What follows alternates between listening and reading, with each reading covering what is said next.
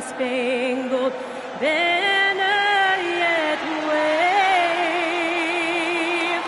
for the land. And like everyone else, GA, I'm looking forward to the big man matchup in this one. Yeah, we have a pair of the best centers in the NBA. Points in the paint will be a key number tonight. Let's check out Indiana's starting lineup.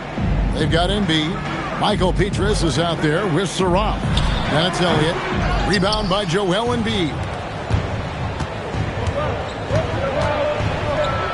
And it's thrown down hard with both hands. Did you just see what I saw? I mean, that move was out of this world. Executed, don't you think, to perfection, Greg. I mean, he had the rim in his sights and was not going to be stopped. And here's Indiana. They set the pick. Pass to Elliott. Fires the three. Rebounded by the Pistons. This game against Indiana, the first time they've met this year.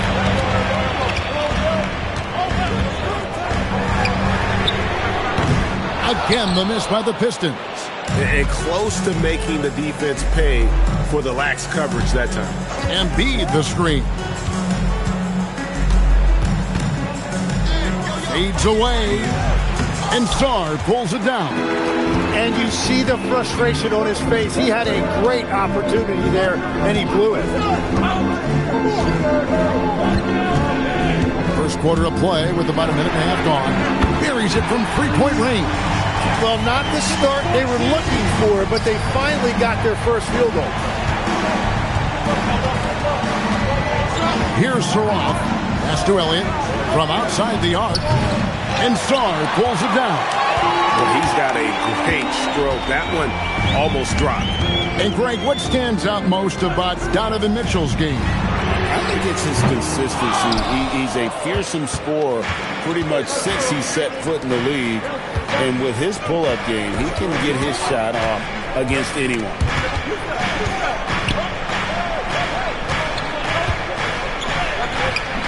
It's hauled in by Stewart. That's a tough start for them offensively. Now just 1 for 5 from the field. They've got to find their groove. Sarr with the screen on Petrus. Harper against Petrus. Harper the pass to Pat. For the three. That one's rebounded by Embiid. Embiid's got his fourth rebound in this one. About 3 minutes gone here in the first quarter. And Embiid throws it down. So mobile at 7 feet. Embiid using those young legs well in pick and roll. Here's Pat. Pass to Harper. Uncovered. And that one drops for him. Well, what a steady presence offensively and a very difficult player to game plan for. Embiid the screen. Rebound by the Pistons. Sarr's got his fourth rebound in this one. He seems a little out of rhythm right now. Outside Harper. Launches it. It's rebounded by Indiana. Embiid's got 5 rebounds tonight. For 3, Petrus. It's hauled in by Stewart. Well, for Detroit, their last game, a loss to Minnesota. To the left wing. Releases. Not wasting any time and taking the shot and knocking it down. 5 points in the game. Pacers trail by 3. And so now a timeout called by Rick Carlisle. He's going to have a discussion on the sideline. They come in fresh off a win against the Warriors. Yeah, I think they prepared to face more defensive pressure, and that one didn't happen, and boy, they just rolled. This has been that rare night where they got pretty much anything they wanted offensively.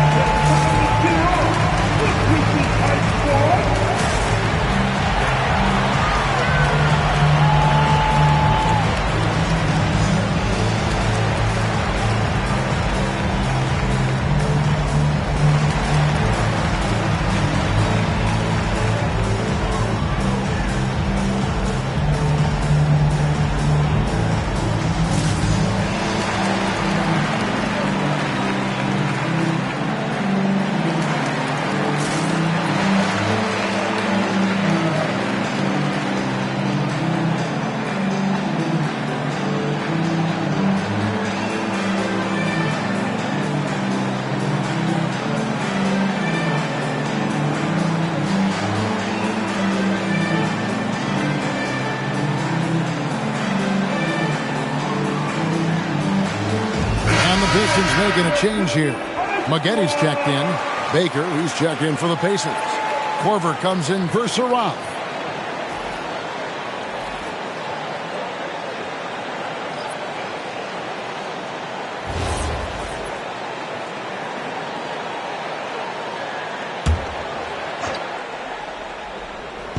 And so it's Indiana with it. It's a three-point game. Here's the three. Indiana again missing. He just doesn't look like himself this quarter. Something's missing. He seems like he's moving okay, but clearly something isn't right. Stewart with the screen on Korver. Good on the three-point shot. He's got 8. And they don't want to get in a habit of giving him open looks from 3. First quarter still, but not who you want to leave open. 2 minutes remaining in the first. 2 minutes. To stop the run. Nailed from three-point land.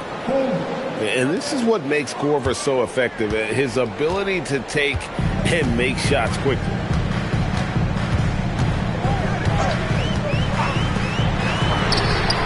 And the Pistons another 3. Well, just keep feeding him. He has been lights out. We've got 1:28 left here in the first quarter. Takes the 3. It's hauled in by Stewart. Just hasn't been his night so far, and if he's unable to find his rhythm, this might be a long night for him. Yeah, clearly he had an established position there. Hughes is checked in for the Pistons. The Pacers making a switch here.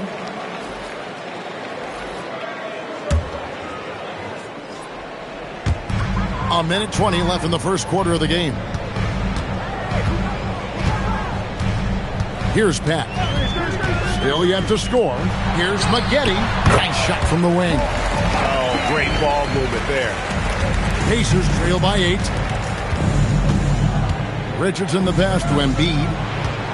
Here's Abaji. And a miss there on the triple.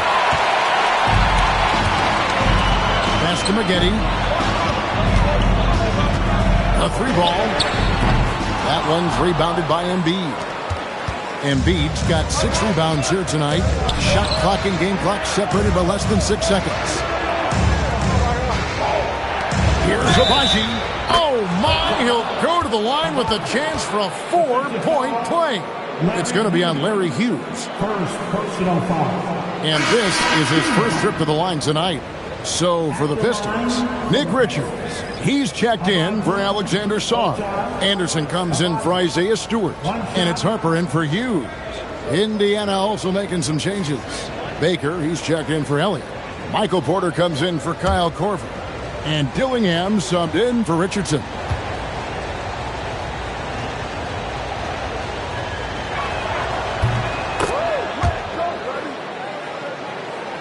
.29 seconds left in the first quarter. Outside Harper.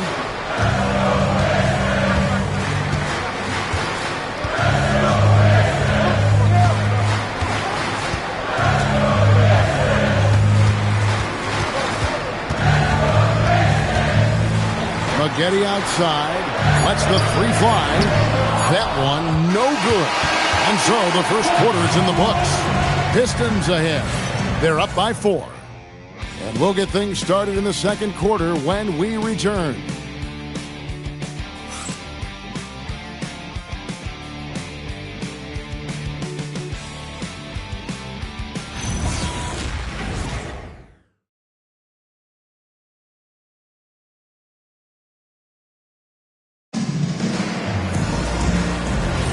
And for those of you just tuning in, the second quarter of action is where we're at right now. And a chance for just a second now to check out the scoring breakdown for the Pistons. They've looked to fire as much as possible from outside the arc, and so far they are hitting at a high clip. And their ball movement has been next level. When your team is playing unselfishly like this, that is tough to beat. On the court for the Pacers as our second quarter gets underway. Kyle Korver is out there with Michael Porter. Then there's Embiid. Then there's Richardson. And it's Abaji in at the 2. Hughes against Richardson. Hughes the pass to Pat.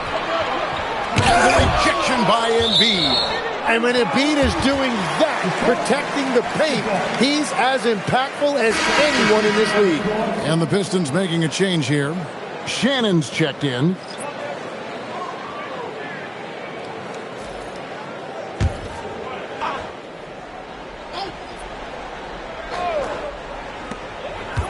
Maggette outside. The Pistons working the ball around now. Outside Harper. There's the triple. And the three ball is good. Harper's got 5 points so far. Every coach in this league loves assisted baskets. It indicates your offense is flowing the way it's supposed to. Yeah, that's 2 bombs in a row from long range. Corey Maggette on the wing. Pass to Shannon. Here's Pat. Now Harper, guarded by Korver. Pat passes to Maggette. Right side Harper. And he can't answer back. The three-pointer offline. And so it's Porter bringing it up now for the Indiana Pacers. They trail by 1. Here's Saroff. Nothing on the board. Outside for Korver. No luck that time in the shot that would have put them on top. Detroit's gone 1 of 3 from way outside since the start of the second quarter. One of the best defenders of his generation. Tim, do you think Draymond Green will be a surefire Hall of Famer? Well, he's a former Defensive Player of the Year, and not to mention a key contributor on 4 Warriors championship teams. Kevin, he will be in the Hall of Fame. No question.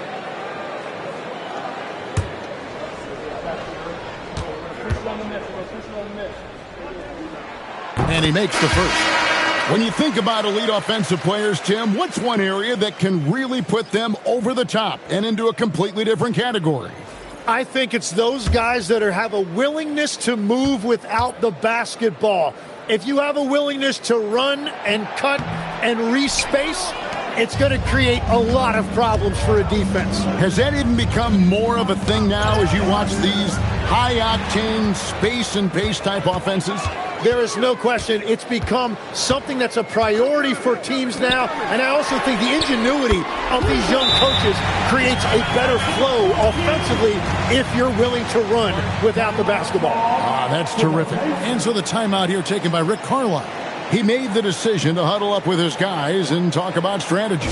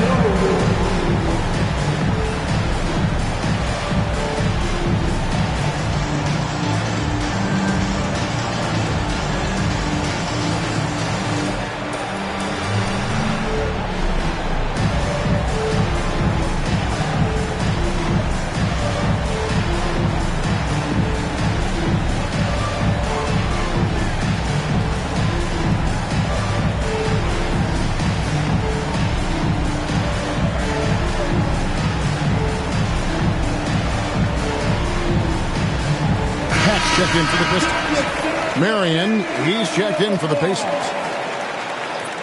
Here is the 2K leaderboard. What a terrific defensive performance these teams have had since All-Star. The Pistons, number 1. I mean, they've got the intimidation factor down low. Their shot blocking really gives them a reputation, and teams may grow reluctant to want to force the action inside. Pass to Elliott. Here's Saroff. Now here's Marion. Here's Elliott. Indiana again missing. It's time to send it over now to our reporter, Allie LaForce. Thanks a lot, Kevin. Derek Lively uses his mobility to his advantage. He said, quote, "I like to turn the game into a track meet because I can't out-muscle anybody. But I can definitely get around people, I can outrun them, and I have to be able to use my stamina and energy to get up and down as much as I can. Guys, back to you. Smart approach. Ellie, as always, we appreciate your reporting. And he didn't punish them for the weak coverage there, but they can count on him to continue missing. Fires from deep. That one falls through. It's his 6th make from the floor this game, now 6 for 10. Bringing that three-point percentage up quite a bit this quarter, shooting it well. The lead's going to get a little bit bigger if they can keep this up. And there's the call. It's going to be an illegal screen. And let's see the stat sheet here on Joel Embiid. Since the break, he's come back strong, really making his presence felt. 2nd in rebounding and tremendous confidence and consistency at the foul line. He ranks among the top 15 in free throw percentage. And again, look what he's done so far this season. Wiping the boards clean, ranking 2nd in the league in rebounds. Outstanding effort. For 3, knocks down the 3 ball. And it's an 11-point Piston lead. The defense a step slow, and you can see the results. And so now a timeout called by Rick Carlisle. Coach is going to take a few minutes to regroup and go over the strategy.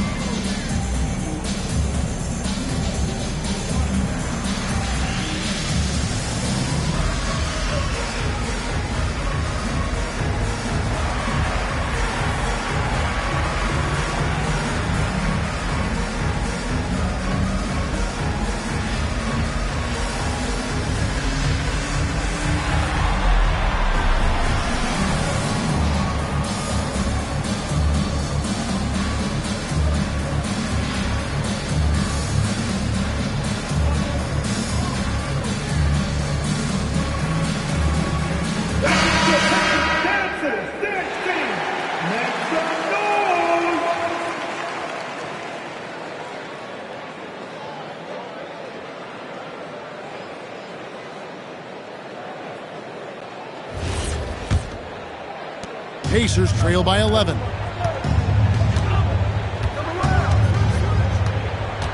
Here's the screen.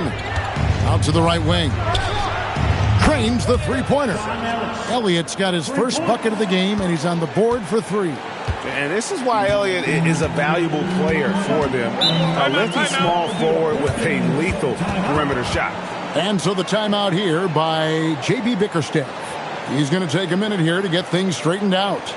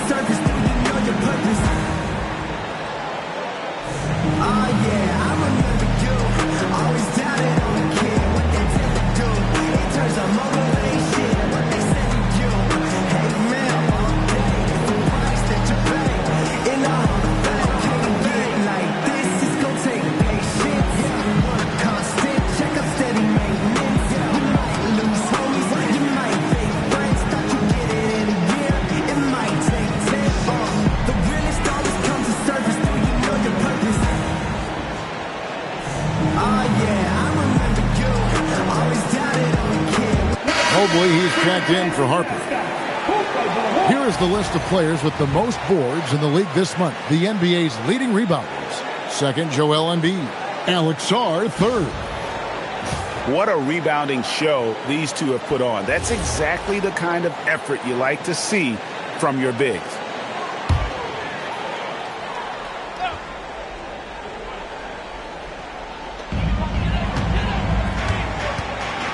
Pass to Pack.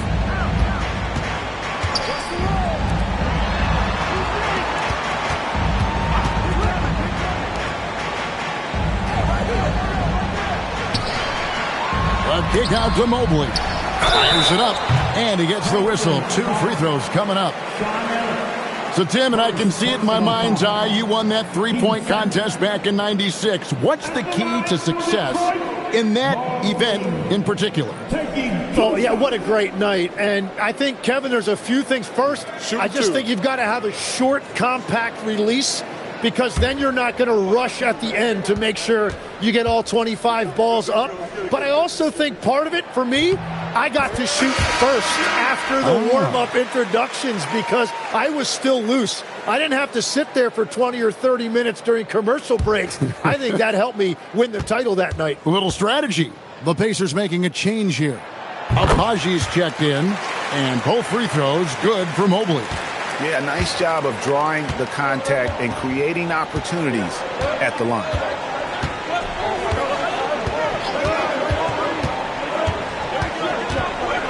Pass to Abaji.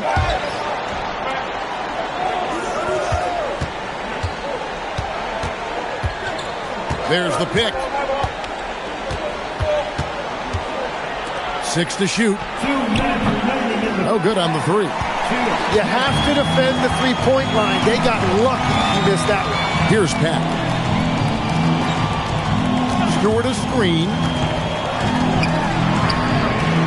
And the foul called on Alex Shaw. That is his first foul of the game. Yeah, this looks like a pregame shoot-around with all the threes they're allowing. Detroit making a switch here. Hughes is checked in. Pacers trail by 13. Here's Saroff. Hasn't made one yet. Elliott hits the three-point bomb. Elliott's got a pair of triples in the second now for Indiana. And he has really come to life here after a slow start in that first quarter. Takes a 3, and another 3 for Detroit. How about the last 5 made shots have all been threes? The defense is just giving up a barrage. And he drives in to the paint. It's blocked. Great timing on the rejection there. This young kid, Sarr, has major defensive potential. Stolen away. Now the Pacers moving it up. Elliott kicks to Petrus. Wow, drew the contact, and that 3 almost went in, so he'll go to the line for 3 free throws. Yeah, you hate to give up a foul on a three-point attempt. Pacers have gone 1 for 1, making their previous attempt at the line. And one of the highlights last year for this group was the fact that they were so efficient from the charity stripe. That's a huge factor.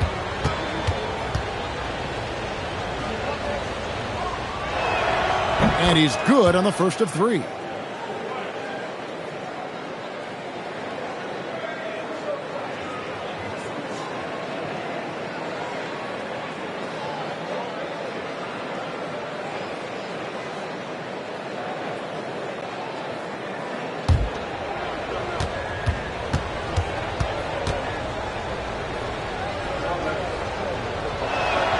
He hits the second from the line.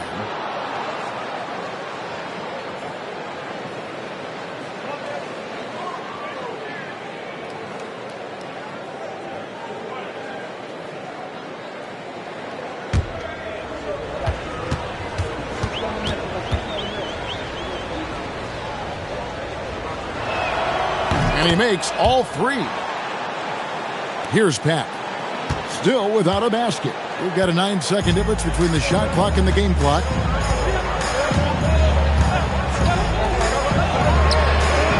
And the Pistons another 3. And they're right around 50% for the game on their threes, and they've only gotten better as the game's gone on.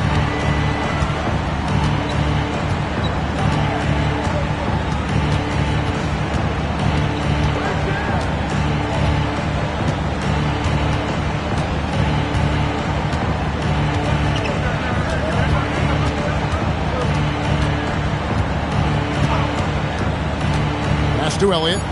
Three-pointer. Doesn't go that time. And so it's the Detroit Pistons. 13 points up at the end of the period. Their defense has been terrific in this game. Back to the action in just a minute.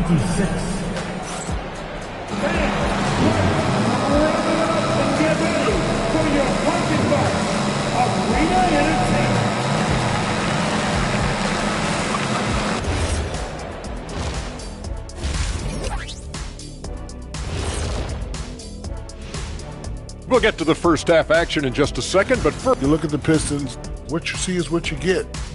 And we aren't seeing much from them. Yeah, they've got some nice pieces on. and time to talk now about that first half. What a dominant display for the Pistons. They're moving. And that is it for halftime.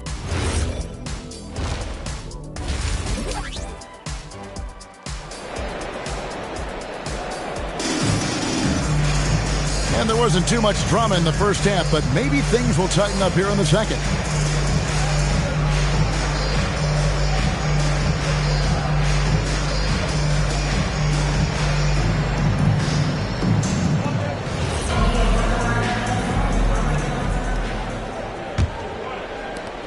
Pacers trail by 13.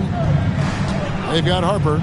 Alexander Sarr is out there with Isaiah Stewart. And it's Pack.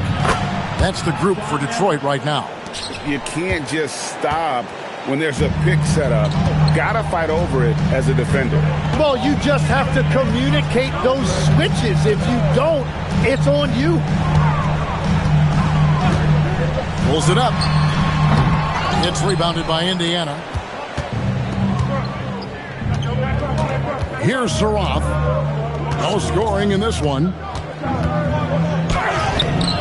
Here's Embiid. And blocked. That one goes careening off the glass. Here's Pat. Second half just getting started. About a minute played. Puts up a three. Connects again from distance. Buries his 10th triple of the game. Unbelievable. Pacers trail by 13. And so the timeout here taken by Rick Carlisle. He's ready to talk things through with them. Tim, you once led the NBA in three-point percentage. And in my mind's eye, I can see almost every shot. You were terrific shooting the long ball. Well, Kevin, I don't want to show my age, but do you know, after 4 years of high school and 2 years of college, making 25-foot-2s, I finally had a three-point line going into my junior year, and I'm just glad I had a three-point line for my entire NBA career. Yeah, it's a tough transition to make to stretch out and go those extra couple feet. No doubt. I was not ready to make NBA level threes when I first came out of college. A year overseas really helped me gain strength, and finally I found my rhythm in the NBA.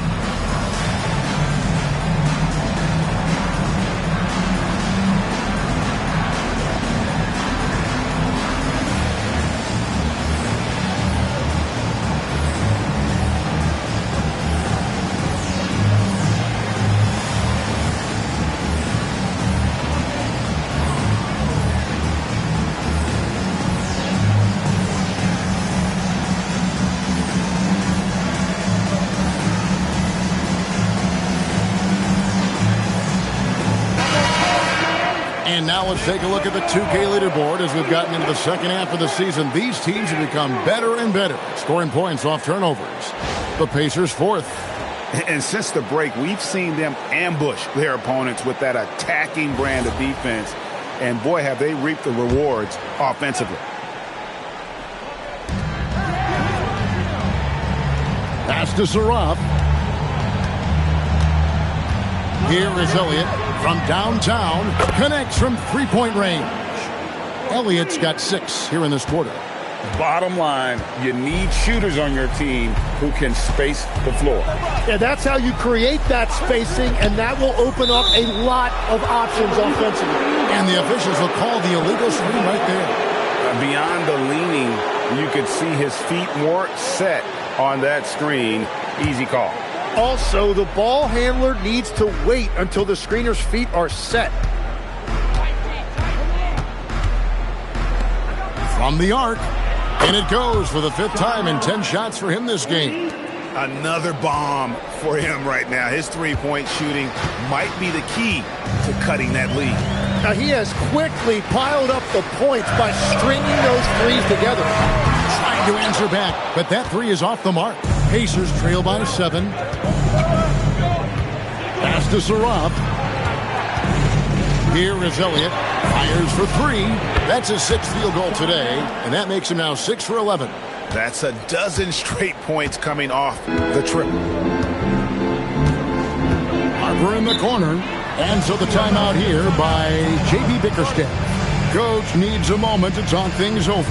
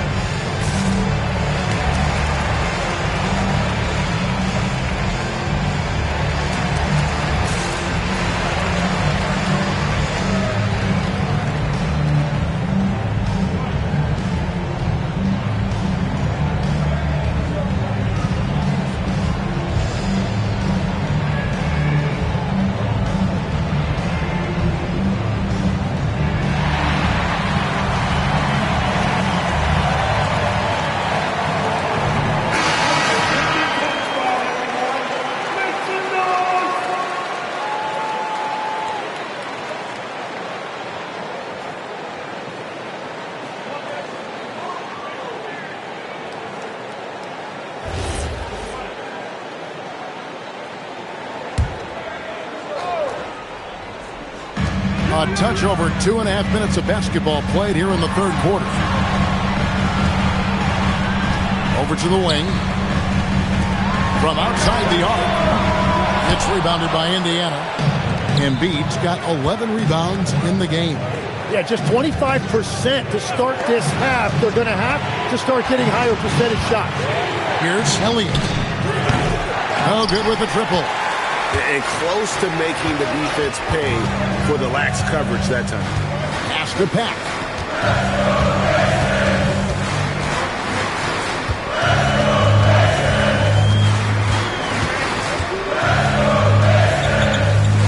Just under 3.5 minutes played here in the third quarter. You can't get that one to fall. Yeah, the offense scuffling a bit to start this second half. Only one for the first 5. Surratt. Oh, good on the triple. Pistons leading by 4. Here's Pat. Nothing on the board. Can they get it? And he hits the jumper for 2. What a performance for him on the offensive end. He's been fantastic the entire game. Elliott misses. Well, give the defender credit. Sometimes it's enough to force the miss. Pass to Pack.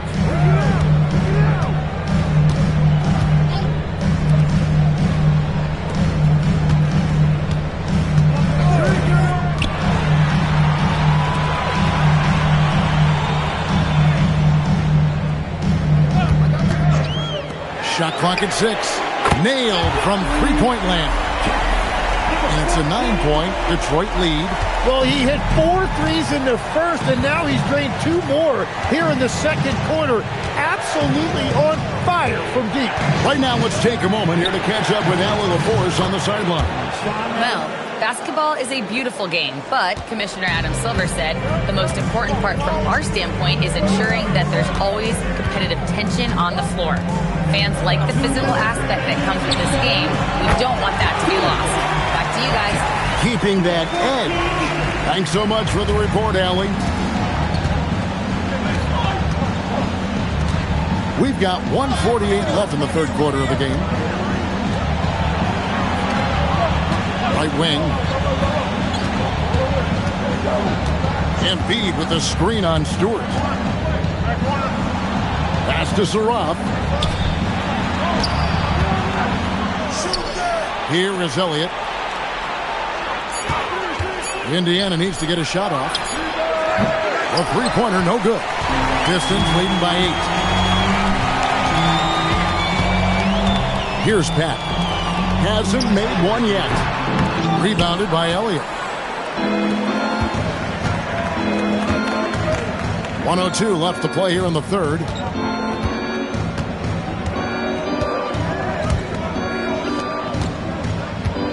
Out to the right wing for the three. They grab their own miss, and Embiid is right there. And not relying at all on the three-point shot. They may want to rethink about stretching the defense a bit like they did in that first half. To the wing on the left. Makes no mistake on the open jump shot. And he's got 41. And boy, he's really in a groove. Dominant performance last game. Same thing this time out. And that confidence has carried over to tonight. He is playing great basketball.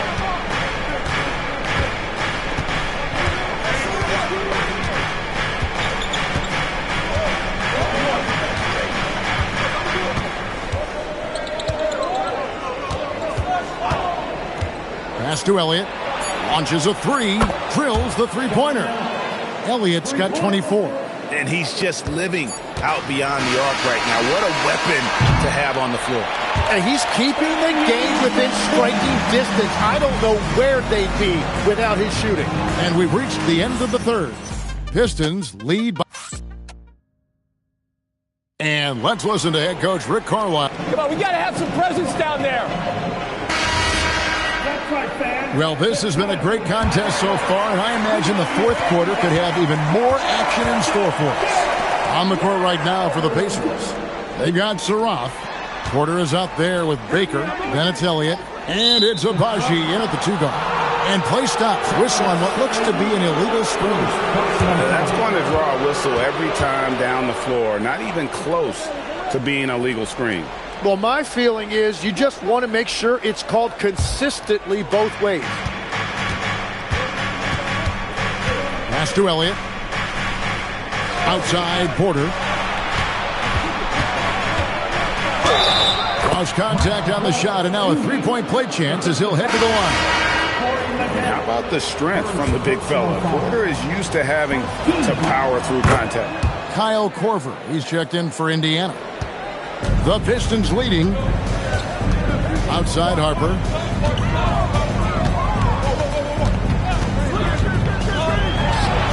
Perfect on the shot. Swishes it through. Well, that's a high percentage look when the D doesn't fight over the screen. Yeah, and that's the effectiveness of the two-man game right there. Here is Elliott. Off the mark there with the three-point shot. About a minute played here in the fourth quarter. Pass to Shannon. Rebounded by Elliott. Well, that is a nice challenge at the rim. Really altered that shot. Here's the screen. Korver gets a wide open look. Knocks down the three ball. Yeah, you got to chase Korver off that three-point line. When he's in that comfort zone, expect him to knock it down. And here's Maggette. Inside, it's tipped. Maggette against Porter. Pass to Elliott.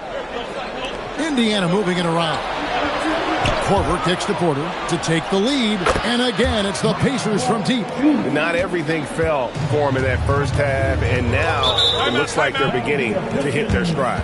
And J.B. Bickerstaff is called a timeout. He's not taking any chances and wants to huddle them up right away.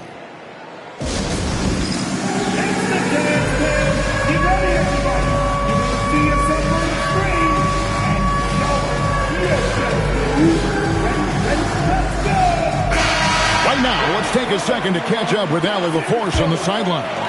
Hey, team, I was able to catch the message that J.B. Bickerstaff was giving to his team. He was very encouraging with his guys, saying to them, we are still in this one. Don't give up right now. Get out there and let's grab this lead from them. Guys, let's see if the intensity picks up here. All right, Allie, thank you for that. For three. Good! Another from three. You can tell he is feeling it. Kevin, he's on fire. Fourth quarter of play, and we're about 2.5 minutes through it right now. To the right side. Here's Mashburn. Guarded by Stewart. Pass to Elliott. Here's Mashburn. And another three for Indiana. And they're getting their points now almost exclusively from the triple. 4 of their last 5 makes are from beyond the arc. Out left to the wing with the shot. And Detroit again with the bucket. And that was the right call. When you need a basket, go to the guys you trust the most. Yeah, when you're coming down the stretch, you don't want any wasted possession. Pass to Elliott. Lets it go with the three. And another three for Indiana. He has a lot of points from long range this half. He's taking advantage of a really tired defense. What a pass right there. Coaches love seeing guys making it easy for their teammates. Here's the three. Detroit with the rebound. Czar's got his 7th rebound here tonight. Here's Pat. And another assist for him. And that's his 20th assist. Wow. Just doing a great job at orchestrating the offense. Launches it. Czar pulls it down. Well, he was hoping to respond with a three of his own. He just couldn't get it to go. Takes the three. Three. Good. Oh, it's scary because he's just been a matchup nightmare in this game. He's eaten up anybody they've thrown at him. And Rick Carlisle decides to call timeout. He's very aware of the timing here and the significance of getting things squared away with his team.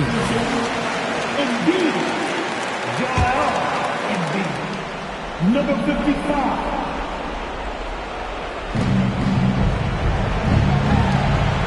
Here's Saroff.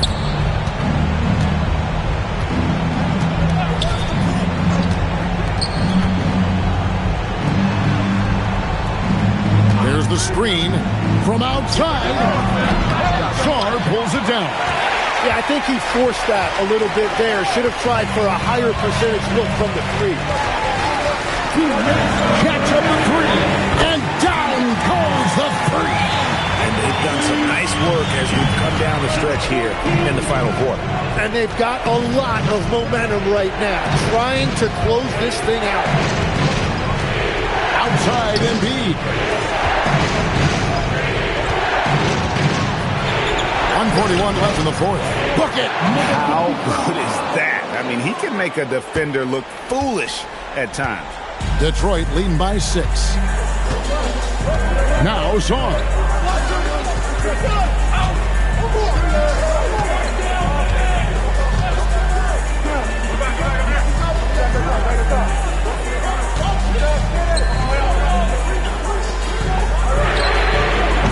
Off target from outside. Pacers trail by 6.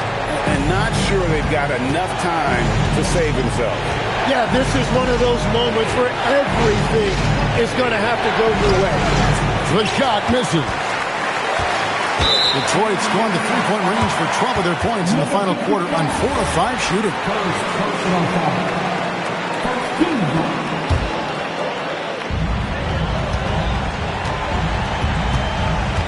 50 seconds left in the game.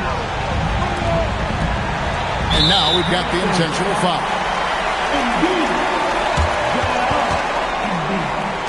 Second personal foul.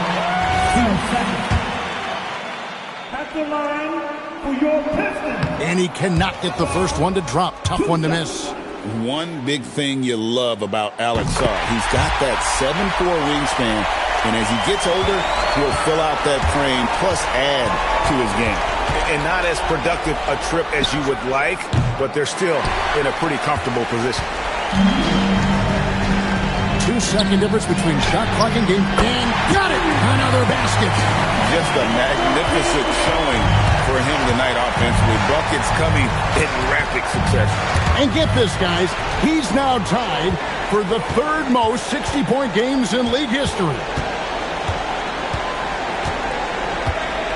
Here's Pat.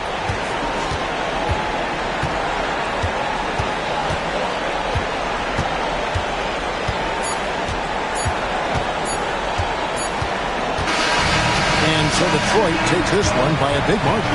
Even early on in this one, it seemed like they were happy to be playing at home tonight. And it makes a big difference. And once they started to really play in rhythm, you never felt like they had any doubts.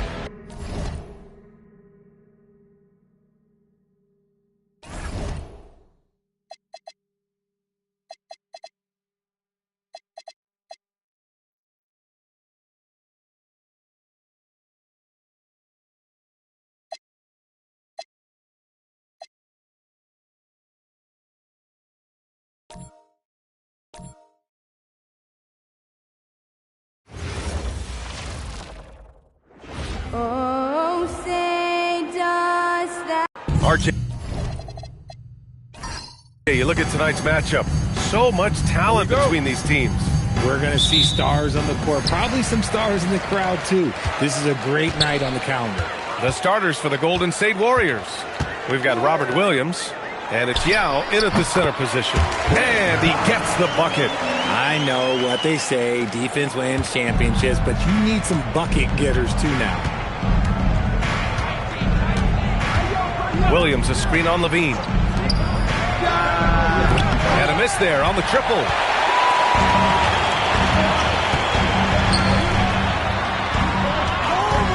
To the wing, right side. Here's Bosch. Hands it from the wing. Starting to find his rhythm. He's cooking, and he knows it. Yeah, when he gets engaged this early in the game, it's bad news for the defense. He can roll this start throughout the rest of the game. No one covering. You don't want to let him get into a rhythm from out there. And just over a minute played here to start the game. Pass to Levine. Let's go with a three. Williams grabs the board. And he probably thought he was going to bury that one. Here's Pierce.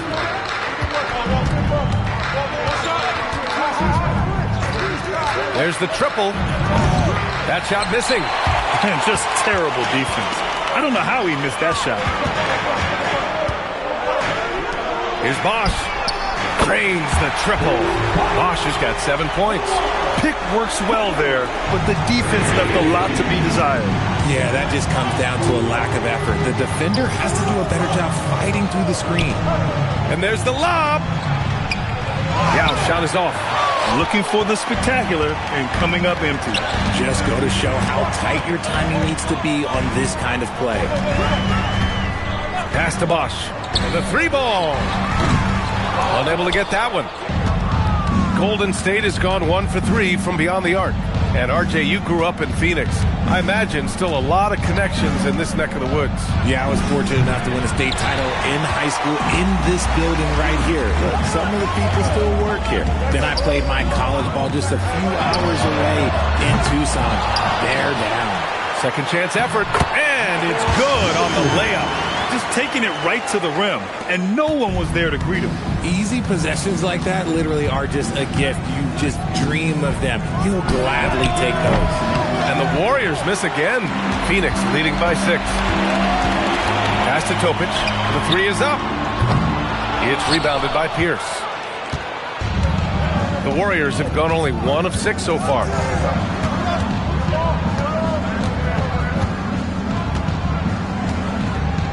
To the paint. Yao, good. These are exactly the kind of shots they want to generate each and every time down the floor.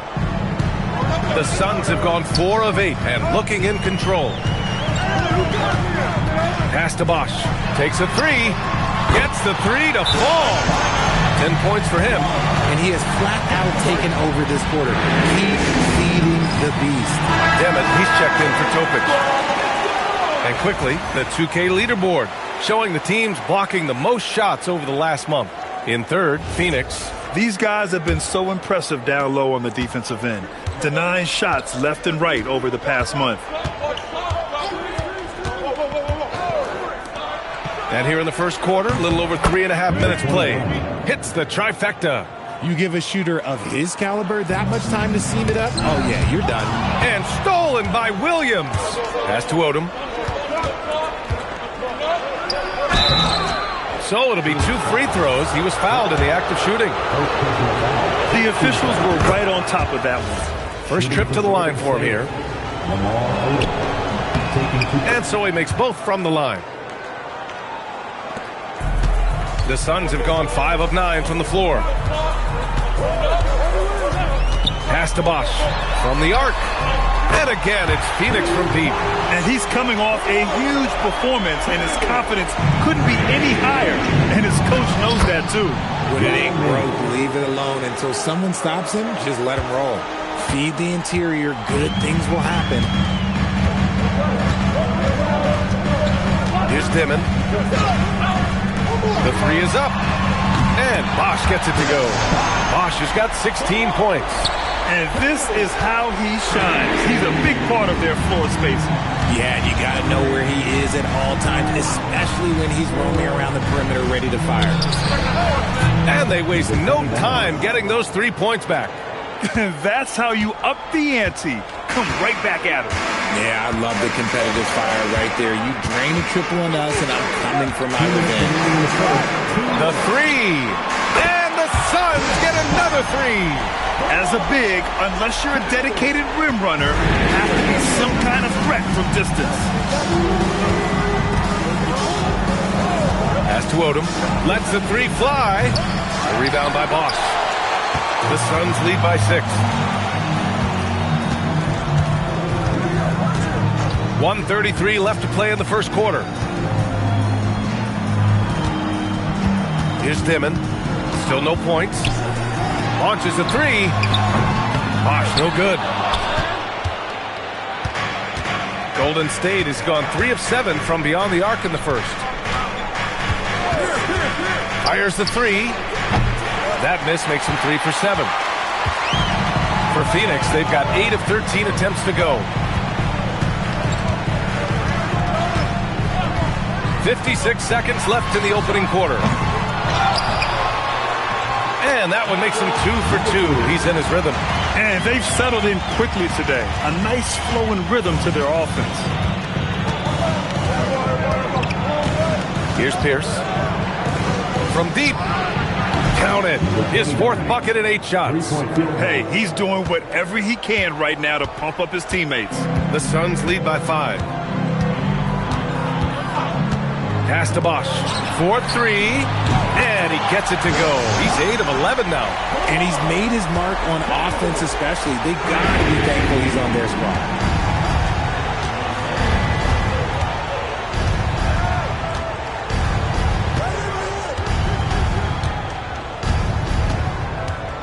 Here's Yao.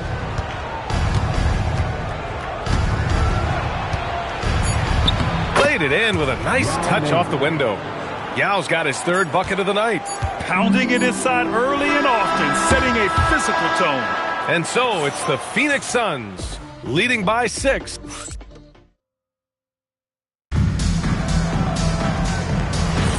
If you're just joining us, we played through 1 quarter in this one. And a moment to look at the scoring approach in terms of where the points are coming from here for the Suns. They've really been dialed in from deep. This is a team that has a ton of confidence in their outside shooting ability. And from the jump, they've also clearly been focused on running effective plays here tonight. And there's been a lot of high-quality distribution from them on the floor. So on the floor for Golden State to kick off the second quarter.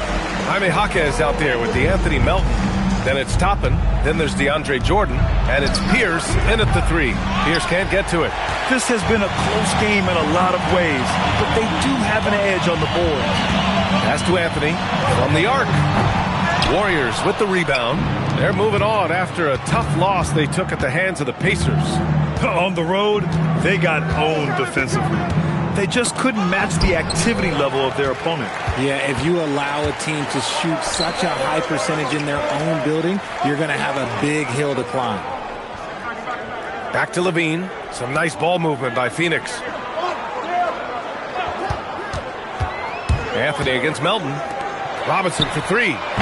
That won't go. Misses his first shot of the game. Warriors trail by 5. Pass to Pierce.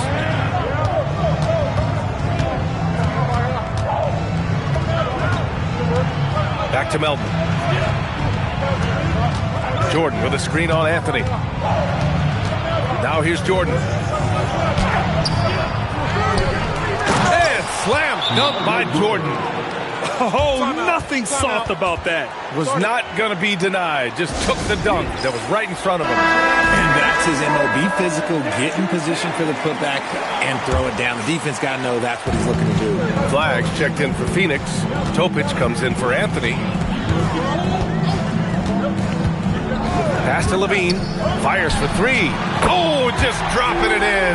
Levine. Off the pass, Levine is more or less just automatic. He just lets it fly. Here's Yao.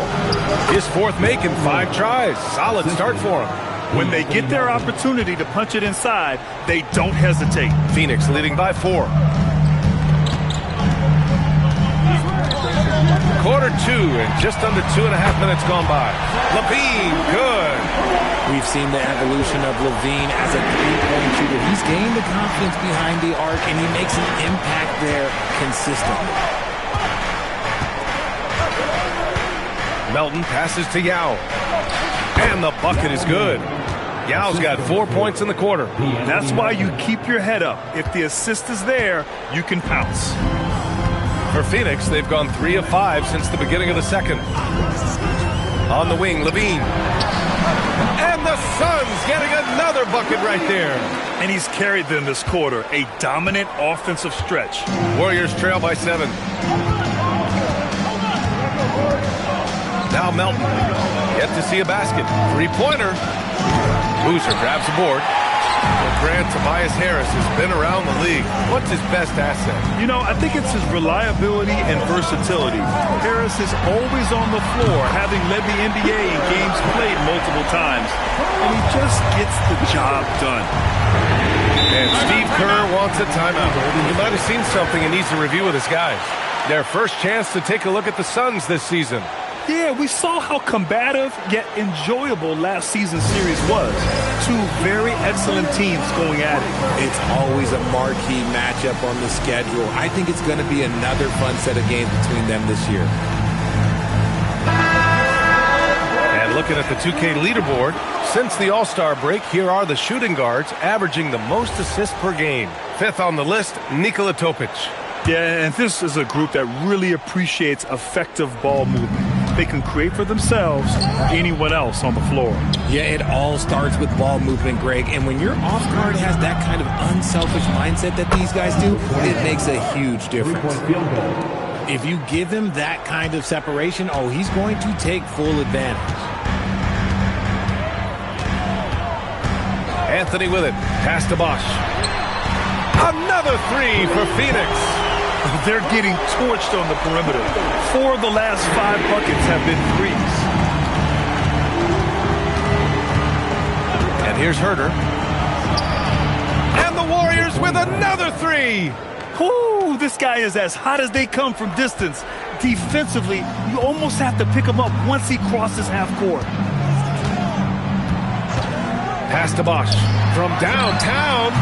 Shot won't go. He's 9 for 13. Man, that's his shot.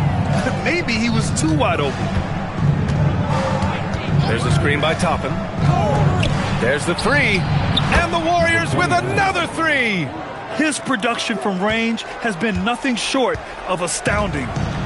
And it's Anthony with the ball for Phoenix. They've led by as much as 10. Pass the flag. Back to Anthony. Out to the right wing.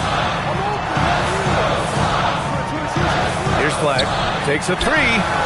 Nails it from beyond the arc. Flag's got 6 in the quarter. That's how you up the ante. Come right back at him. Yeah, I love the competitive fire right there. You drain a triple on us, and I'm coming for my revenge. The Suns lead by 7. Anthony feeling it out a bit. They set a pick. Pass to Bosch. Beyond the arc. And again, it's Phoenix from deep. Now shooting the 3 ball at almost 60%. They've been blazing this second quarter. The Warriors have gone 7 for 11 in the second quarter. Launches it. That one's good. He's now 8 for 13. He's dropping the 3 ball with incredible consistency. What a barrage here in the first half. Now here's Anthony. No made baskets yet. Pass to Bosch for three. Good! Another from three. He's got this defense scrambling. Even when they've got two guys on him, he finds a way to get to space. And he's making some team history. He just tied the franchise record for three-pointers in a single game. 3 seconds separating the shot and game clocks. There's a screen by Toppin. Puts up a three. Cash. He's 9 for 14 in the game.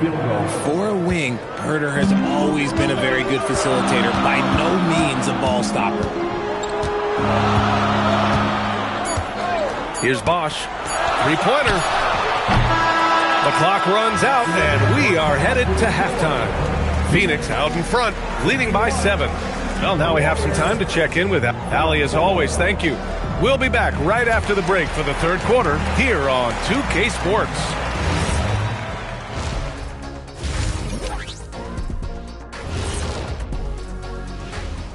Hey folks, welcome to the halftime show. A lead right now in this one for the Phoenix Suns.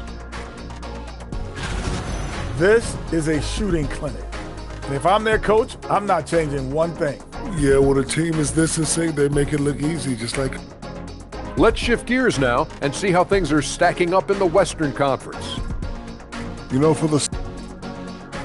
Thanks for tuning in. Now we head back to Brian Anderson.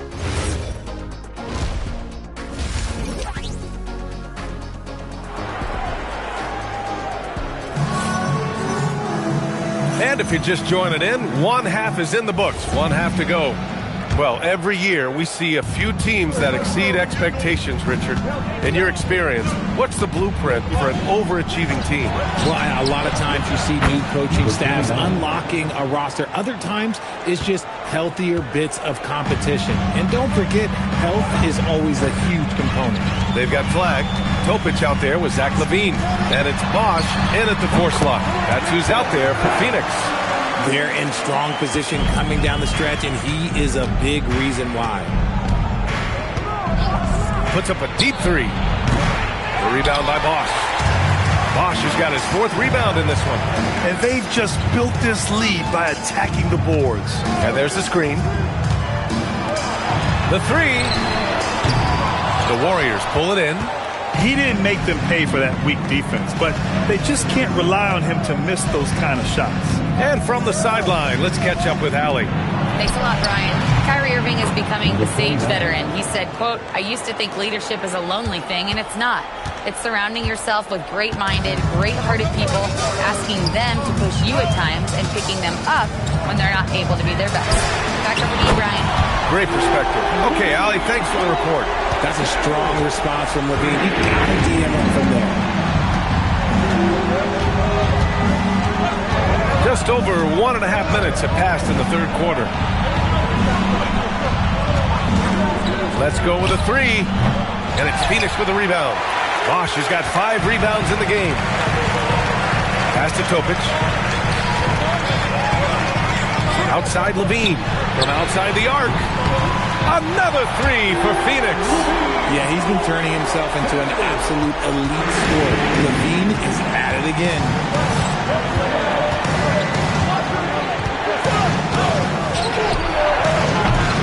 Tried to answer back, but that three is off the mark. And it's LaVine with the ball for the Suns. Pass to Topic. They set the pick. Second half of play here. We're just under 2.5 minutes past. Warriors trail by 9. Here's Pierce. Lets it go from deep. Connects again from distance. He's been on the money from deep. Definitely. Looking to shoot as much as possible. Clock keeps going. 3 minutes into the second half now. LaVine answers right back. Man, this is just fun. These teams are trading threes back and forth. This is today's NBA. Hey, we see this kind of exchange more often than not. From deep three-point land. Rebound by Bosch. Bosch has got his 6th rebound on the night. Ooh, love the intensity in which they're hitting the boards. Outside LaVine. Pass to Topic. Here's Bosch. There's the triple. Not going to go that time. I'd like to see him a bit more efficient. He has not been great this quarter. That three's off the mark. Given his range, you'd expect him to capitalize on that opening. And he takes the feet in stride and slams it home. He's been playing great, unselfish basketball, really putting the rock in the hands of the right shooters. His court vision has been on display in this one. He's doing a tremendous job just orchestrating the offense beautifully. And Steve Kerr wants a timeout. He's going to take a moment to give him a breather and talk things over.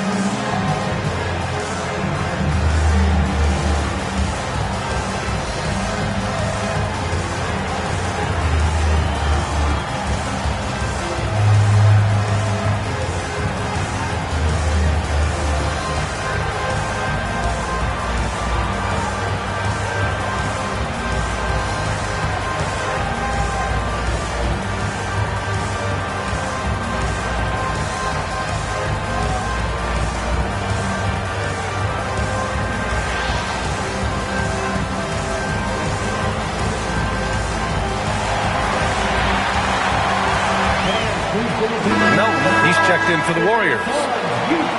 Showing the numbers from last NBA season, the leaders in team steals. The fourth spot held by the Warriors. And this is a team that takes great pride in being aggressive on the defensive end. They take good risks and know when to go after opportunities for steals. And so it's Golden State with it. They trail by 11. Out to the wing. Jacks up a three. Nails it from three. Give him 39. Rising to the challenge. He's given them everything he's got. Here's Topic. Still without a bucket. To the wing, right side. Here's Bosch. And he can't answer back. The three-pointer offline. Man, miss after miss for him. When you're having a quarter like this, the only beneficiary is the defense. Another three for Golden State. And that bucket from beyond the arc puts them within reach. He's really been putting that shot to work. And I bet he's thinking that he could close the gap completely if he can keep those threes coming. And again for three. And he's now set the team record for most threes in a single game. What a shot he's got. A lot of it stems from his confidence. Even when he misses, he's sure the next one's going in. And the Warriors with another three. 12 straight points off threes. This defense is not extending very well. Right wing. And here's Flag outside. Yet another assist.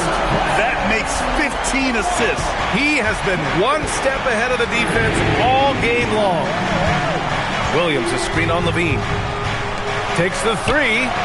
Doesn't go that time. The Suns lead by 8. A calm in the storm, and these fans are feeling it. He's been raining them down from outside, en route to the most triples in a game in franchise history.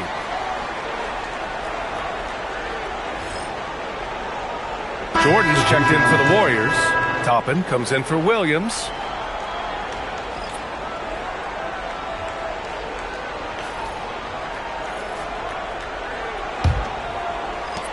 Warriors trail by 8. Pass to Pierce.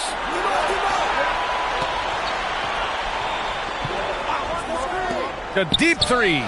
Connects again from distance. He's been on the money from deep. Definitely. Looking to shoot as much as possible. 50 seconds left to play in the third quarter of basketball. From behind the arc. It's rebounded by Levine. The Suns have gotten 7 of their first 11 attempts to go in this half. Topic for three. And the rebound goes to the Warriors. Jordan's got 4 rebounds now.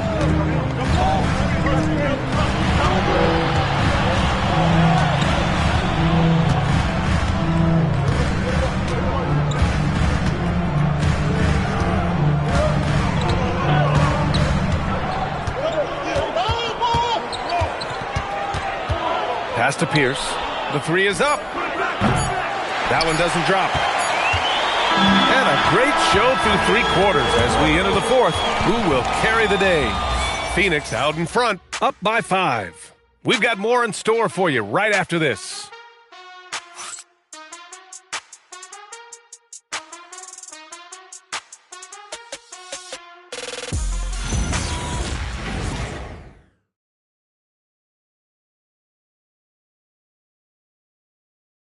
Steve Kerr with some words for his players. Keep everything sharp. Keep the cuts hard. Cutting through contact. Passes sharp. And the ball's going to fall for us. We can't give up the easy ones down here, right? Well, Coach Kerr, all he's asking is that his team be more precise in their decision-making. Yeah, absolutely. He's aware of just how special they are when they're playing smart basketball. Well, what a terrific game it's been so far, with this 4th quarter sure to bring more pressure-packed basketball. So on the floor for Golden State, we've got DeAnthony Melton, and it's Yao in at the pivot spot, manning the middle. Heady play to stop that easy layup right there. I mean, make him earn it at the line. And let's get your take, guys, on the scoring breakdown for the Suns. All game long, they've been making it rain from the arc. And look, they've done it by feeding the hot hands. And also, I just love how they've been moving the ball side to side on the perimeter. Great passing, unlocking their offensive potential.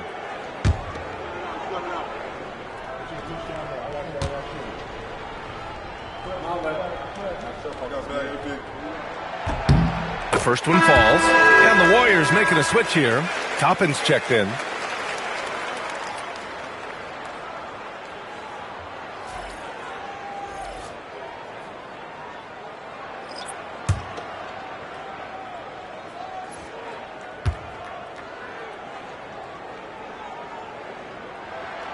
Off on that one, so he goes 1 out of 2 at the line. Warriors trail by 6. Pass to Whitehead. The 3-ball. Pure from 3-point range. Wow, 5 consecutive threes. This defense looking very frustrated right now. Some nice ball movement by Phoenix. Here's Flag.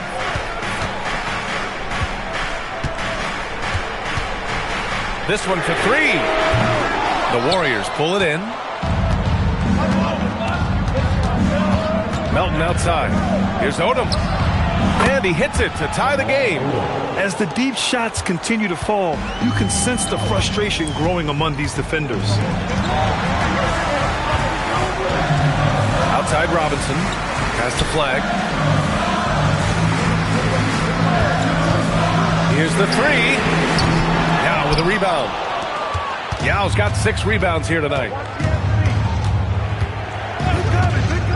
Melton outside to the inside. Yao, good. And what's working here, each guy is willing to make the next pass. Here's Topic. Robinson on the wing. Pass to Topic.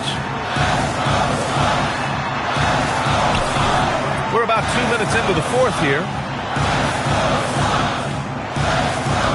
Here's Dimon looking to end the run. It's rebounded by Golden State. Yao's got 7 rebounds in the game. And he takes that one up and powers it through. I just love the aggressive finish. I'm thinking he's sending a strong message with that jam. And Jordan Ott decides to call timeout, rallying his guys to make sure they all know the plan.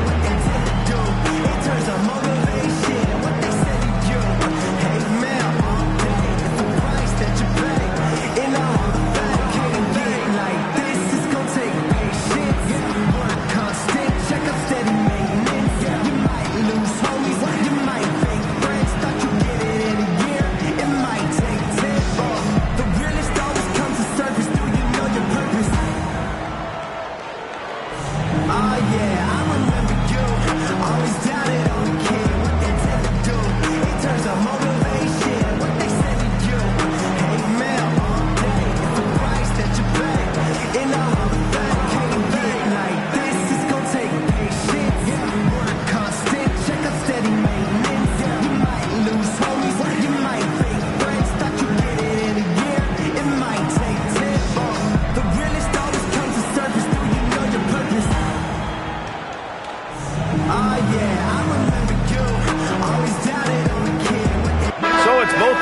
making substitutions here. Time now to hear from our reporter, Allie LaForce. Guys, over that last break, I listened to Phoenix's coach address his team. Well, coach is thrilled with their three-point shooting, saying in the huddle, guys, let's keep it up. Continue to shoot it from deep. It's working. They've been on fire from distance so far. Okay, thank you, Allie. Here's Dimon. It's a 4-point ball game. Fourth quarter of play. We're about 2.5 minutes through it now. To stop the run. He can't get that one to fall. And Walker's got the ball here for Golden State. They've only given up 1 point in the fourth. Melton outside.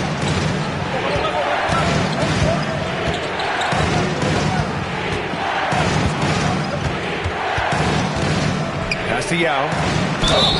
And he was fouled in the act of shooting. Opportunity for a three-point play here. Boy, absolutely no rim protection, leading to a lot of easy buckets here. All right, guys, what do you think about the offensive approach we've seen so far for the Warriors? Their offense has been a well-oiled machine. They're moving the ball around, playing for one another, and just piling up assists. Also, they were ultra consistent from outside, hitting a high percentage of those shots tonight.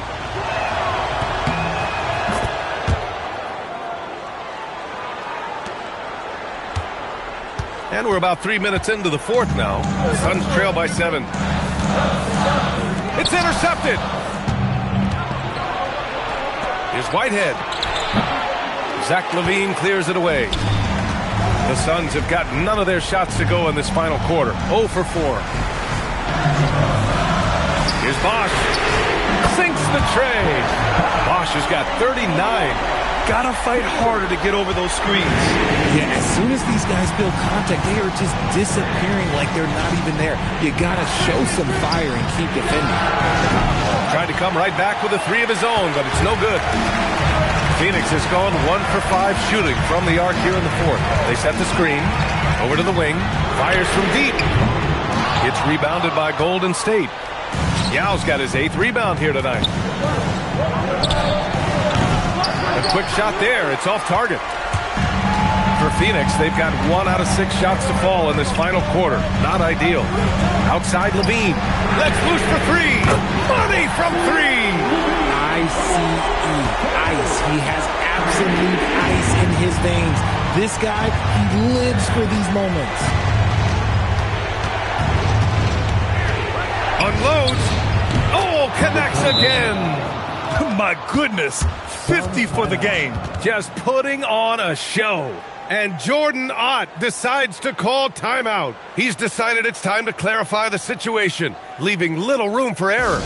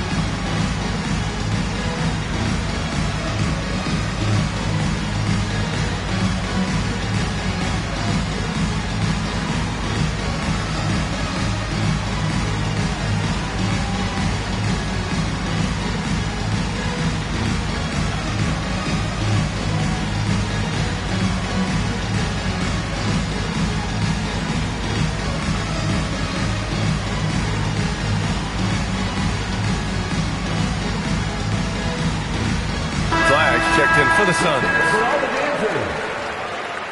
Now in the lineup for Phoenix, number 20, Cooper Flag.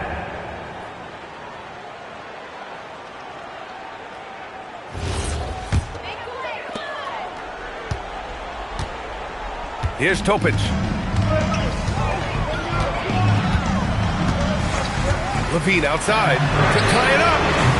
Williams rips down the board. The Warriors lead by 3. Here's Pierce. Shoots a 3. Good. Another from 3. Man, he's really launched watching him from outside the arc. Man, so locked in, feeling confident in his three-point shot tonight.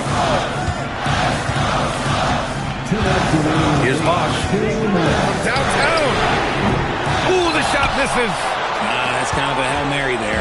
That's the mark of desperation. 1:46 left in the fourth quarter. Man, the defender really went after him.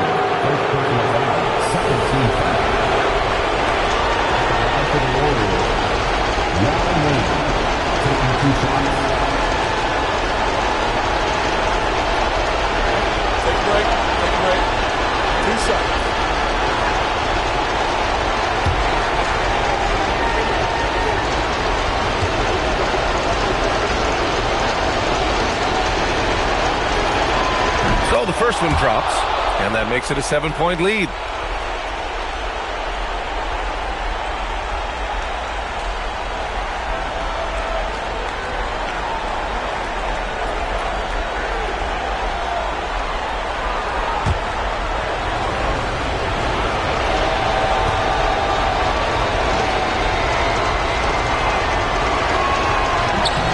And the second free throw, no good. Tough break there. For three. Another shot. And he cashes it in on the layup. And you want him taking good shots at this point in the game. And that one was easy. Yeah, it's clear why they go to him in these moments. They know he's going to deliver for him. 1:15 left in the fourth quarter. Oh, it's off target. And the shooter had very little space on that attempt. I'm sure they'll think twice about shooting against him next time. Here's Bosch. Williams defending. Levine.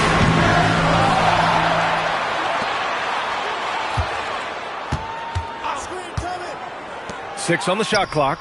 Another possession. Another assist. Another possession, another assist. Man, is he sharing the ball well, hitting his guys right in their spots. Grant, they'd love to milk the clock here. No question. They're in a great situation right here. And Levine has got the ball here for Phoenix. Here's Bosch. Here's Flag to tie it up. Booyah! He sinks the triple. Great to see guys who don't back down under pressure. He knew what they needed here and was determined to deliver. And Steve Kerr calls timeout here. The pressure is on, and he's got a plan to share with his guys.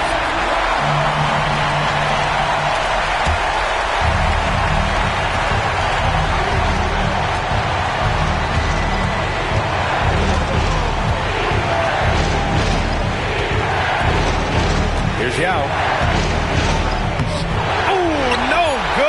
The dry spell continues. And the three misses. Regulation is ended, and we are headed to overtime. And we've got more action coming your way after this break.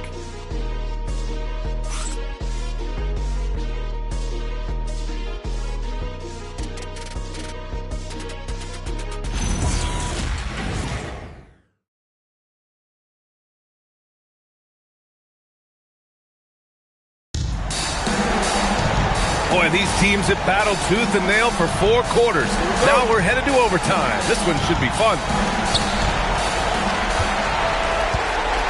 Here's Topic. We've got Robert Williams, and it's Yao in at the 5. Buries it from outside. They're going at it on offense. Neither team backing down. Man, this has been a fun one, but look, who doesn't love a high-scoring game? Launches it from deep. He just drills it from way back. Man, this is just fun. These teams are trading threes back and forth. This is today's NBA. Hey, we see this kind of exchange more often than not. Let's loose for 3. And misses. Shocking that he just bricked that one. The defense got real lucky there. A minute into overtime of what's been a great one so far.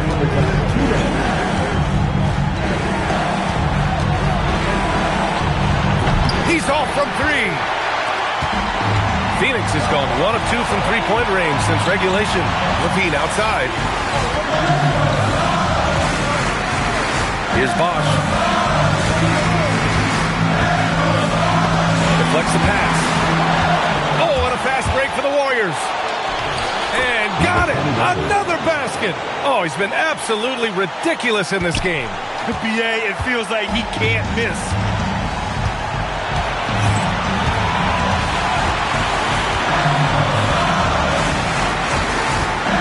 Jacks up a three! And again for three! Ooh, you can tell he's feeling it right now. BA, he's on fire. About 2 minutes into OT now. It's been a good one. No good. The Suns leading.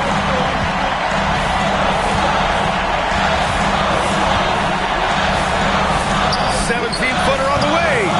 Oh, it's off. Not that time, but that's a shot that he's going to make more oftentimes than not. Can't hit it.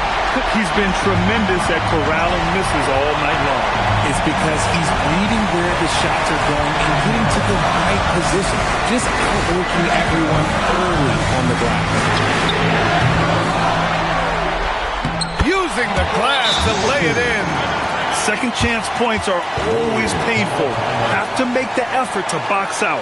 Yeah, I'm going to go out on a limb here and say they need to emphasize rebounding going forward.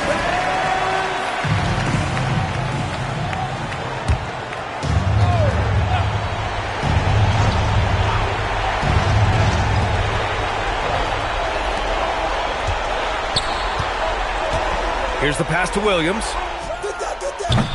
Misses the three. He hasn't been able to find his touch this quarter. Yeah, straight up, guys. Like, he's ice cold, like freezing. It's colder than cold. But you don't have to shoot it, my guy. It's okay to pass the ball. Here's Levine, and he commits the intentional foul.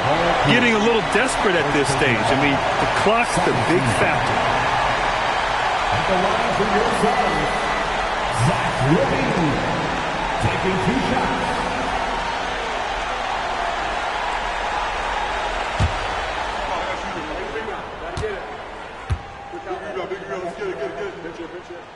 First free throw is good, and that gives him a 4-point cushion.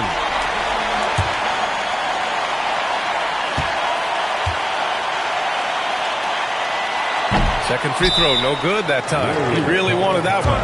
And the Warriors call time here. They're trailing by 4. From a coaching perspective, what are the keys to focus on here? No doubt. They've got to get a quick bucket here. Yeah, and it has to be fast. They got to take the first good look they get. 15 seconds left in the first overtime period. Another chance. It's in! The value of good ball movement isn't lost on this squad. And the timeout called here by Jordan Ott. And a great call on his part. This is the time you want to be in sync right here. And they're going to prolong the game with an intentional foul. Yeah, no choice but to foul in that situation. Although, that's not the guy you want to send to the free throw line. And so he drops them both. And it's a 4-point ball game. All but over now. Those free throws help seal the deal. So it's the Suns taking the W in a close one. Things looked a little uneven for them down the stretch, but in overtime, they took control. NBA, I don't think they expected this one to be so hard-fought. But when they went into overtime, they really poured the gas on the fire. Well, now a minute to check in with Allie LaForce. She's courtside. Hey, Allie.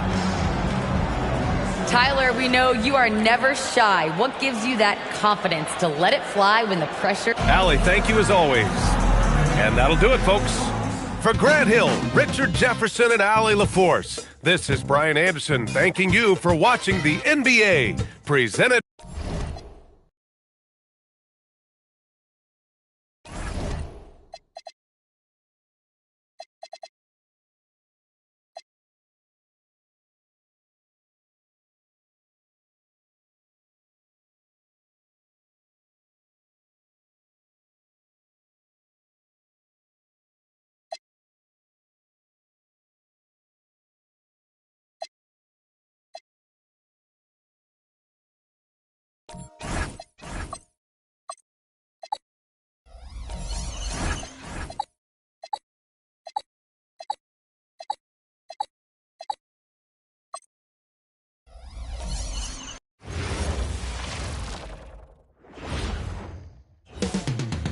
Coming right up, the Grizzlies.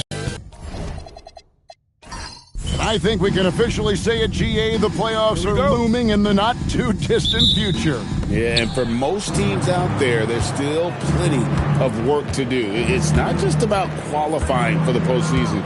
It's about getting a good seed as well. And the starting group for the Grizzlies. Achua is out there with Clint Capella. Then there's Edgecombe. And it's Micic in at the point guard position. Nowitzki outside. Hits it from three-point range. Both teams running perimeter-oriented plays that are working. Well, you know it's become a three-point shooting league. Teams shooting a steady diet from outside. And again, it's Memphis with the three.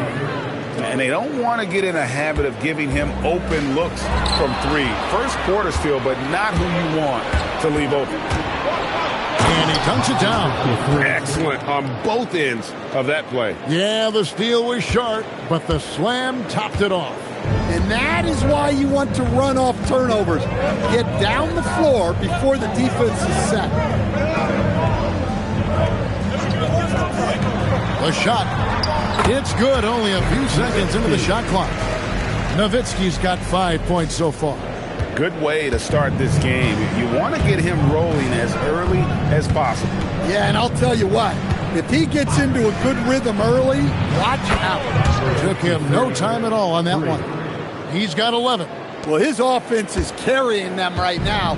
And even with the defense keying on him, he's making great adjustments on the fly. Rose kicks to Redick. Back to Rose. And the rebound goes to the Grizzlies.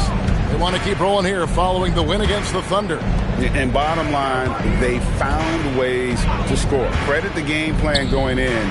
It was right on the money. Yeah, that kind of performance on the road really speaks to their preparation and mental fortitude. Redick dishes to Rose. Pass to Kirilenko. Now Nowitzki. Count that one. Just setting the tone with an aggressive move to the rack. And where's the help defensively?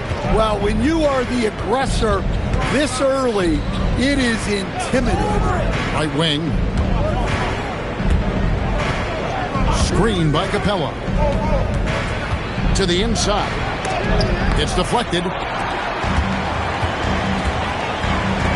Redick surveying the D. Nowitzki outside. And it's off from three-point range. And the Grizzlies leading by 4. There's Micic out to the right wing. Capella with a screen on Kirilenko. And there's the basket. Whistle blows and a chance for a three-point play. Going to the line for 1. Well, when you look at what he's provided them on the offensive end, it's been an important part of why they're leading. And let's get your take, guys, on the scoring breakdown for Memphis. Well, the thing about hitting early threes, it spaces the floor and makes things a lot easier offensively. And also have to bring up their passing game. They've been moving the ball with great precision so far and creating great looks for their teammates. Only the 6th player ever from the country of Georgia. Batadze is an inspiration, Coach. He sure is, Kevin, and a hard-playing guy who can really defend and rebound. And he's an underrated offensive player. Great finisher around the rim. This guy can help almost anybody. First quarter of play and just over 3.5 minutes in. Nowitzki, good. Yeah, he makes it look so easy out there. The game comes naturally to him. And the Grizzlies leading by 4. Here's Micic. He has yet to score. And they wasted no time getting those 3 points back. Somebody came to play tonight. 6 out of his first 7. It's Nowitzki on the wing.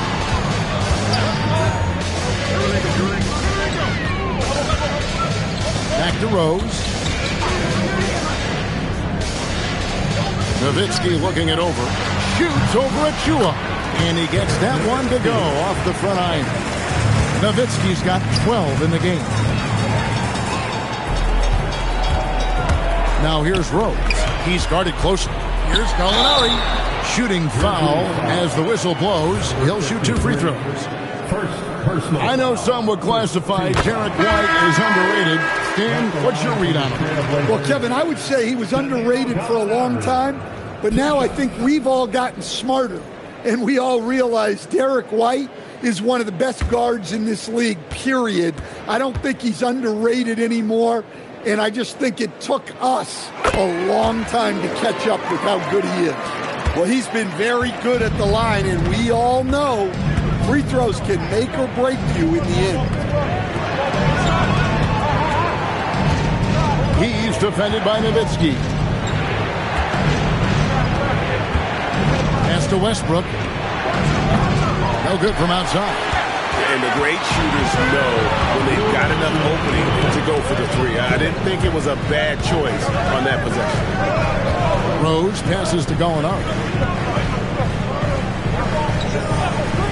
And here is Nowitzki.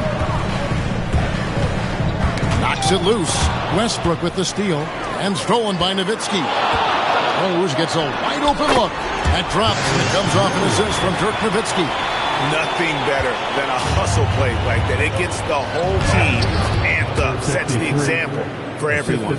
Only 1 miss in his first 8 attempts. Coming out of the gate strong. Nowitzki right side. Back to Rose. Bain passes to Nowitzki. 7-foot shot. Powered down with both hands. Doing his job on the glass and doing it with force. And Greg, it's not everybody in the league who can make those kinds of plays. Well, he gets paid to be a factor on the glass. That's a nice dunk to finish it off. They set the screen. And the foul on Rose. That is his first foul of the game. Personal foul. Second team foul. Substitution on the court.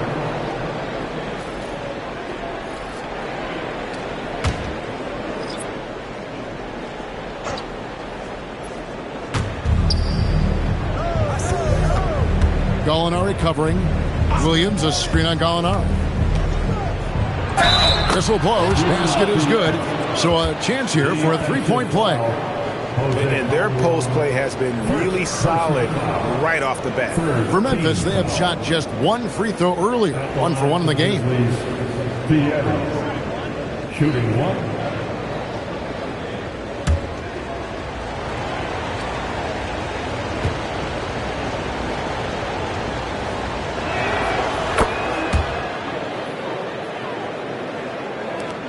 We've got 33 seconds left to play here in the first.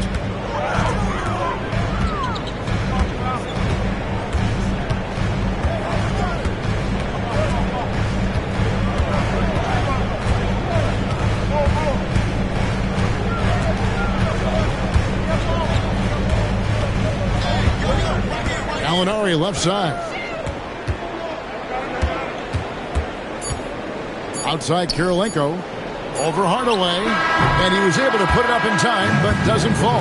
Oh, we've seen some great shots in the first quarter. No shortage of offense. Grizzlies lead by 4. And back in a moment as we'll get underway with quarter number 2.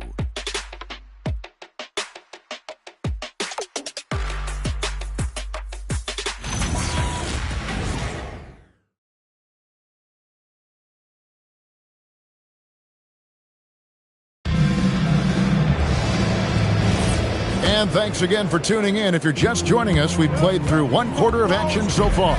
And looking at what we've seen from the Grizzlies, what do you guys think? Just stretching out the floor that first. They had the defense scrambling. Yeah, and when you're hitting threes early, that opens up the floor and really helps your offense. Desmond Bain out there with Calderon. Then there's Gallinari. And it's Andre Kirilenko. And it's Gooden in at the pivot spot, manning the middle. They're the group that Portland Trailblazers will start the second quarter with. Portland's gone 3 of 4 from long range in the game. Calderon finds Gallinari. It's Kirilenko on the wing. Calderon with scoreless thus far. Good ball movement here by the Trailblazers. Bain inside the three-point line. A miss that time. Would have put him up. Here's Edgecombe. He's guarded by Calderon. Pass to Edgecombe. The kick out to Westbrook. Outside Hardaway. Three-pointer. Gets the three-pointer to fall. 6 points for him. Well, you know what's going to happen when he gets a good look. The defense has got to run him off the line. And so Chauncey Billups decides to call timeout. This now will give him a chance to discuss some potential changes. And Portland making a change here. Redick is checked in. Tyrus Thomas is checked in for Memphis. Second quarter of basketball, just over a minute and a half played. Kirilenko the pass to Redick.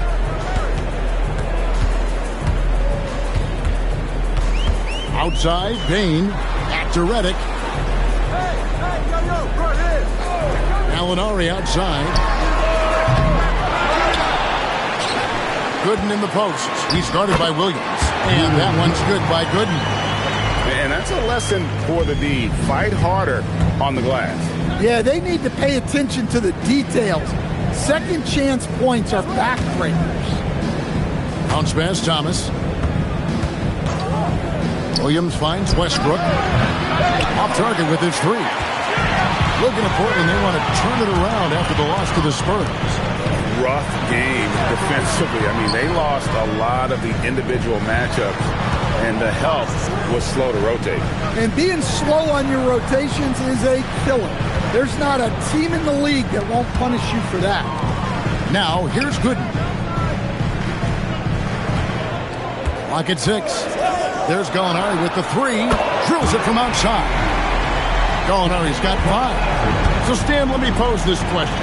What do you think is the most important thing to stress in youth basketball? I think there's 2 things, Kevin, that need to be stressed in youth basketball. The first one is love the game. Make it enjoyable for guys. Because, look, if kids love it and enjoy it, they'll keep playing it, they'll keep practicing it, and they'll get better. And then the second thing that goes along with that is the fundamentals. You can never do too much work on footwork, ball handling, and things like that. Here's what Portland's going with right now. Nick Collison's checked in for Gooden. Nowitzki comes in for Gallinari. And Derrick Rose is subbed in for Bain. And Williams drops them both. Portland's gone 2 of 3 when they've stepped beyond the arc in the second quarter. And let's go to the sideline. Here's Allen. Thank you, Kevin. What Luka Doncic does with the ball in his hands is never predetermined. He said, quote, "I just see what the defense gives me. It's never the same decision. It's a lot of factors. You've got to look at who's guarding you, if the shot's going in or not. There's a lot to think about and then decide." Guys, back to you. He keeps them guessing. Allie, we thank you very much. Matching baskets from the perimeter, an earmark of today's game. Yeah, sometimes you get in a shootout like this, but you just hope that you can get a stop first. Pass to Micic.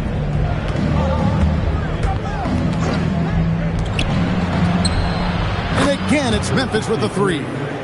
And you can tell he's looking for his shot. He just believes in it. Well, yeah, and the defense is going to have to respond to that and chase him off the arc.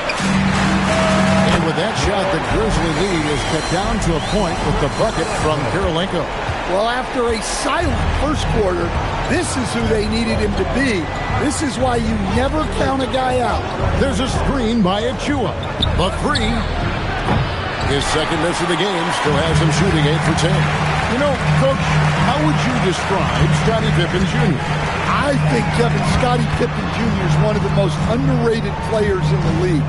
This guy is a very good starting-level NBA point guard who can get to the paint, creates shots for himself and others, and he's as good defensively guarding the ball as just about anybody in the league. Bangs home the trifecta. He's got 25. And once again, the defense allowing him to get a clean look at that triple. He continues to do some big-time damage from downtown.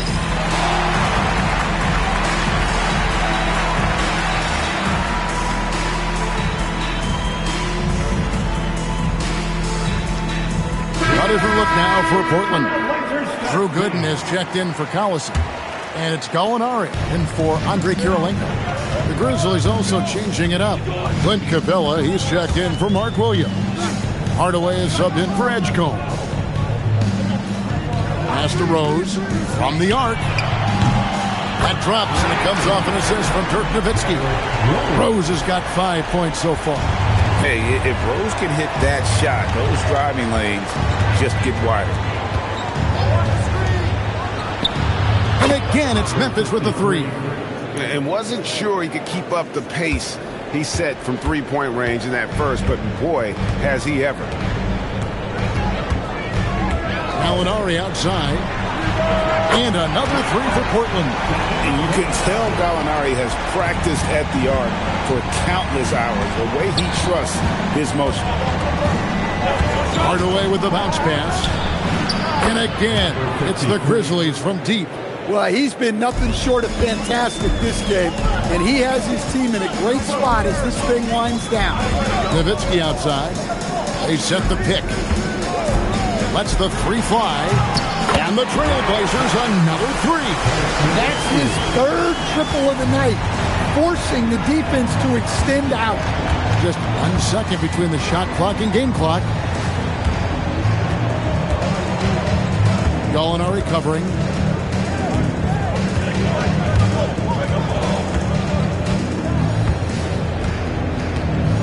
"15 seconds left in the second quarter. Gallinari covering. 5 on the clock.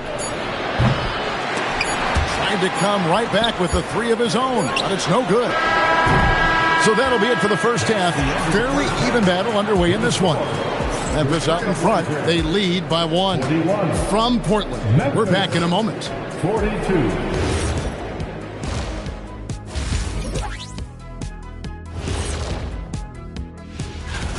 Playing well on the road can be very difficult. They're doing a good job despite the challenges. Away from home, they aren't led and change. And that about wraps it.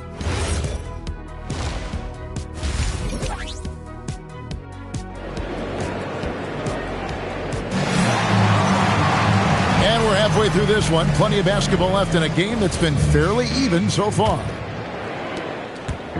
And it's Rose with the ball for the Trailblazers. They trail by 1. They get to take on the Bulls at Chicago after this one.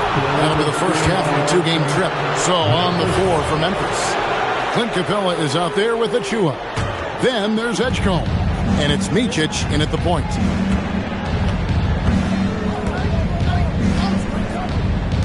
A 3-ball. It's hauled in by the Trailblazers.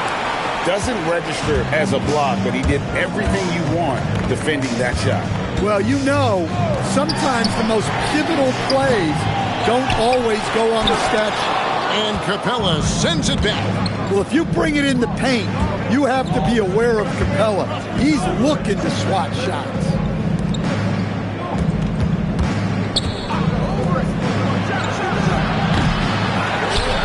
Pass to Micic.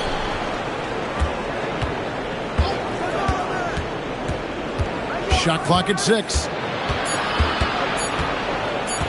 Second shot opportunity. That shot is off. Nice D from Rose. And gotta like what they've been doing down low in the post. Redick passes to Nowitzki. Shoots over Achua. Portland again missing. And out of the gates here in this second half, they have not started well. 0 of 3. Shoots. The Grizzlies with another miss. Well, 4 failed attempts to start this half. Not what they wanted out of the locker room. Rose passes to Redick. The offensive rebound. It's good on the putback. And the Trailblazers lead by 1. Yeah, and they're able to get their first bucket of the second half after 4 straight misses. Good on the triple. He's got 34. Assists like that have typified their effort today. Terrific ball movement. Outside Kirilenko. Yes, and it's Rose with the assist that time. Rose has got 5 assists in the game. Not quite 2.5 minutes played here in the second half. There's the triple. And again for 3. Buries his 10th triple of the game. Unbelievable. Rose passes to Kirilenko. Off target from outside. Yeah, and you could tell he thought that triple was going to fall. Over to the left wing. 3 minutes gone now in the third quarter. Quick shot there, and it's off target. And this quarter, he has clearly been off the mark. Pass to Rose. Nowitzki kicks to Rose. Back to Nowitzki. Launches it. Rebounded by Capella. Memphis leading. Here's Micic. Just over 3.5 minutes through the third quarter of play now. Jacks up a 3. A shot off that time. Portland's gone into a slump here from 3-point range. Shooting just 1 of 5 here in the third. Rose passes to Reddick. Back to Rose. Wide open. And yes, it's good. Rose has got the game tied up here for the Trailblazers. A sound decision maker with a reliable jump shot. Rose is more than comfortable in catch-and-shoot situations. And so the timeout here called by Thomas Isolo. He's going to take this chance to talk to his guys.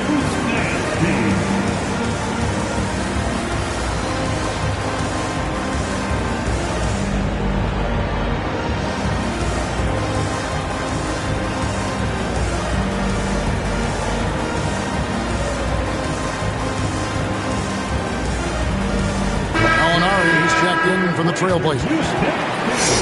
And a look now at the breakdown between 3-point and 2-point shots attempted here tonight for the Blazers.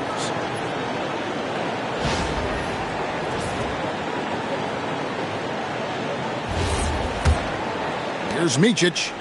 Still scoreless.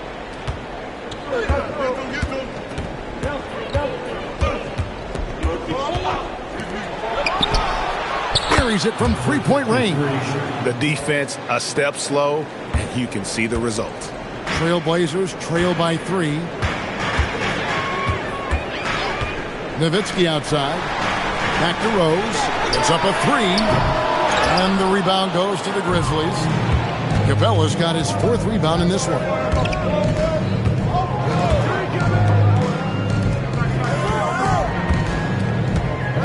Here's Micic out to the wing. Gallinari covering. It's deflected. Kirilenko the pass to Rose. And the Grizzlies with some changes. Hardaway's checked in for Achua. And Russell Westbrook is subbed in for Micic. Benny Hardaway. Russell Westbrook. Here's Rose. He's got 7. It's Nowitzki on the wing. It's hauled in by Clint Capella. Capella's got his 5th rebound in this one. 1:49 left in the third. Rose against Westbrook. Takes the 3. Connects again from distance. He's really sniping them from outside. Locked in, feeling confident in that 3-point shot. And when Tyrese Halliburton entered the NBA, Greg, scouts were worried about his shot release point. It's definitely lower than you would teach, but by the same token, that's why he gets it off so quickly, making it a tough shot to contest. And so Chauncey Billups decides to call timeout. He's going to take a few moments here to check in with his team and regroup.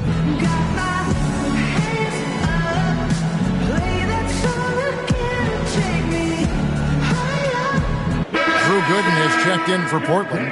Bain comes in for Nowitzki. And Memphis making a change here.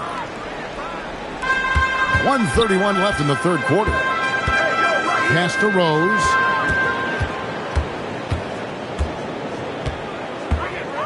There's the pick from deep. Drains the three-pointer.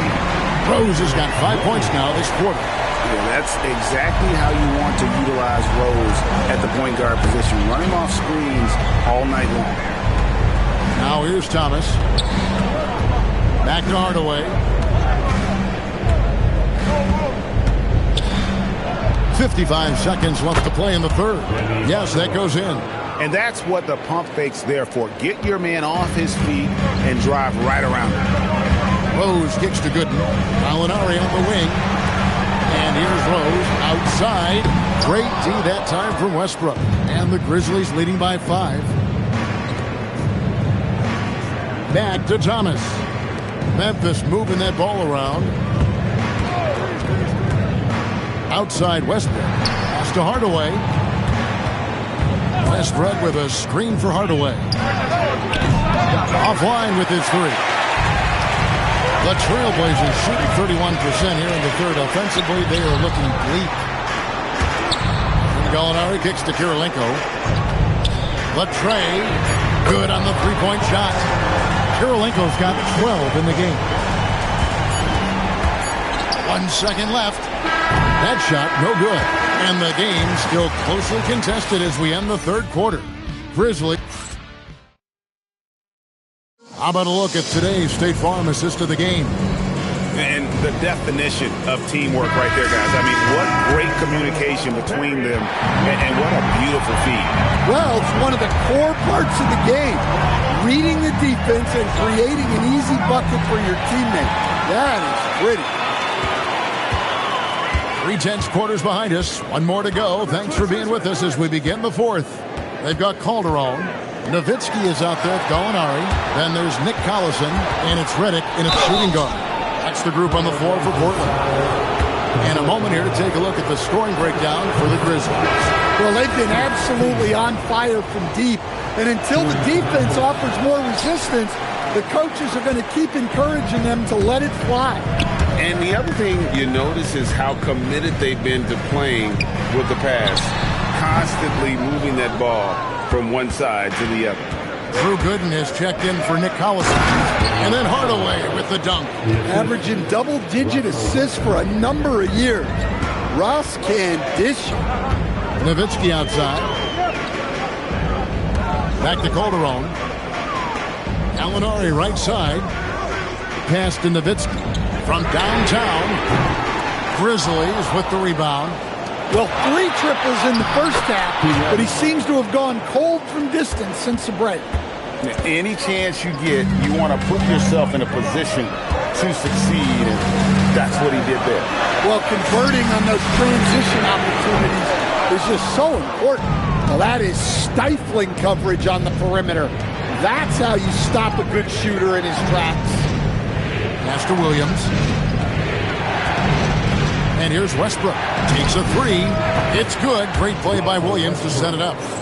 And now it's a 10-point Grizzly lead.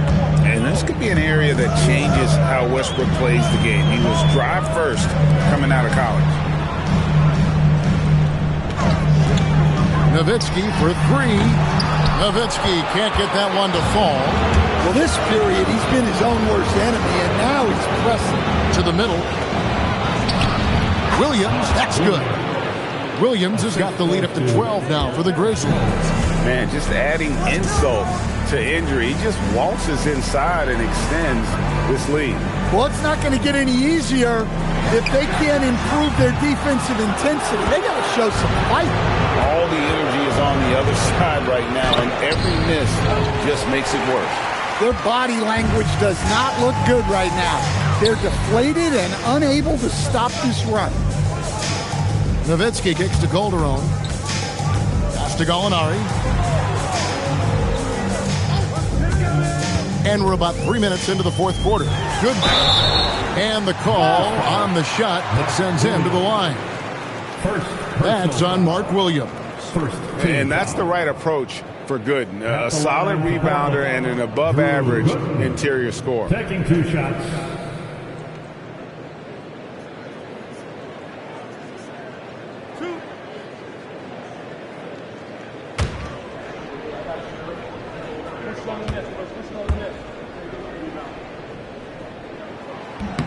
And he knocks down the first one. So Memphis going with almost an entire new group here.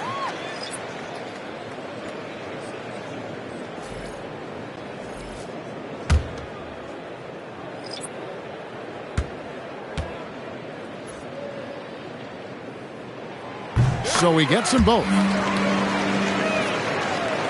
And just about 3 minutes through the fourth quarter here. Here's Micic, three-pointer. The rebound by Gooden. Gooden's got rebound number 5 here tonight. Bounce pass from Rose. The 3. The tip in on the offensive rebound. Hard work and soft hands, guys. That's what made that play possible. No simple offensive rebound there. Going for the tip in. Hands it from downtown. And the Grizzlies lead by 11. Look, this guy is clearly on a heater from deep. If you're the defense, you cannot allow him to shoot it from out there. Shoots. Shot by Gooden is no good. You're not going to see that very often. Plenty of space, but he just, let's face it, he whiffs on that.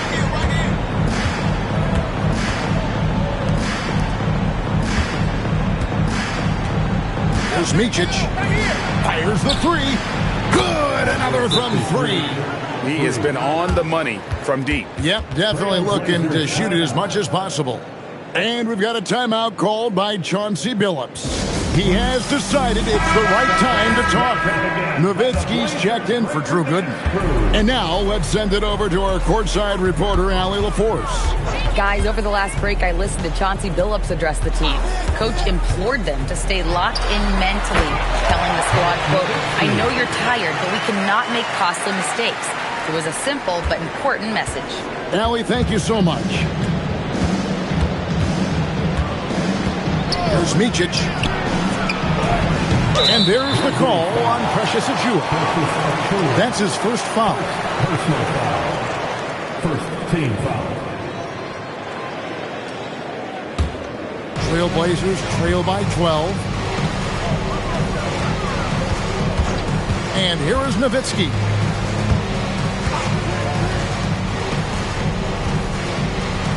Shoots the 3. Cleared away by Capella. Well, he's trying to shoot his way out of it from distance, but look, he's got to find something easier.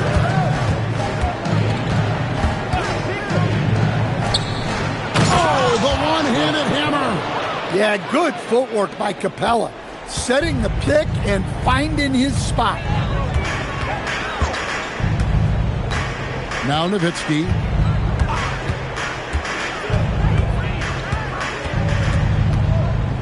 Takes it from 10. No good. And the Grizzlies leading by 14.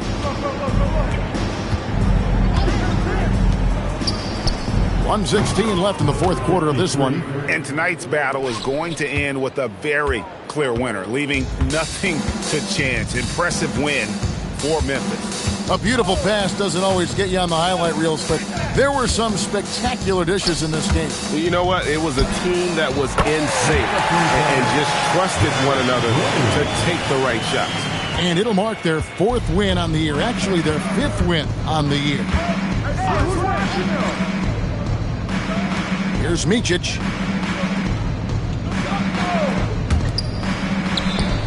Knocks down the 3. Inspired tonight. They fought hard and at crucial points just made the plays. Yeah, they saved their best basketball for this home stretch, and they certainly earned this one. Buries the deep ball.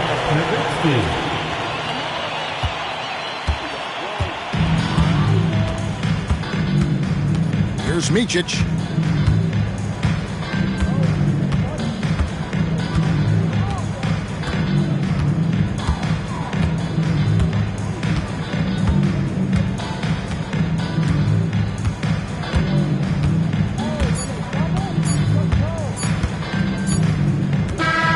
So no problem for Memphis as they get the win. This was a very strong showing for him, Greg. Not necessarily a runaway win, but one they'll feel very good about. And let's face it, anytime you can go on the road and win in the fashion they did, you have to feel good about it. Really an outstanding effort all the way around. And that'll wrap it up, folks. Here with Stan Van Gundy, Greg Anthony, and Allie LaForce, I'm Kevin Harlan, signing off for this presentation of NBA.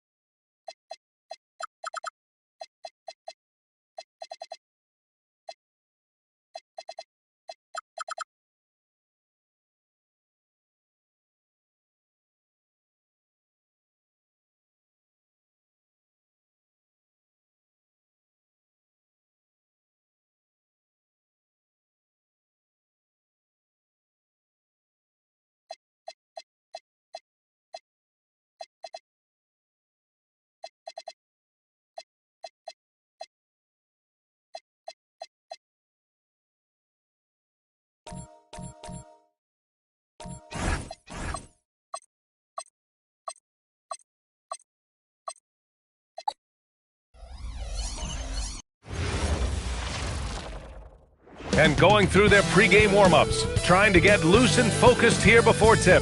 Happy to have you with us for NBA basketball on 2K Sports. Alongside Grant Hill and Clark Kellogg, I'm Brian Anderson. We'll talk to Allie LaForce, who's on the sidelines as well. So the Houston starting five. We've got George Hill, and it's Artest in at the small forward position. And for Indiana, they've got Joel Embiid, and it's Saroff in at the point guard position. Well, two of the best guards in the league going at it today, Grant. Is there a bit of bragging rights on the line? You know, maybe not for the players themselves, BA, but the fans will absolutely use this game as evidence when they argue why their guy is the best. Here's Hill.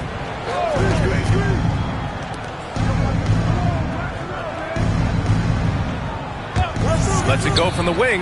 Good. He hits the jumper. Terrific placement on the bounce pass. Right where it needed to be. Here's Saroff.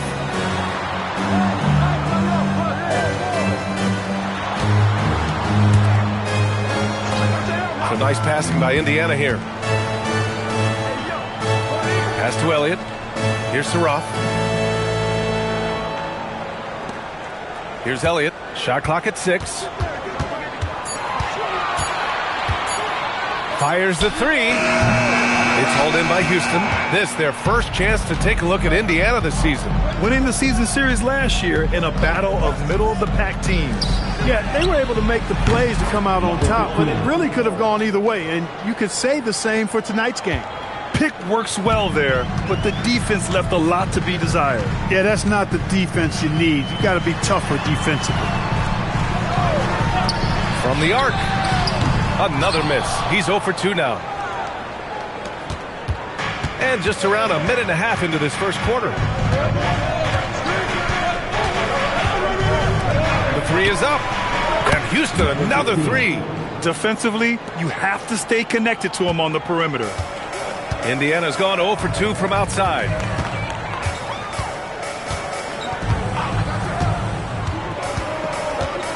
And George Hill picks up the foul. That's his first foul. First team foul.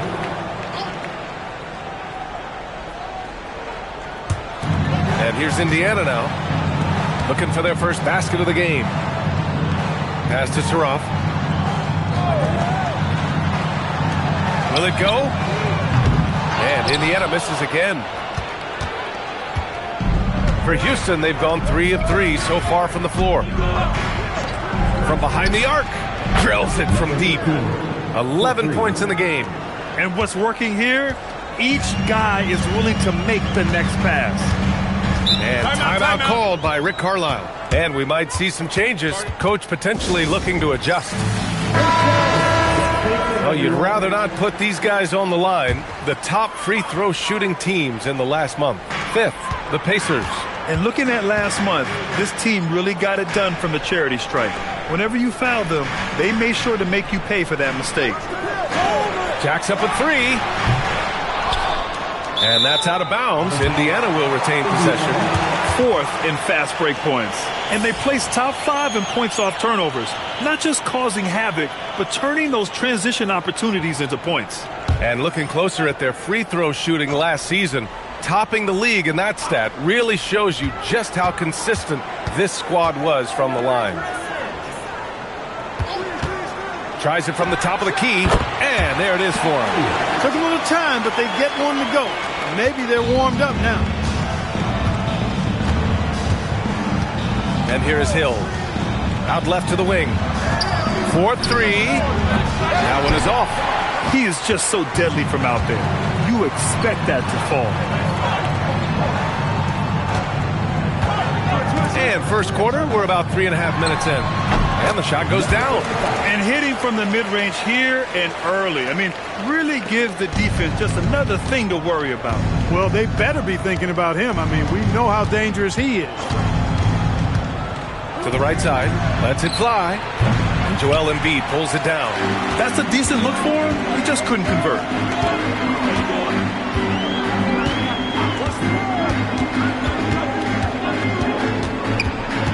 Pass to Saraf.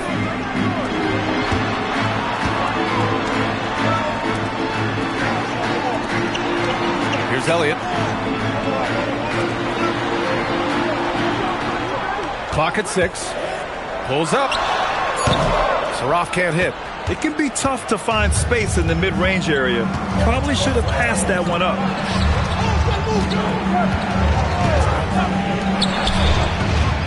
Drops in the 3. 14 points for him.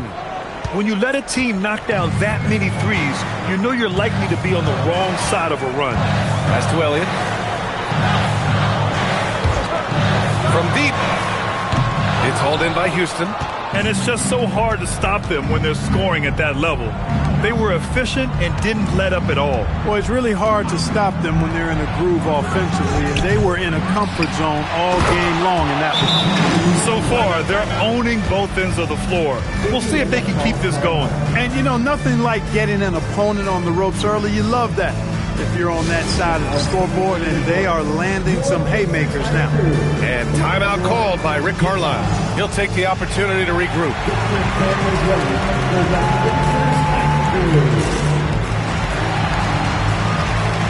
So both teams changing it up here. Pacers trail by 12. Here's Korver. Launches a 3. The Pacers again can't hit.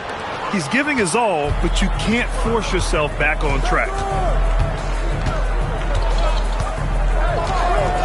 And there's a minute 45 left in the first quarter. Sinks it from distance. All 5 of the last buckets they've given up have been from downtown. Well, the defense just hasn't pressed up to deny any of those looks, guys. I mean, they're hanging back and getting picked apart.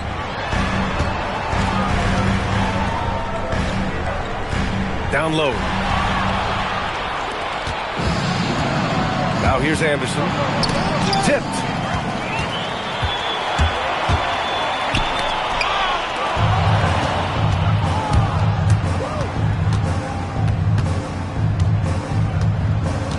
Pass to Artest. To the left wing. And Houston, another 3. He's going off this quarter. A huge reason why this team is on top. There's 48 seconds left to play in the first. And they come right back with their own 3-pointer. Elliott's got his second basket on the night. That's how you up the ante. Come right back at him. A little back and forth from long range. I love it. That's a terrific answer there. Here's the 3. And Houston, another 3. Man, they're having a hard time defending the triple. That's 3 in a row. I think they're playing too soft on the perimeter. They can't stay so soft. They've got to get up into the shooters here.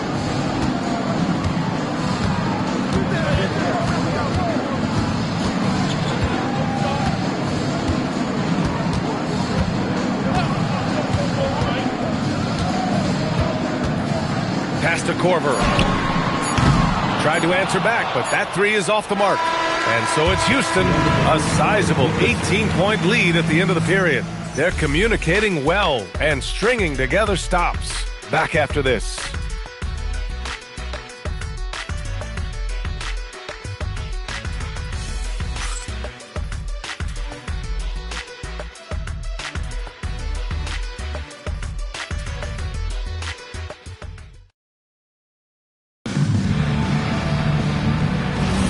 We welcome you back to second quarter action. Plenty of basketball left to play, but this one has been one-sided so far. A chance to catch up on some numbers here. The scoring breakdown for the Rockets. Well, we're in the era of the three-point basket. So if you want to win games in this league, you have to connect from deep, and they have been thus far. Cultivating a lot of assists right now, which is beautiful to see. Love the way they're working that ball around. We've got Michael Porter. He's out there with Joel Embiid, and it's Korver in at the 3. That's the 5 to begin the second quarter for the Pacers. Dillingham's checked in for Indiana. Back to Anderson. Robinson on the wing. Indiana foul. Dillingham. Richardson's checked in for Indiana. First team foul. Checking in for the Pacers. Number 3, Richardson.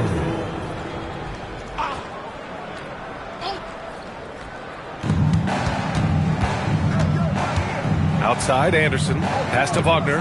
Takes the three. Porter pulls it in. Pacers trail by 18. Now here's Richardson. Right side, Porter. Missed it. Now 0 for 1 on this game.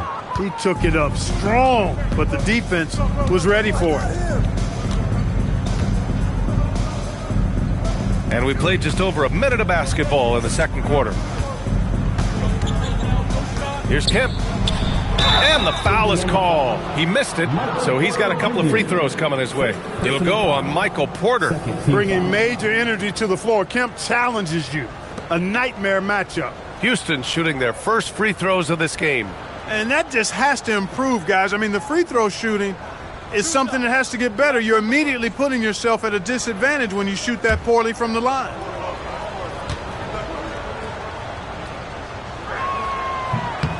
And he drops the first.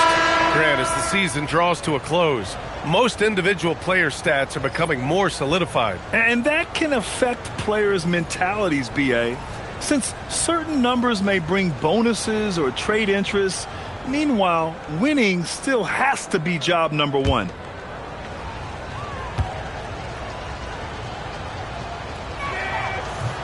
So after making the first, he goes 1 for 2. Kemp's combination of strength and athleticism, amazing. He is a walking highlight. Outside Porter. Embiid, a screen on Robinson to the middle. Oh, deflected. Embiid can't hit. Houston leading by 19. Ellis outside. Joel Embiid with the board. Well, it's a make-or-miss league. Sometimes the Jays just don't fall. It wasn't a bad shot. Three-pointer. It's hauled in by Houston. And they're +5 on the boards after that rebound. Pass to Kemp. And here's Ellis. Houston working the ball around. Outside Robinson.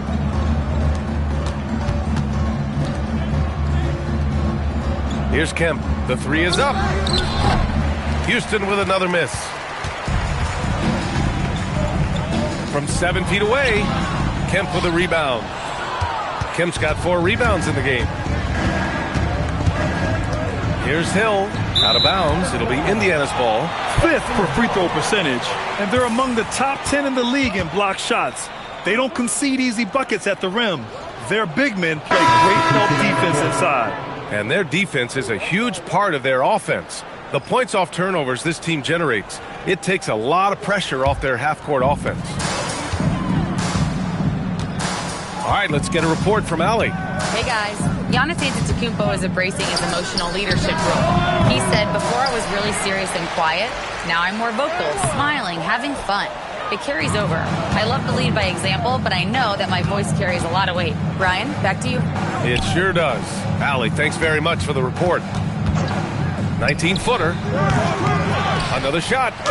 Kemp, good.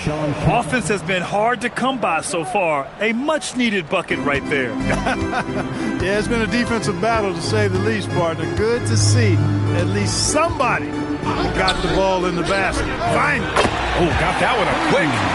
Mashburn's got his first 3 points of the game. Hey, it's typically a positive for this offense when he's assertive and looking to score. Pass to Saraf. Here's Mashburn. The three. And again, it's the Pacers from deep.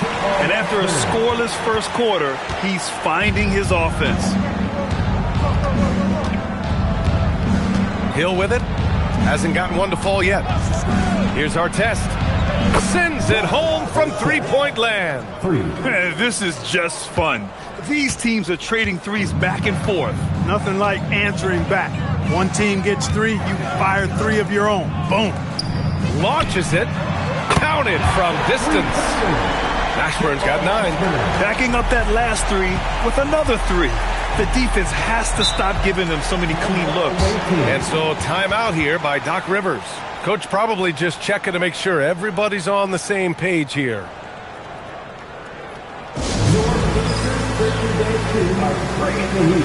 Now at midcourt.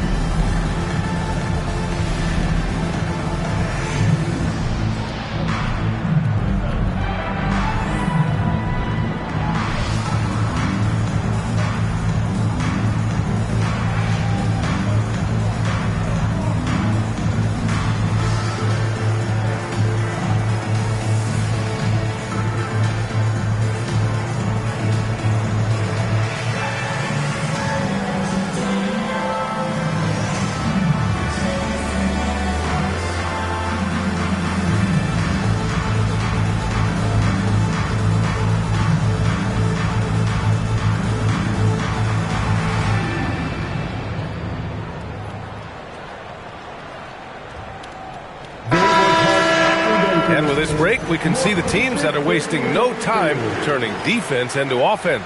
The Pacers 4th, number 5, Houston. Both of these teams are jumping on their opponents' mistakes over the last month, converting them into points.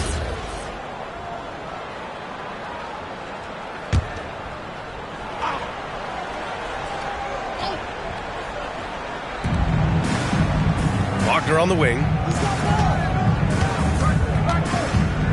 Now Hill. He's scoreless. And the three-pointer goes.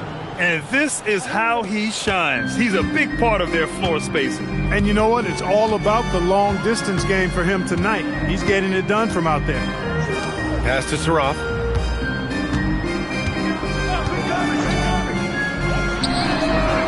Misses the three. They really have a commanding lead, not just in points, but in rebounds as well. And what I like about it, it's been a physical brand of basketball. It's had a little sandpaper element to it. Gritty and rough. But that's how you win games.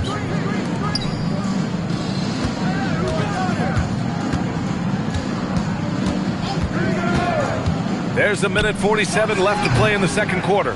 Well, he's kind of deflating their chances, and I know he really wants to help the team, but this is not the way to go about it. From downtown, and Houston another three. He started out hot from distance, and that has continued. Pacers trail by 21.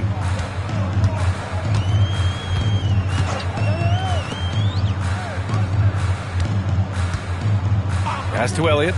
Beyond the arc. Good. Third basket in 6 attempts. Elliott, man, what a stroke. Sean Elliott, an athletic forward who feels comfortable shooting from here. B.A., the one-hand dunk just looks so fluid. Yeah, absolutely. Even smooth when he's powering it home like that. Part of what makes him unique, guys, that combination of power and polish.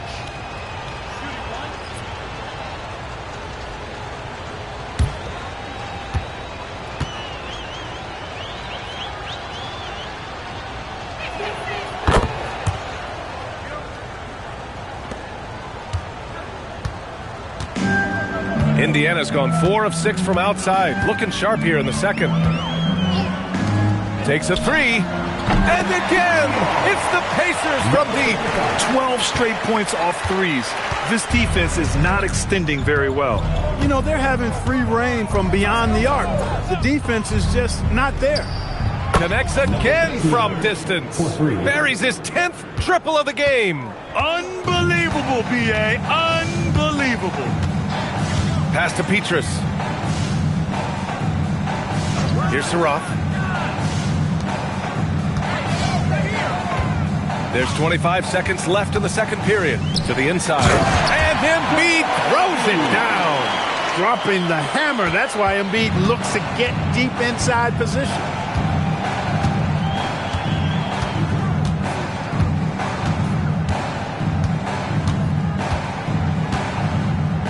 Pass to Hill. Three-pointer. No luck on that one. And so it's Houston up 19 points as the quarter comes to a close. Their defensive efforts have paid off, effectively shutting down the opposing offense. All right, now let's check in with Allie LaForce. Allie, what do you have? I'm here with Coach Rick Carlisle. And Coach, I heard you talking to your team about closing out on shooters. What were the breakdowns that stood out to you in the first half? A couple of times there was an offensive rebound, and we just got to spray out and find shooters. That's one way that a lot of teams in the league are getting threes now. We just got to do a better job of finding those guys. It's hard to be perfect. Thanks, Coach. All right, Allie, thanks for that. We will see everyone right back after this break, ready for the second half.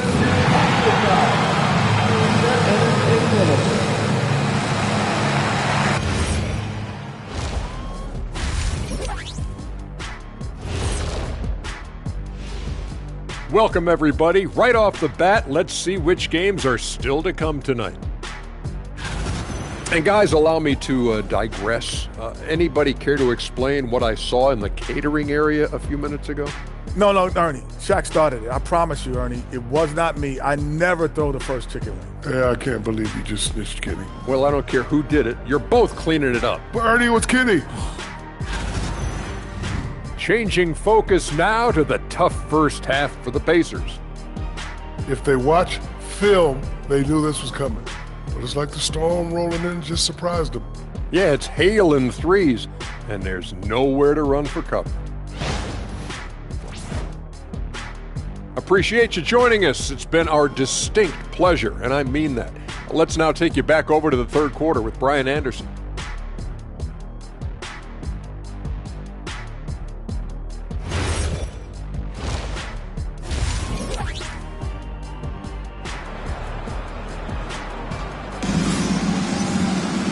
And there wasn't too much drama in the first half, but maybe things will tighten up here in the second.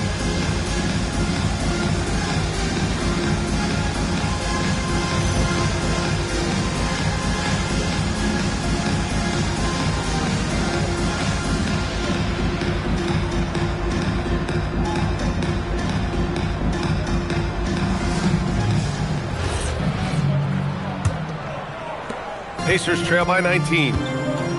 So the Rockets 5 now. We've got George Hill, and it's Kemp in at power forward. That's what you need your bigs to do. Step up and control the defensive glass.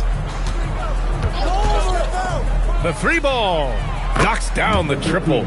Give him 35. Pick works well there, but the defense left a lot to be desired. Yeah, that's not the defense you need. You got to be tougher defensively. Elliott clears away.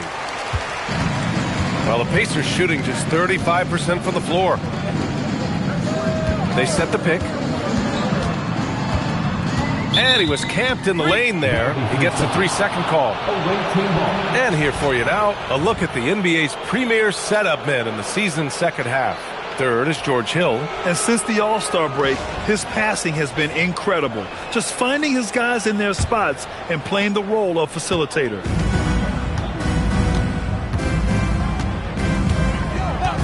Pass to Artest. Shot on the wing. Jump shot is good. They are winning this game largely because of his effort. And timeout called by Rick Carlisle. Coach taking this moment to speak to his guys. Maybe alter some of the game plan.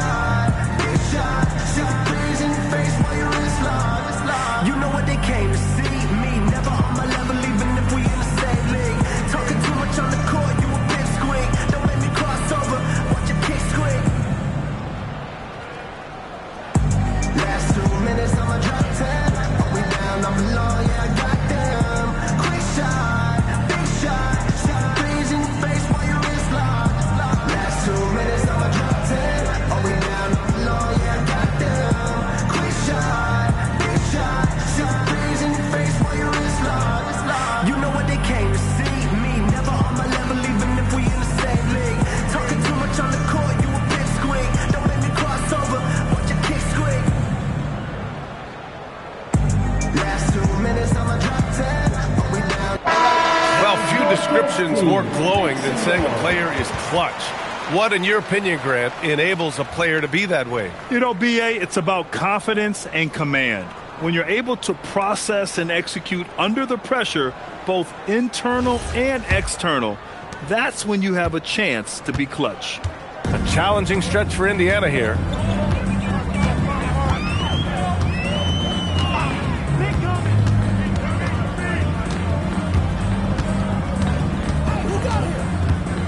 Screen by Embiid.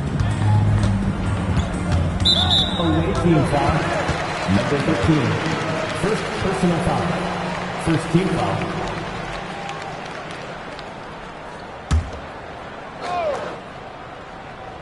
Third quarter of basketball. We're about a minute and a half in. Pass to Saraf. There's the three. I think Hill is really an outstanding two-way player. Not only does he hustle at the offensive end, but he also puts forth tremendous effort on defense. He drops it from range. He's got 40 now. He's been terrific offensively. You can bet they'll feed him down the stretch, that's for sure. And now around 2 minutes gone by in this half. Pass to Embiid. Oh, and he got fouled on his way up. He'll head to the line to shoot 2. This kid does not back up, not afraid of contact at all. In fact, Embiid looks to get to the line whenever he can. He's got his first free throws of the night right here. And it's really baffling. I don't know how he lost his touch at the line so dramatically, guys. I mean, and it happened quickly as well. He's nowhere close to what he shot from the line last season. And he makes a first. Clearly an MVP caliber talent now. Embiid continues to impress with his versatility on both ends. A man that big shouldn't be able to do the stuff that he does with the ball.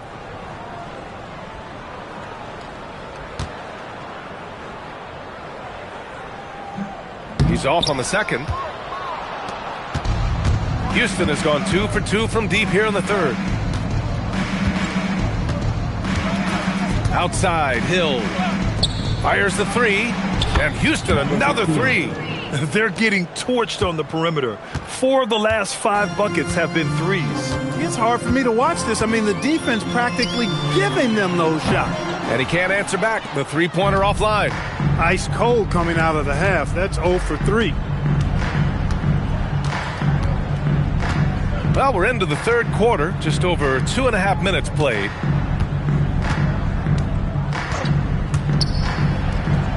And again, another assist. That makes 15 assists. He has been one step ahead of the defense all game long. Pass to Elliott. Unloads. Indiana again missing. Oh, man, what happened at halftime? Since then, they're 0 for 4.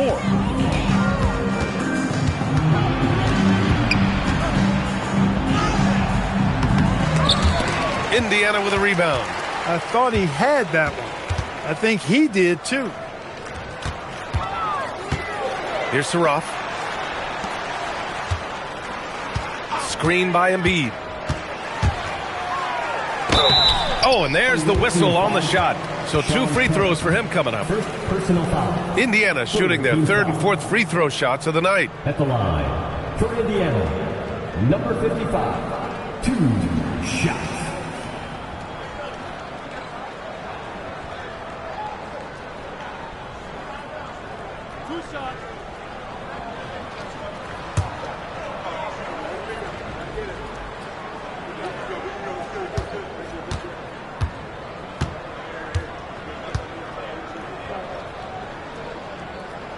First one falls.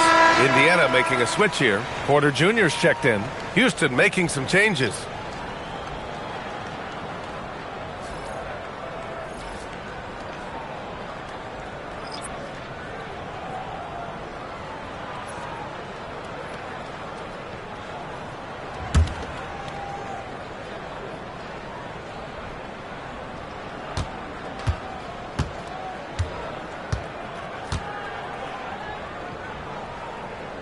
Hits both from the stripe. In the third quarter with just over 3.5 minutes off the clock. Pass to Rogers. Ellis outside. Here's Rogers. Barnes feeling it out a bit. No good on the 3. Indiana's got nothing to fall from outside in this third quarter. And you look around the league, 30 different organizations, each with their own cultures. What did you look for as a player, Greg? Well, you know, B.A., winning always comes first. But after that, you're looking at resources and how they care for their players. That's where teams are trying to separate themselves these days. And Houston making a change here. Robinson's checked in. You kind of wonder where his head's at. The shot selection hasn't been there. And, of course, that one was just crazy. Here's Rogers. The rebound by Embiid. Embiid's got his 5th rebound in this one. Anderson covers. And Anderson over to help. Ooh, and he took a hard foul on the shot. So he'll head to the line to shoot a pair. All right, a look at how the points have been generated so far. A scoring breakdown for Houston. Yeah, what stood out to me was their passing. They move the ball effortlessly and have been able to find those holes in the defense. How great have they been? I mean, shooting the ball from outside the arc, they have absolutely been lights out.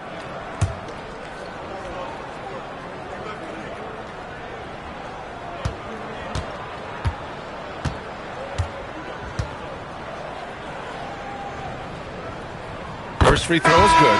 And Houston making a change here.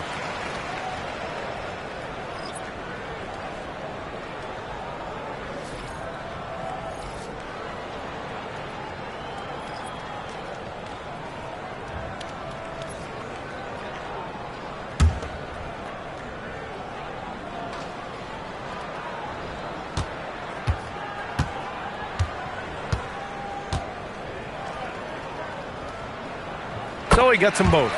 Staring at this deficit, they're trying to be more aggressive and get themselves to the line. That's exactly when you need to be aggressive. You know that. I mean, another good job, though, of drawing contact and getting to the free throw line. Wagner with a screen. Here's Rogers. Offline with a three. The Pacers have gotten off to a rough start. Now 0 for 5 in the second. A moment to hear from Allie LaForce. Thanks. It's always exciting to see a player with the hot hand. Klay Thompson knows a little something about that, and he said it's that flow state that any great athlete or artist, entertainer, tries to get into. The one thing I learned is you can't force those great nights. You have to let them just happen. Guys, back to you. I can only imagine what that's like. Thanks a lot, Allie. And it's Houston's ball. They're on a 13-5 run. Out to the right wing. 2 minutes remaining in the third. 2 minutes. A minute 58 left in the third quarter. Pass to Rogers. Robinson on the wing. Houston working the ball around. Here's Rogers. Now here's Anderson. Oh, wow. Drew the contact, and that three almost went in. So he'll go to the line for 3 free throws. Quick and springy and clever. Anderson, not easy to defend. These are his first free throws of the game.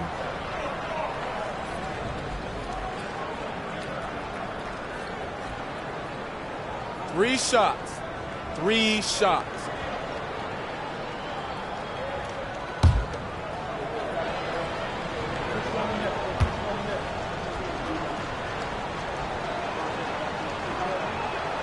And he hits the first of 3. And Houston making a change here. Wagner's checked in.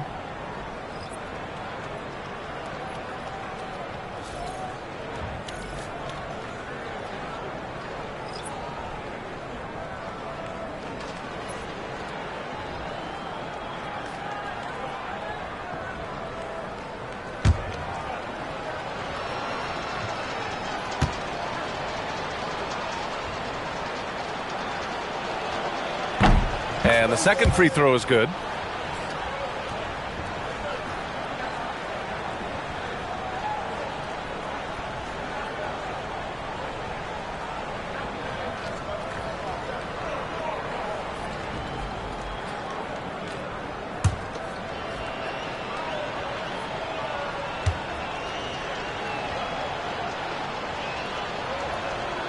And he nails the third. Indiana has got nothing to fall from outside in this third quarter. Pass to Baker. Knocks it down from distance. Baker's gotten himself going with a triple. His first basket of the game. Robinson on the wing.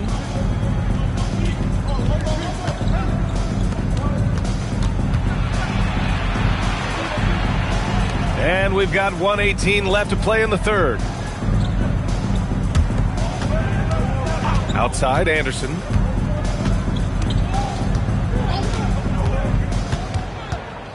Just 5 to shoot. Pass to Wagner. Oh, stolen by Embiid. To the paint. Here's Baker. And that one is stuffed right through. And that's what happens when you don't take care of the ball. Hey, that makes the turnover hurt even more. What? You mean the throwdown at the end?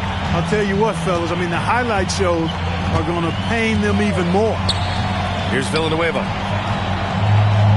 From 9 feet. And Embiid with the block. Anderson covers. And he makes it. 11 points in the game. And this offensive surge is just what they needed right now. Yeah, it's still a big hill to climb. I mean, it was essential that they at least made some kind of dent in that lead before we got to the fourth quarter. To the wing, right side. Here's Villanueva. Offensive struggles continue, missing again. And as we conclude the third, pretty much a blowout here. It's been a one-sided affair. It's Houston running away with it. And right after this, we'll bring you the start of the final quarter right here on 2K Sports.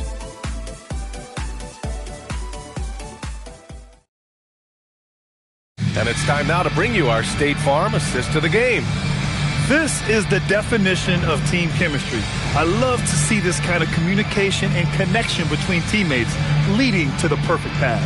For me, next to the big-time alley-oops and monster throwdowns, passes like that are probably the next best thing when it comes to sweet-looking NBA highlights.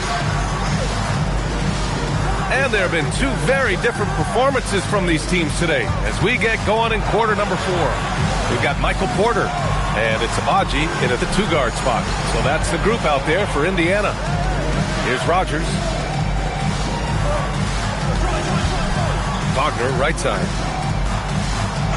Just 4 to shoot. Rogers, that's good. Rogers has got his first bucket of the game, and he's on the board for 3. Their strategy has been pretty simple here in the second half. Attack from three-point range. Certainly. I mean, they saw a weakness in the perimeter defense and took advantage of it. Doing what he can to help shrink the deficit, but it has to be a team effort. Back to Robinson. Here's Villanueva. And Houston, another 3. Woo! That man is laser focused. Now, that's bad defense for a team that has a long way to go to catch up. They look pretty demoralized to me, and that always shows through at the defensive end first. Pass to Abaji. First minute and a half of basketball played here in the fourth. Here's Elliott. Another one falls for Indiana. Well, he's leading the way, trying to get everybody else going now. Robinson on the wing. Back to Anderson. Here's Villanueva. Here's Wagner. Drops one in from the wing. Wagner's got his first basket. Wagner, he's got a good-looking jump shot, really, from anywhere on the floor. And here's Porter outside. It's hauled in by Houston. Wagner's got his 4th rebound in this one. Now here's Robinson. Tight defense on him. Pass to Rogers. The 3. Fires in the triple. This has been their game plan here in the final period. We'll see if it continues to work out. You know what? Teams can get a little 3-happy down the stretch sometimes. Letting it fly. And there's the whistle. Illegal screen is the call. Well, Clark, you were a bit of a trendsetter with this, but it seems the stretch 4 is here to stay in the NBA. Well, the combination of size and touch, something I took pride in as a player. I was versatile. And back then, I mean, a guy 6'8" that was able to play inside and out wasn't as common as it is now. Teams want a lot of floor space. That's the way we do it. Gotcha. All right, man. That's what's up. Here we go.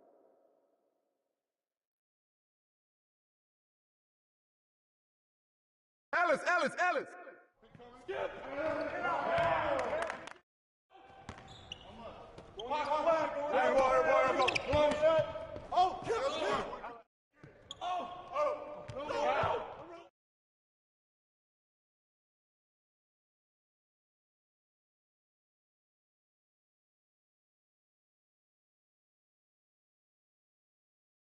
Oh, no. Hey, Monte. Give me that. Take a break.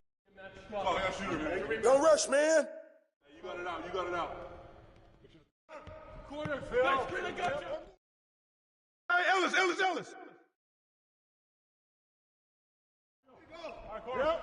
Yep. Watch that shooter. Back up, bro. No. Get back.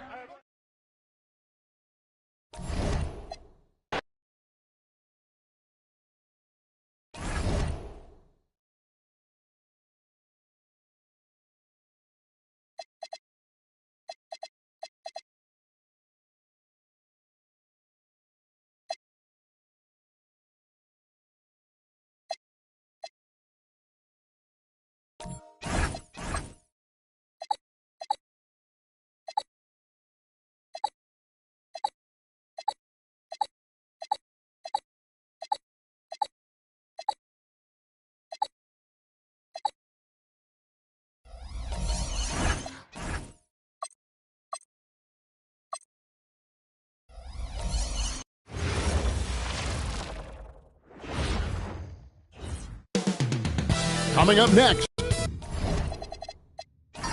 What a matchup we have tonight, Greg, in the front court. I know everyone, you and I included, have been waiting for this one.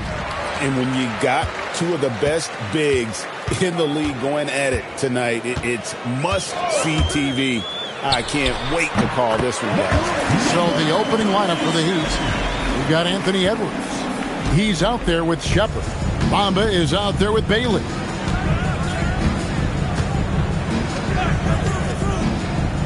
There's the three. And it's Shepard missing. It's Walker with the ball, bringing it up to the Knicks.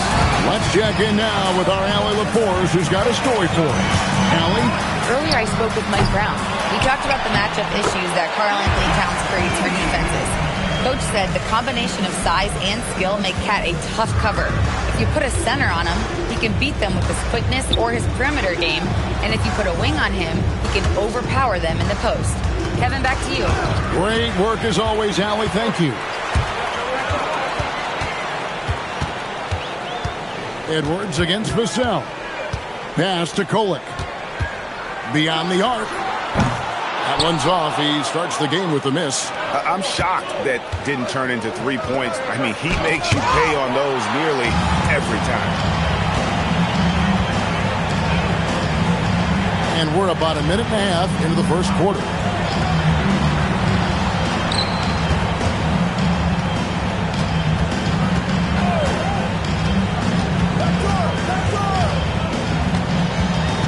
And Edey has it in the corner. Down low, 6 on the shot clock. The first quarter of action, 2 minutes in. Pass to Edwards from past the arc. And again, it's the Heat missing. Knicks have gone 2 for 4 from the field so far today. Zador's with his diverse offensive repertoire. Karl Anthony Towns is a matchup nightmare. Absolutely, Kevin. And the reason being, he's right. He's one of the greatest shooting bigs in history, but the man is a great straight-line driver. Good luck checking him. Some nice passing by New York here. They could use a bucket, and finished off by Shepard. He is a really good athlete. Give Shepard a launching pad, and he will not turn it down. Here's Kolek. Edey, a screen. Inside. It's tipped. Stolen by Bamba. Stolen by Walker. And it's Vassell in the corner. Pass to Kolek. Here's Walker. And we're approaching about 3.5 minutes played in the first quarter. Here's Kolek. Still yet to score. New York, no good that time either. Not quite enough defense. That time around, just lucky he was off. Pass to Bailey. This one for 3, and he's good on the 3 ball. And he's not going to miss that sort of an opportunity from deep. And so Mike Brown calls a timeout. He made the decision to huddle up with his guys and talk about strategy.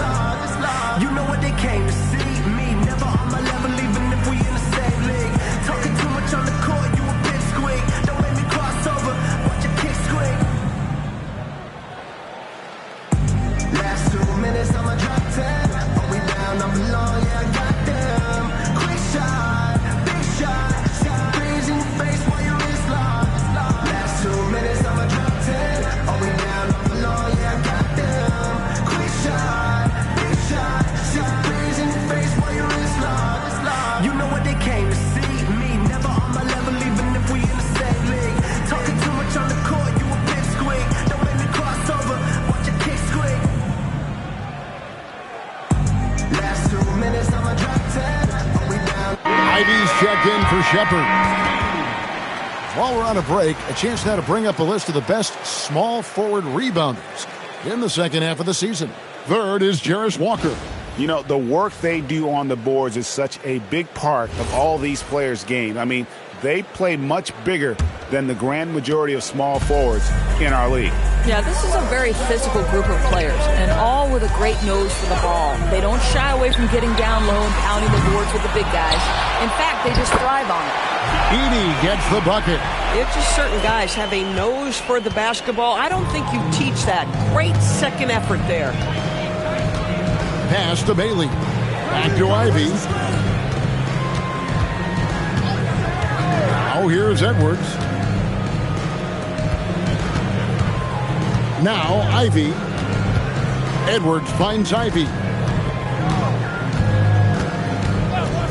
Shot clock at 5. The Heat need to get a shot off. Bailey misses. New York's gone 0-4 from three-point land to start out. Looking cold from outside. Pass to Kolek.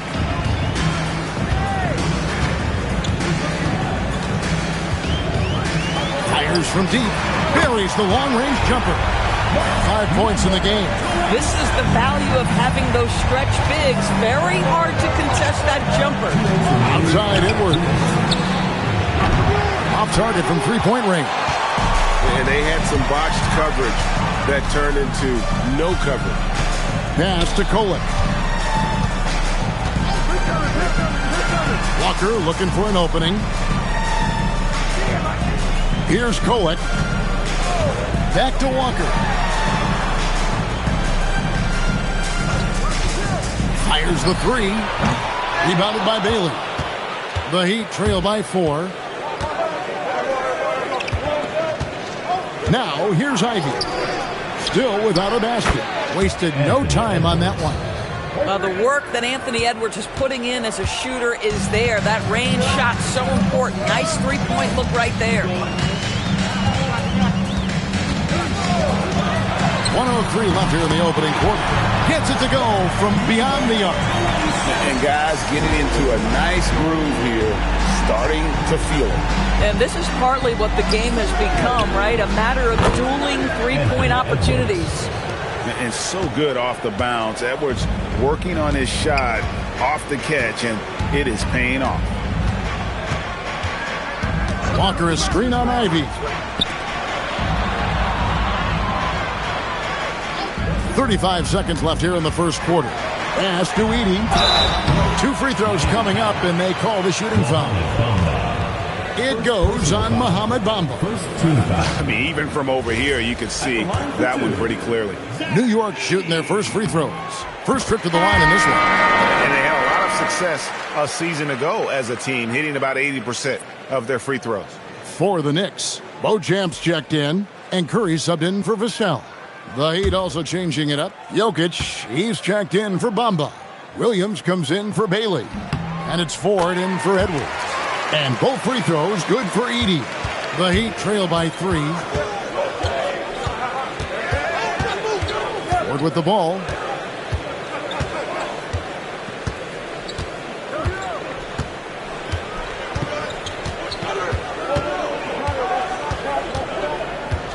Pass to Jokic.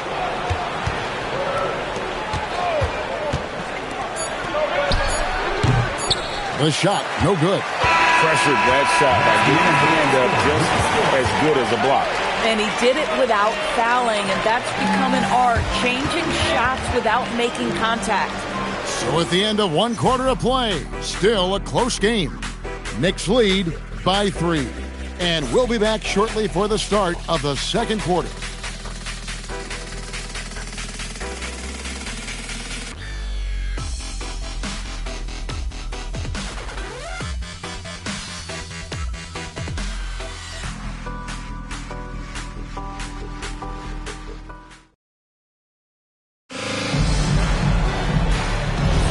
And we return to the second quarter, and Noche Latina specialized jerseys on display. Welcome back, everyone. And before we move on, what do you guys think about what we've seen so far from the Knicks? They set a physical tone in the first, and that really showed on the backboard. I think it's why they hold the lead here early, because they're controlling the flow of the game with those second chance opportunities. We've got Tyrese Maxey, Jarris Walker out there with Khalil Ware, and it's Curry. And it's Beauchamp in at the 3 spot. That's the 5 for New York right now. Now, let's take a minute to talk to Allie LaForce courtside. Allie. Hey, the Miami Heat's head coach Eric Spoelstra talked about their approach, and he said, you got to try to take control of the game, set the tone, and play consistently throughout. Everybody's trying to do the same thing. It's who can impose their will longer than the other team. Back over to you, Kevin. He knows his stuff. All right, Allie, thank you for the report. Here's Curry. New York moving the ball around. Beauchamp passes to Curry. Over to the left wing. Walker against Bass. Pass to Maxey. And a great assist by Curry as that one goes in. And it's an 8-point New York lead. They could use a big shot here to get this offense going. Too many empty possessions. Right now, they need a basket. And so Eric Spoelstra will call a timeout. Looking for a breather and maybe adjusting a thing or two.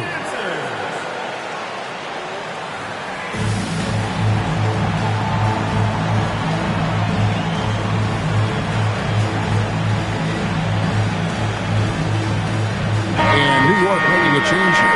Edey's checked in. And then for Miami, Walker's checked in for Bass.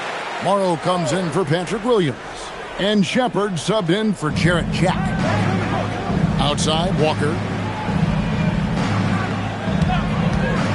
Greg, you think about the value of those sage veterans on a team, guys that been around the block, played a lot of years. Why are they so important? Well, a lot of times they'll echo the message of the head coach. And I tell you what, it's also, as a coach, you love having those veteran players because you can trust what they're going to do on the floor. That consistency is really important, not just for the coaches, but the teammates. And even against defense as tight as that, you almost expect him to still bury those. And hard work on the glass, once again, guys. And they put a lot of effort and focus on the backboard. To the paint. Here's Edey. A chance to extend the lead to double digits, but it's no good. To the wing right side. Pass to Morrow. Jokic's screen. They need this one. Jokic, big man with the triple. A very dangerous wrinkle in Jokic's game. A big who is gaining tremendous confidence from range. Here's Beauchamp. Still scoreless. Here's Edey. Kicks it out to Maxey. And he gets the whistle for the 3-second call. And now, courtesy of the 2K leaderboard, here are the teams that led the NBA in block shots last year. In fourth, the Heat. Both clubs physically dominant inside the paint. And that's why you see those outstanding shot blocking numbers. Catching up on the changes with Miami. Brandon Bass is checked in for Walker. And it's Edwards in for Anthony Morrow. Shepard, the pass to Edwards.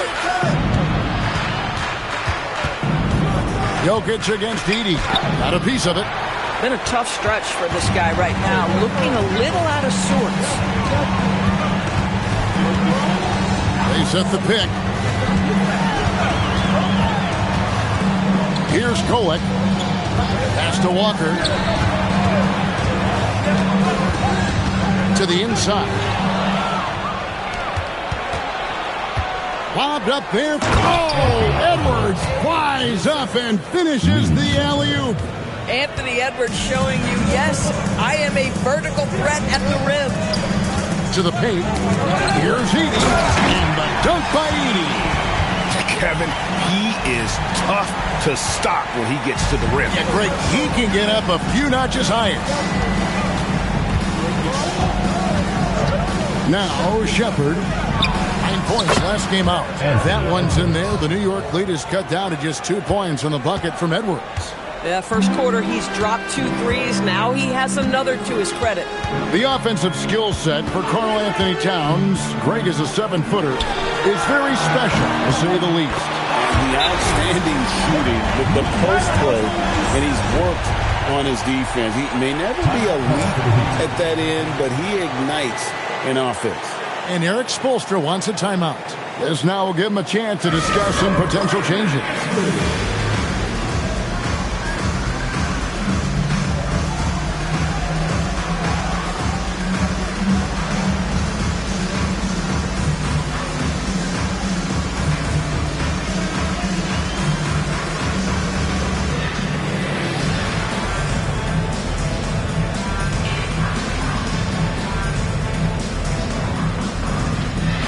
Vassell, he's checked in for Walker.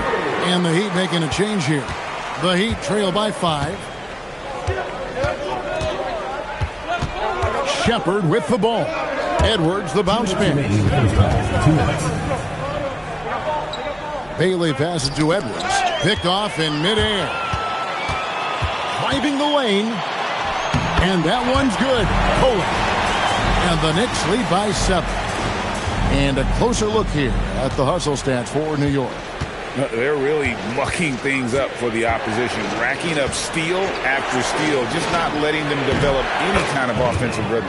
The other thing, I cannot be more impressed by the defense they've shown tonight. Their willingness to close on shooters, blocking shots, playing with great effort. Lets it go from deep. And again, New York with the triple. And at the offensive end, he's done about as much as they could have hoped for today. Edwards passes to Shepard. Back to Edwards.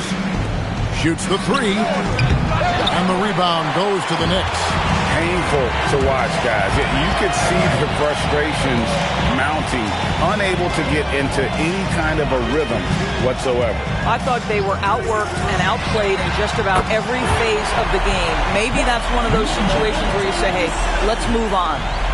He's found his rhythm from deep, and you can see the confidence. And I think the defender knows once he gets cooking, look out. The bucket looks awfully big to him right now. 5 seconds separating the shot and game clocks. Pass to Bailey. Pass down low. Scoreless thus far. Here's Shepard. 6 to shoot. Now Bailey. From outside off the mark. It's Vassell with the drive. It's tipped, and they're able to recover. He gets it in there. And so it's New York up by a dozen here at the end of the quarter. They have made it very tough to get a shot off against them. Their defense has been stifling. We'll get you back to the action after this break.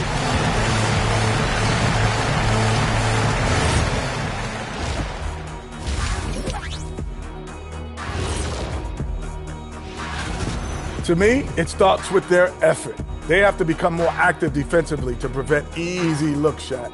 Yeah, the only way. And right now, let's see who's jostling for Rookie of the Year. What a rookie class. Here we are, taking the award down to the wire. I don't know who's going to win it, but it's been fun watching them ball out, Shaq. Even at this point, I'm not sure there's a unanimous choice. Makes it tough on the voters. Thanks for spending halftime with us. Time to get it back out to Kevin Harlan for the start of the third quarter.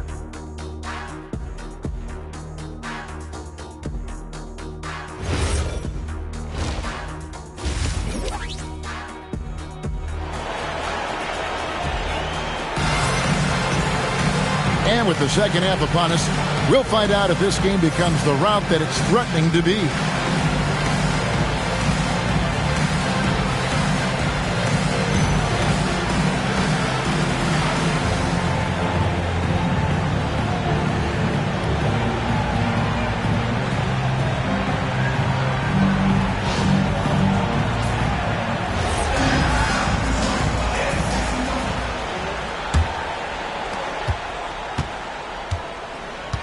Here's Shepard on the court for the Heat.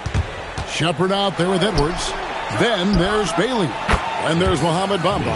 That is an absolute dime from the Ant-Man, Anthony Edwards. Every year gets better as a playmaker.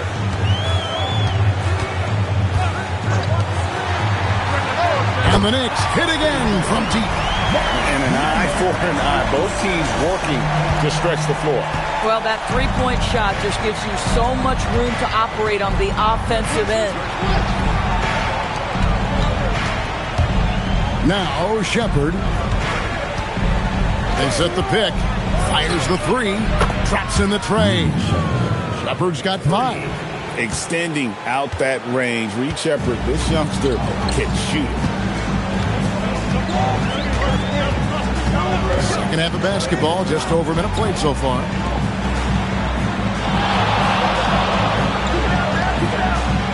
Edey a screen. Puts it up from 12.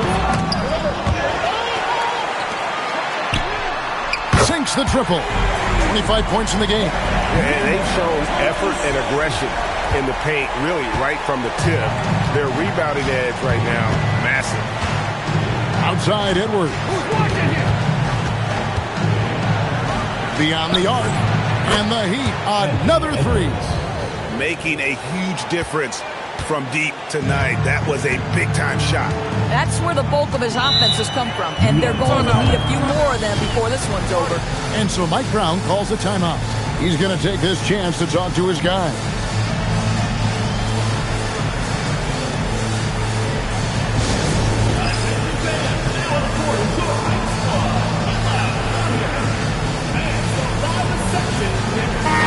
So a moment now to see the story on Mohamed Bamba.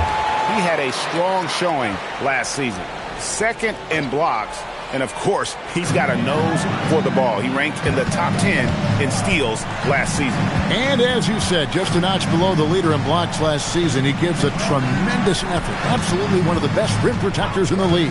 Outside, Walker lets it go from deep. And it's Miami with the rebound.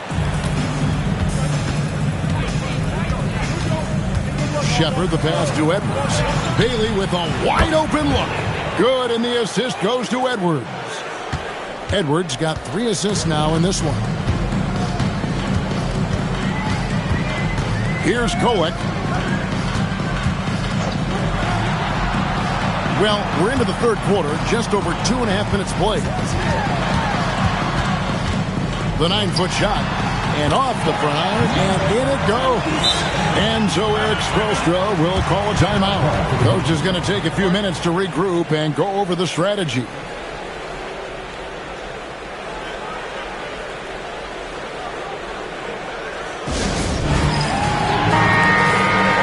Let's take a minute to look at the NBA's three-point shooters in the point guard position here in the second half of the season.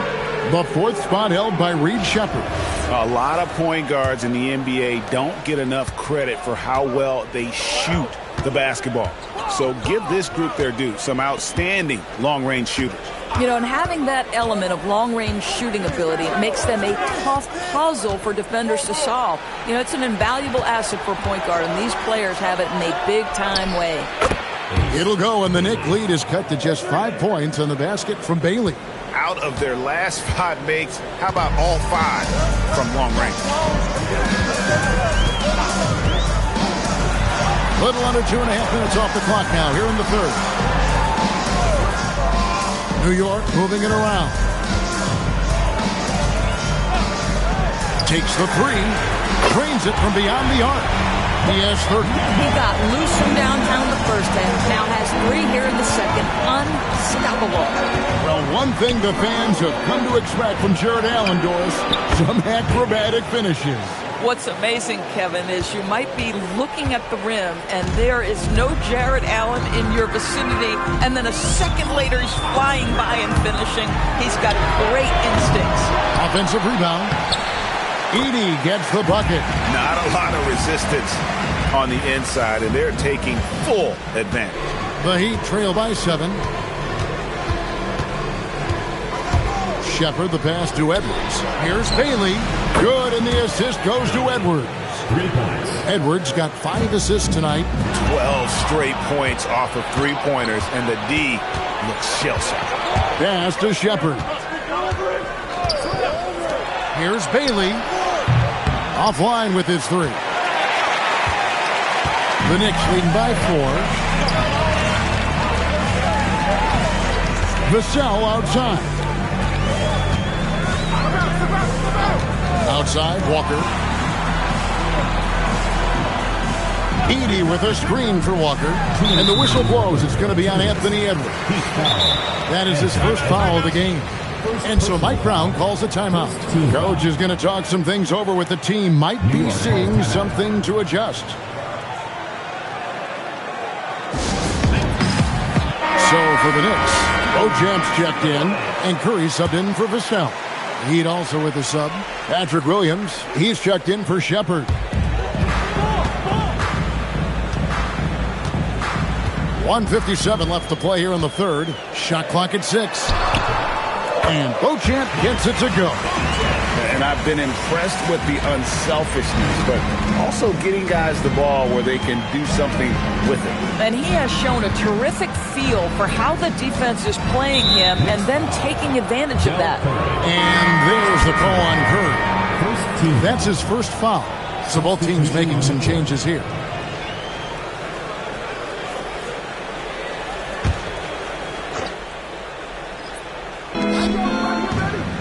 Pass to Bailey.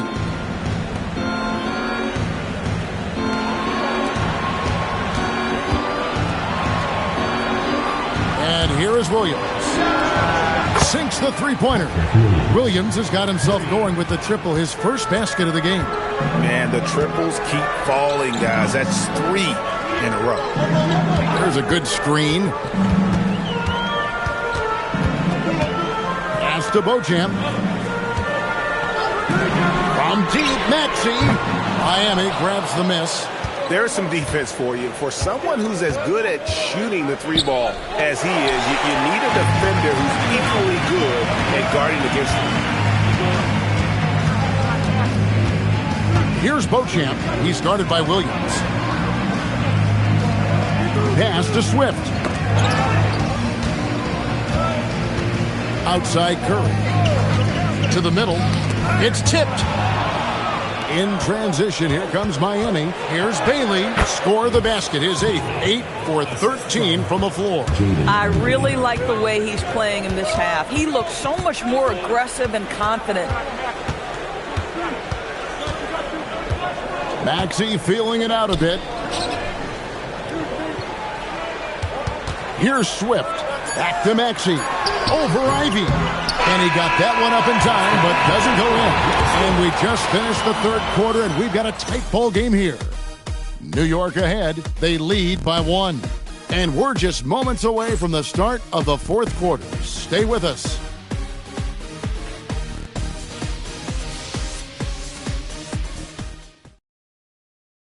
Now let's take a look at our assist of the game presented by State Farm. And the winner today, the big fella here with the sweetest of dimes. What a plus it is to have a post player who's got this ability to find. Well, we have some elite passing big men in the NBA, and you love that skill. Wow.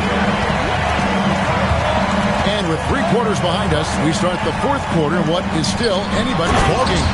Curry is out there with Tyrese Maxey. Then it's Walker. Then it's Khalil Ware. And it's Beauchamp in at the small forward. That's the 5 for New York right now. Shepard with the ball. Can't tie it up as that one's no good. Edwards against Curry. Over Edwards. Who's back up? Ware, good. And the Knicks lead by 5. I wonder what the score would be if they weren't controlling the backboard. Shepard, the pass to Jokic. Here's Shepard. And the 3 ball is good. The shooting ability is incredible. Shepard's got a shot from all over the floor. Outside Curry. Here's Beauchamp. He's guarded by Williams. Outside, Maxey. Down low, Ware.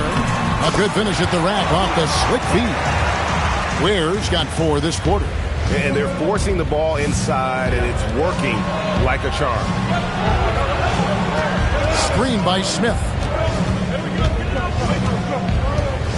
Outside Williams. Pass to Jokic from deep. Good, and it's Williams who picks up the assist. And if Jokic keeps refining that quick shot, man, he is going to keep the defense in trouble. And Mike Brown decides to call timeout. He knows every possession is critical now.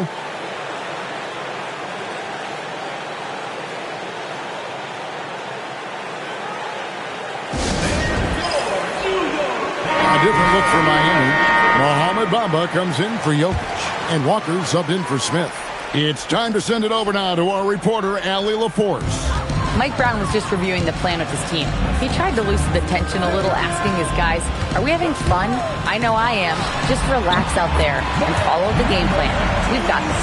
All right, Allie, we thank you for that. Boy, his offensive game has changed the tenor of this basketball game. Shepard, the pass to Williams. Just a little under 2.5 minutes have passed now here in the fourth. Pass to Edwards. And again, Miami with the triples. Well, Anthony Edwards came into the league with a reputation as a scorer. He is starting to hum a little bit right here. Walker a screen. And they come right back with their own three-pointer. He has 35. And guys getting into a nice groove here, starting to feel it. And this is partly what the game has become, right? A matter of dueling three-point opportunities. And the call is going to be, yes, it is, an illegal screen. You can't have that type of miscue in this moment, in this game. You have to be on the same page.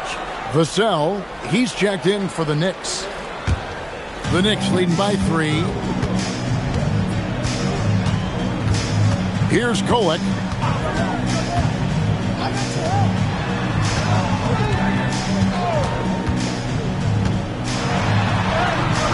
Misses the layup. Nothing more important than contesting layups and dunks. A great job defensively. Pass to Bailey. Fires away from way outside. Hard to figure out how he doesn't knock that one down. No defender in sight. Inside. And the dunk by Edey. Oh, taking it to the rack with power. Hammering down the two-hand slam. Now Shepard. Edwards passes to Shepard. Here's Bailey.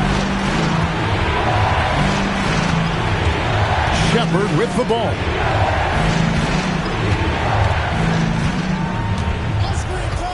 Clock at 6. Now Edwards for 3. Edey rips down the rebound. Cruises out. What an assist! It's been like this all night for both teams. The offenses having their way. And it is a major disadvantage down the stretch if you can't guard. This may just come down to who has the ball last. If they want to, they can milk the clock just a little bit here. Yeah, that's the best option. And it misses. Boy, he was anticipating a little bit more defensive pressure, and that's one you think he's going to make.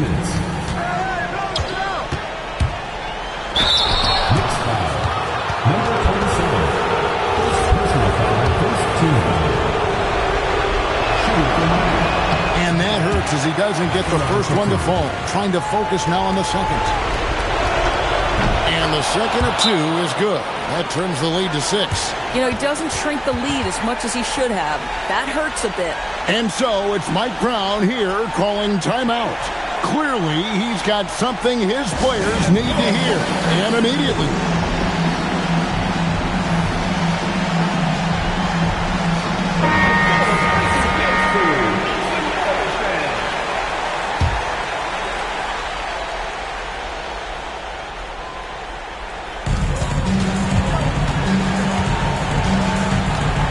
2:51 left here in the fourth quarter. Wrestlers a three. And there's the three. It works well there. Not much resistance from the D. It takes incredible effort to stay connected to the hip of the offensive player. You've got to want to work. Bailey fires. The response triple. Answers back. Their ability, again, to stretch the floor, particularly in this second half. And guys, boy, when you're hitting, it sure does work. It obviously opens up major options at the offensive end. Now Edey, stolen by Bamba. This has reached desperation time for him. I'll tell you, you need absolute perfection on every possession. That's what it's going to take here. He's showing he wants to be the man. Bamba has the hunger to step up in those big moments.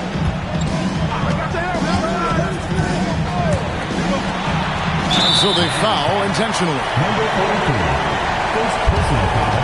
First team foul.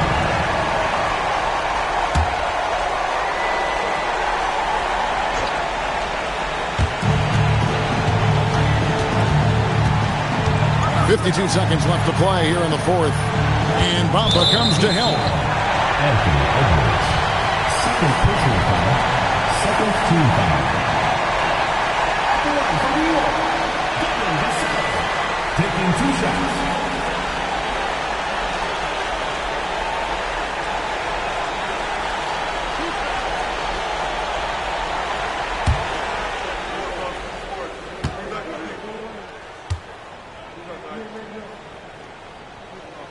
First free throw is good, and that puts them up by 5.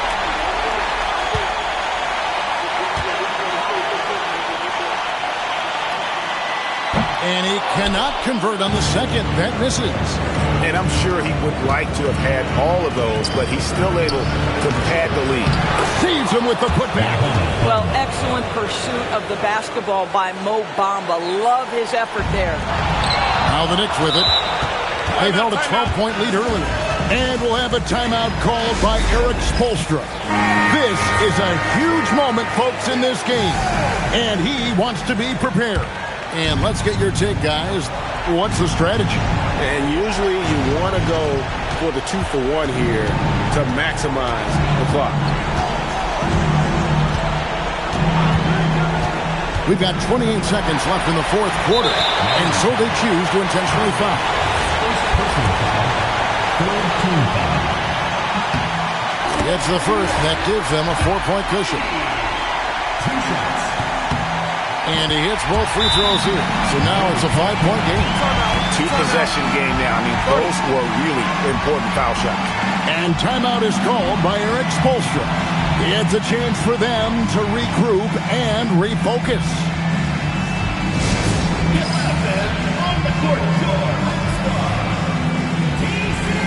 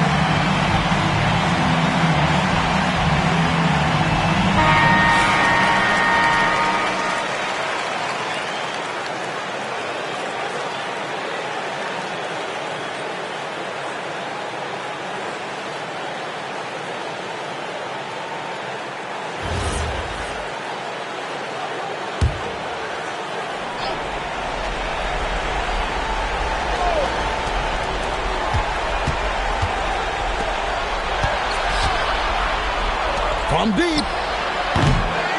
Got a hand in to tip it in. Love the determination he showed there, getting himself into good position under the glass. With the presence of mind to know just where the rebound was going to come down. Well timed. Had to foul, and on that occasion to stop the clock. That's the enemy in this situation.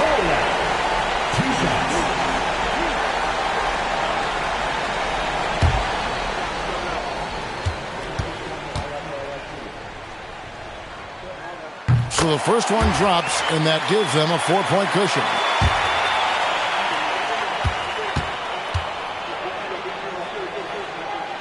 And so both free throws are good, and it's a 5-point game. Clutch free throws there. That should ensure they're going home with the W. He's off from 3, and he commits the intentional foul. Second personal foul, fifth team foul.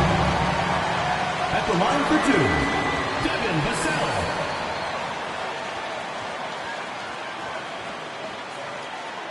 Two shots. Relax on the first.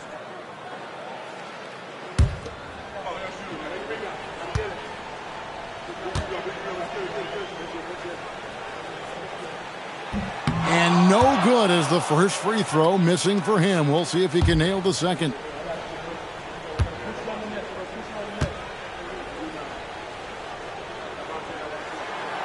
No luck that time either. From long range. And so it's the Knicks with the win. They didn't make it easy on themselves or their fans, but in the end, everyone's satisfied. I mean, there were some times that momentum shifted, and especially early on, but let's give this group a lot of credit for that stick-to-itiveness in terms of finishing out and executing that game plan. Well, folks, that's going to do it for now. For Dorisburg, Greg Anthony, and our sideline reporter, Allie LaForce, this is Kevin Harlan. Thanks for tuning in tonight as we present our player of the game.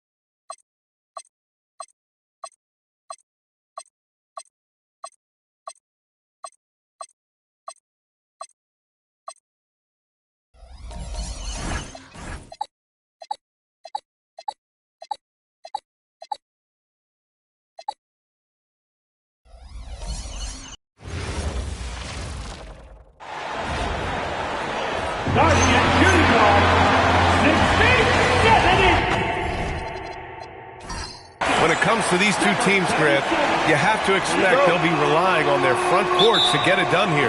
Yeah, I think that's right, B.A. It should be an old-fashioned battle amongst the bigs. And whoever gets the edge in that matchup, I think gets the W. But we'll see. Here are the 5 for Philadelphia. They've got Miller. Williams is out there with Dante DiVincenzo. And it's Weber in at the 4. Williams passes to Miller. The offensive rebound. Second chance shot. Can't capitalize inside. Doncic with it. Right wing. Outside, Rondo. Doncic passes to Rondo.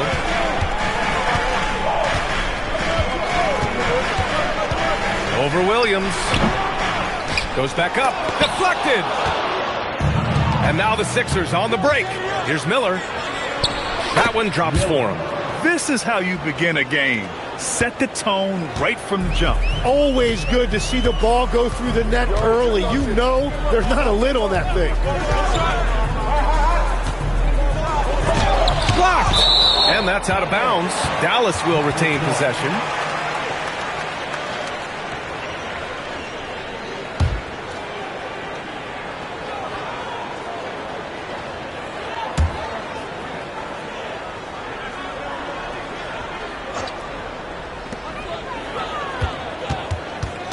Rondo with it, working on Williams.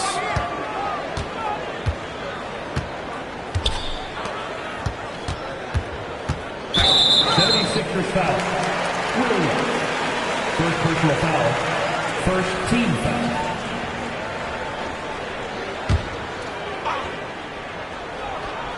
And in the first, a little over a minute and a half in. Pass to Rice. Just 5 on the clock. There's the triple. I mean, just a tough start. Missing their first 5 shots. And the Mavericks have stressed the importance of defense to winning at the highest level, Grant. Yeah, B.A., they felt that fortifying the team at that end of the floor would get them closer to contention. And look at them. They're making some bold moves there along the way. DiVincenzo against Doncic to the left side wing. Here's Lopez. And he tries it off the glass, but it's no good. Great contest of the shot. Kind of forced him to fade back more than he'd like. Williams looking around. Fires for 3. And the rebound goes to Dallas. Coming off a win against the Blazers. What about their offense? It was a well-oiled machine, getting them high-quality looks time and time again. You have to take advantage of opportunities. That's exactly what they did, and really, that's all you can ask for. Miller can't get it to go. He didn't make them pay for that weak defense, but they just can't rely on him to miss those kind of shots. Outside, Rondo. And no good. Had a chance to take the lead. Philadelphia's gone 0 for 4 from deep to start this one. Pass to Miller. Fires from deep. Philadelphia with another miss. Well, he better focus now. His efficiency is dropping, but there's enough game left to make corrections. Now Lopez. And he's going to the line for 2. The official saw contact while he was going up. And Lopez is just so big and long, which puts defenses in a bind and makes them overcommit at times. Shoot 2.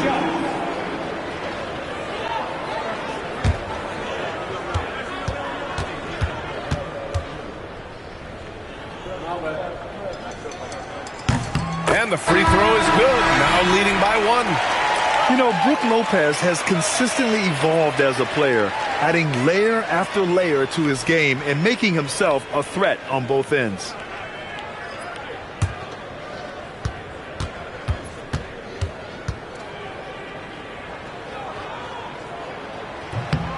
And Lopez drops them both. Just over 3.5 minutes gone here in the first. And so it's Williams with it. He brings it up for the 76ers. So Nick Nurse has decided to call a timeout here. He's going to take a minute to regroup with his players. And the first season matchup for them against the Mavericks this year.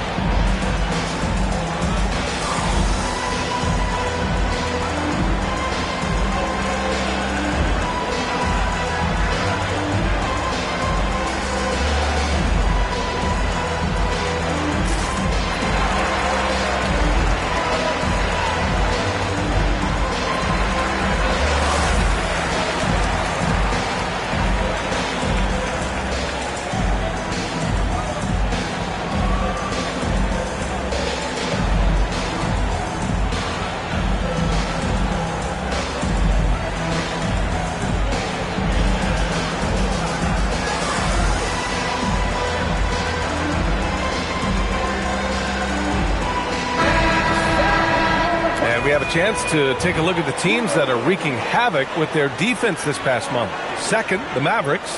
And they have really been focused on picking up their defensive effort, playing passing lanes, pressuring ball handlers, and trying to contest every shot.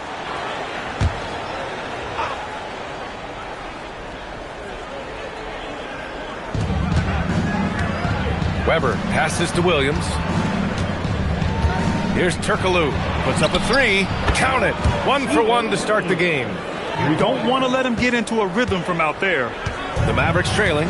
Legs night in, night out. You know what you're going to get from Clint Capella. Well, B.A., he provides activity on both ends of the floor. On the glass, he will protect the rim, and he is a constant lob threat.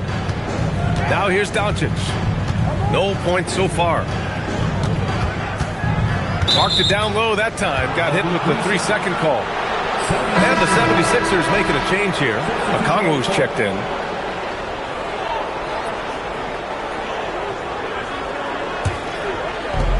Philadelphia's gone just 1 of 6 from downtown. Gives us a chance to catch up with Allie LaForce.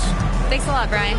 Anthony Edwards is truly a superstar on the rise. He said, quote, "People forget how young I am. I'm not even touching my prime yet. I'm just trying to get more efficient as every year goes by." Brian? A star on the rise. Allie, thanks for the report. Pass to Red. Here's Brand. Doncic outside. Here's Lopez. The shot is good. Doncic making the play. And using that size to his advantage. I mean, I like it when Lopez establishes himself inside and looks to capitalize. Miller outside. This one for 3. Kept alive. It's good. And so far, they've had the advantage on the boards. 1:41 left in the first quarter of the game. Mavericks trail by 3. Red pass to Brand. Some nice ball movement by Dallas. Here's Lopez. And it's Dallas scoring again. And Lopez is mostly an inside or outside guy, but he'll take advantage at times of a mid-range J if he finds one.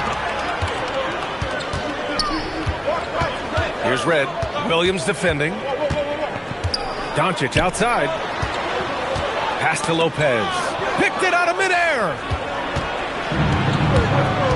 Here's Turkoglu. Shoots from 12. Again, the Sixers score. I like Miller's vision. I mean, he sees the court well and makes really good decisions with the ball. Doncic passes to Brand. And here's Lopez. From 9 feet, got a piece of it. And it's out of bounds. The Mavericks able to retain possession here. And Philadelphia making a change here. Substitution on the court.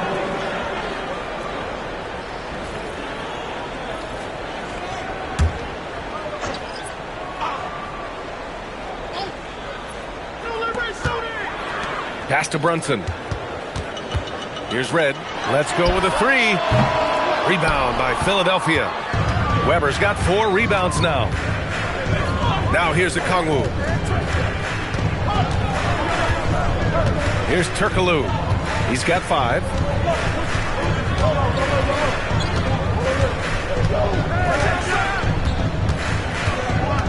The kick out to Williams.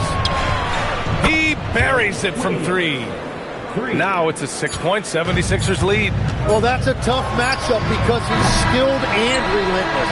And so it's Philadelphia leading by 6 as we wrap up the quarter. The hustle they've shown on defense has been tremendous. More 2K action in just a moment.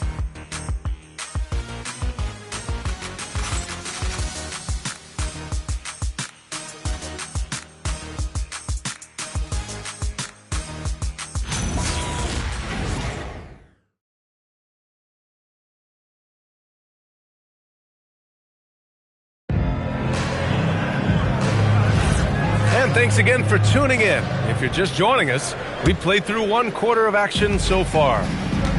And a moment here to take a look at some hustle stats for the 76ers. Well, so far they've been immensely aggressive on the defensive side, denying easy shots, and it's made a difference in the game. And then there's the points off turnovers. They've really made the other team pay when they've lacked ball security. So on the floor for Philadelphia to kick off the second quarter. They've got Derek Lively. Johnson is out there with Lou Williams. And it's Turkoglu in at the small forward position. Pass to Brand.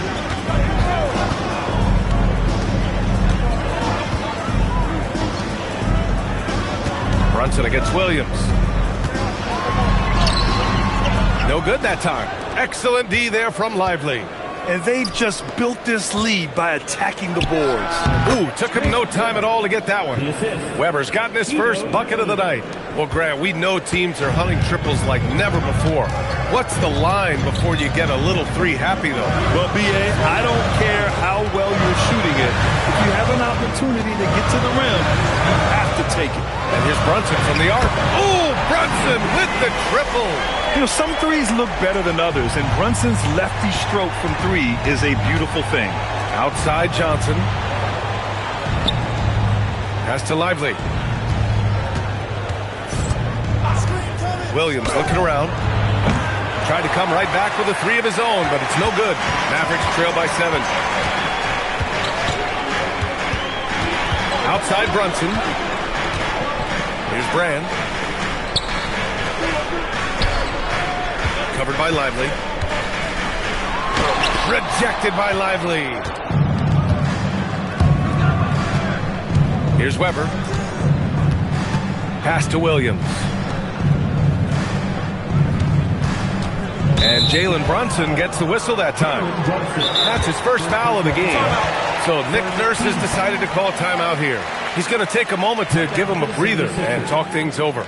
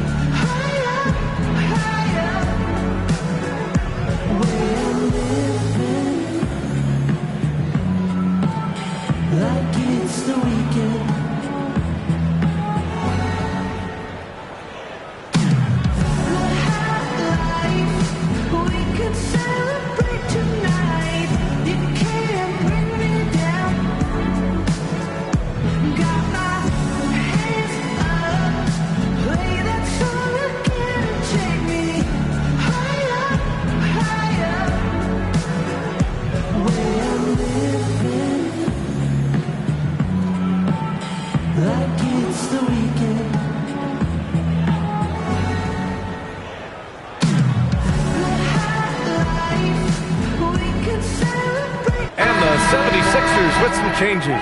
Okongwu's checked in for Lively. DiVincenzo comes in for Johnson. And Williams is subbed in for Williams.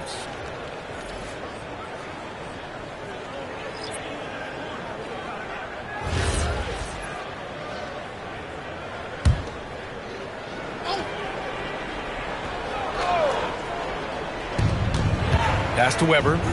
Back to Williams. Here's Turkoglu. Lets the three fly. No, he's made 3, missed 2 now. And here's Rondo. Coming in off a 14-point game last time out. Inside. Ooh, it's stolen. He takes it in. And a strong finish with 2 hands.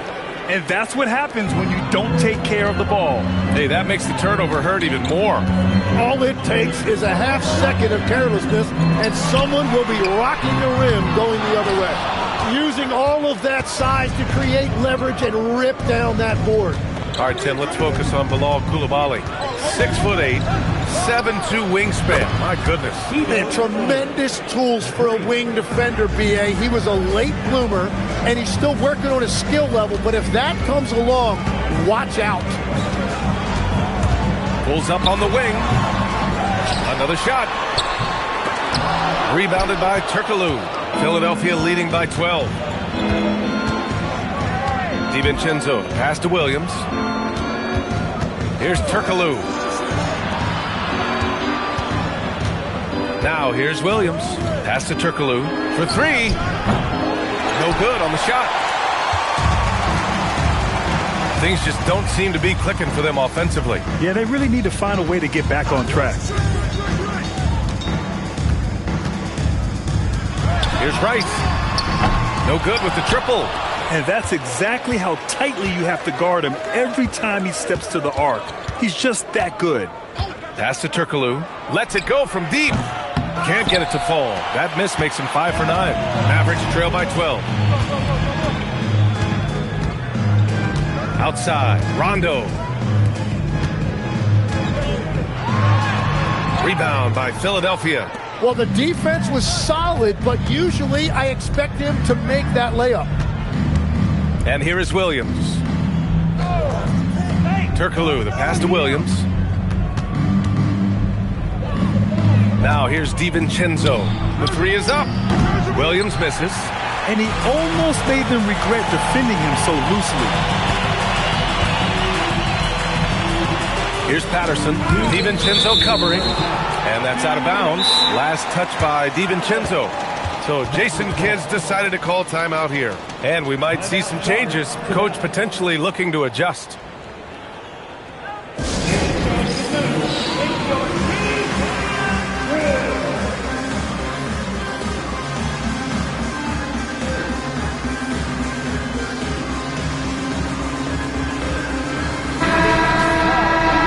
Look now at the breakdown between 3s and 2s for Dallas. And I really like what I've seen from them here. The 3-ball hasn't necessarily been there so far, but I like when they get an open shot from there, they don't hesitate to fire. They need to keep doing this. Rondo passes to Red. Again, the miss by the Mavericks. Nice rebound. Trying to match the other team's intensity right now. Here's DiVincenzo. Gatling grabs the miss. Well, that's a good high percentage shot. He just couldn't convert. Here's Rondo. Off the mark, and the drought continues. And Williams has got the ball here for the 76ers. 12-point lead, their biggest of the game. Pass to Miller. Philadelphia moving it around.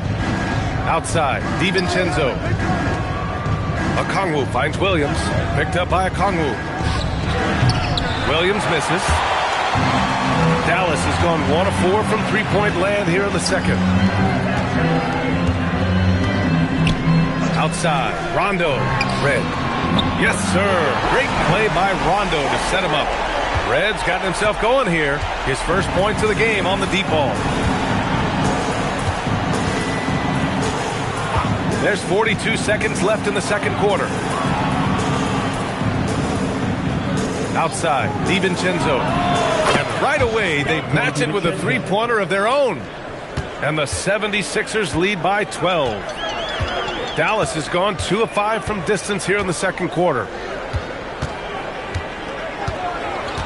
Now Doncic hasn't gotten one to fall yet.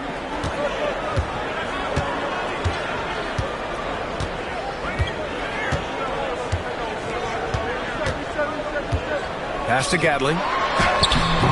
No good there.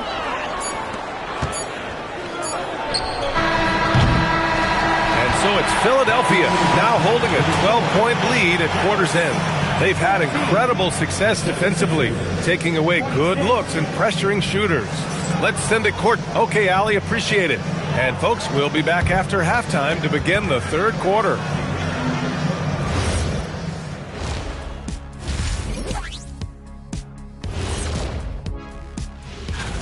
It's a very exciting group. We get to watch them grow. The league has adjusted to them along the way, but they've adjusted back. So now we'll take a look back at our featured game. That was quite a performance for the Philadelphia 76ers. their reserves are playing like starters. A lot of teams are emphasizing depth these days. So much talent in this league, to the point where the spillover G League has some ballers. Thanks for joining us. Time to head back over to the third quarter with Brian Anderson.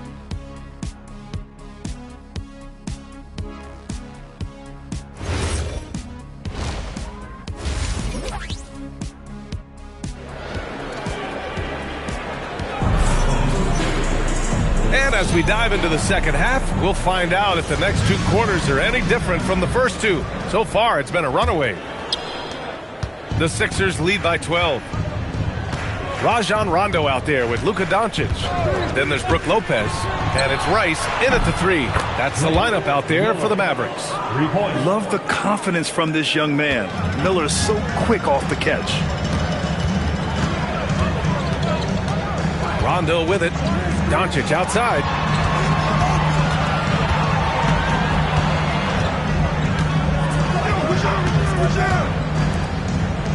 And it's going to be a 3-second call.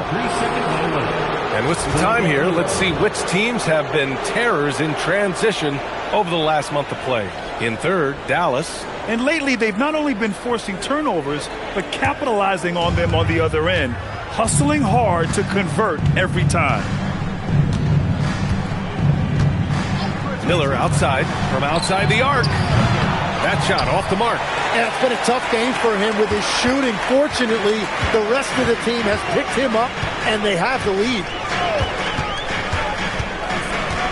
Here's Rondo.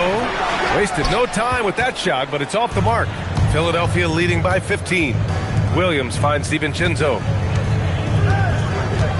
Miller outside, fires the 3, gets the 3-ball to go. Miller's got 8. Man, they're having a hard time defending the triple. That's 3 in a row. Right around a minute and a half played in the third quarter. Outside, Rondo. And he banks in the layup. Good play call and good execution. The offense running on all cylinders. Here's Miller. Pass to Williams. The 3, and Miller the bucket on the assist by Williams. Williams has got 4 assists now tonight. Mavericks trail by 19. So Jason Kidd's decided to call timeout here. He's going to gather the troops and talk it over. And great passing so often the thing that separates the good from the great. Who, for your money, Tim, is the best in the association? Well, what's crazy, B.A., is I think the top of the list belongs to a center. Right, Nikola Jokic, to me, an all-time talent, still in his prime, and his playmaking ability, unquestionably, the best we have ever seen at the center position. Never seen any player like him. He's amazing. Maybe never will, either. A chance here to catch up with Allie from the sideline. Thanks a lot, guys. The Dallas Mavericks are all in on defense. Coach Jason Kidd said, quote, "That's something you can hang your hat on, especially when your offense isn't going. Defense will give you a chance to win those ugly games. That gives you the opportunity to play for that bigger trophy." Guys? Gotta have it. All right, Allie, thanks for the report.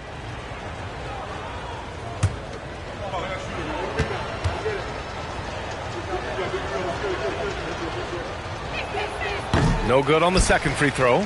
All right, Tim, you've covered the NBA for a long time now. What's one thing you wish you could change about how we cover the game? Well, I think there's a temptation to boil it down to hot takes, and I'd much rather see us cover the appreciation that we all have for the nuances of the actual basketball.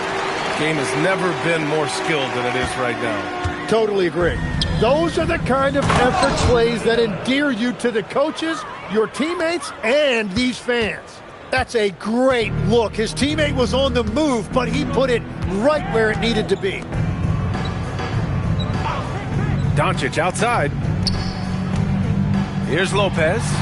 Weber pulls it in. Weber's got rebound number 7 tonight. Checked by Rondo. The shot from the low post is good. Give him 8 points now. Well, this team relies on his scoring, and no shocker, he's done his part. Pass to Lopez. Oh, he picked him clean. Down low. Howard down after the assist led him to the lane. What a two-way play. Just tremendous. Yeah, the steal was slick. The slam topped it off. What a great sequence. You gotta love the effort. That's big time. Again, the miss by Dallas. Players avoid taking mid-range shots these days. It's almost like the threes are easier for players to get. Miller outside, lets the three fly. It's hauled in by Luka Doncic. Practically a block. Good, strong challenge. He didn't quite get a hand on it, but he did enough to affect the miss. DiVincenzo with the steal. Pass to Williams.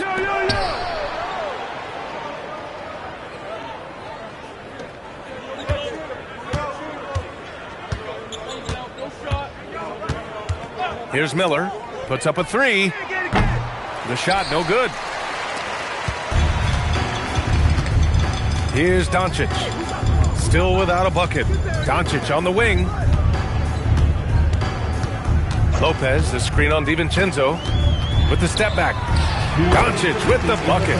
Yeah, from a tough spot on the floor, Luka's shooting ability on display right there. And you think about Jokic's point center game. He's a pioneer, Grant, a one-of-a-kind. Oh, one-of-a-kind indeed. And historically, very few centers have led their team in assists, and none with the regularity of Jokic. So he's an outlier, but is he a trendsetter? Only time will tell. And Philadelphia making a change here. Johnson's checked in. Williams passes to Miller. And there's 1:38 left in the third quarter. And another great assist. The offense is really clicking now. And here's Doncic. He'll bring it up for Dallas.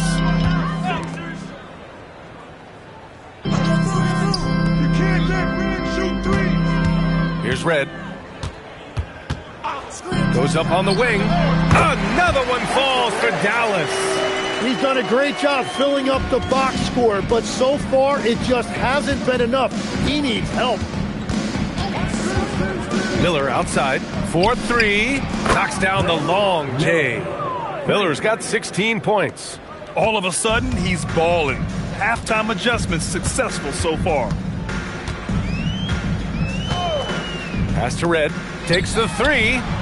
Rebound by Philadelphia. Weber passes to Williams. The three ball. Hits a three-pointer. Williams has gotten his second bucket on the night. Their defense has to do a better job of smothering those shooters. The Mavericks have gotten only 4 of 10 shots to fall so far in the third.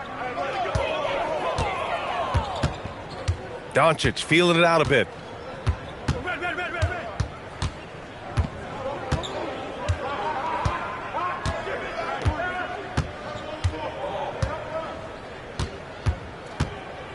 Six on the shot clock. Sinks that one from the post.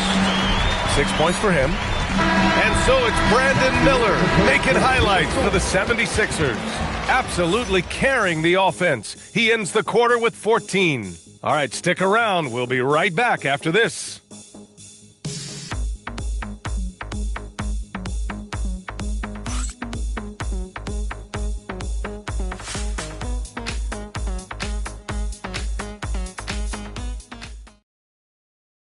All right, let's listen in. Head coach Jason. We're not talking to each other.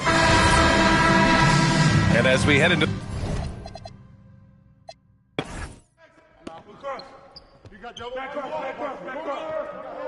Guard Hidu. Red. Yo, watch him.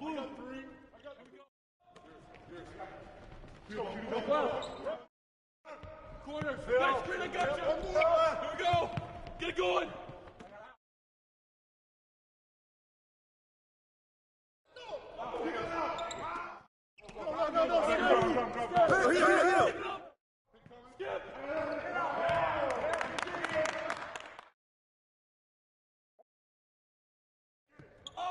And the foul.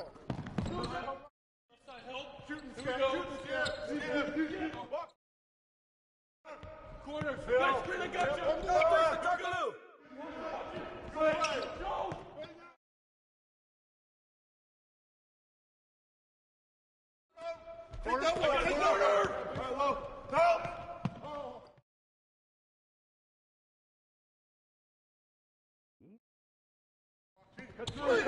Get to him. Turn down. Use that.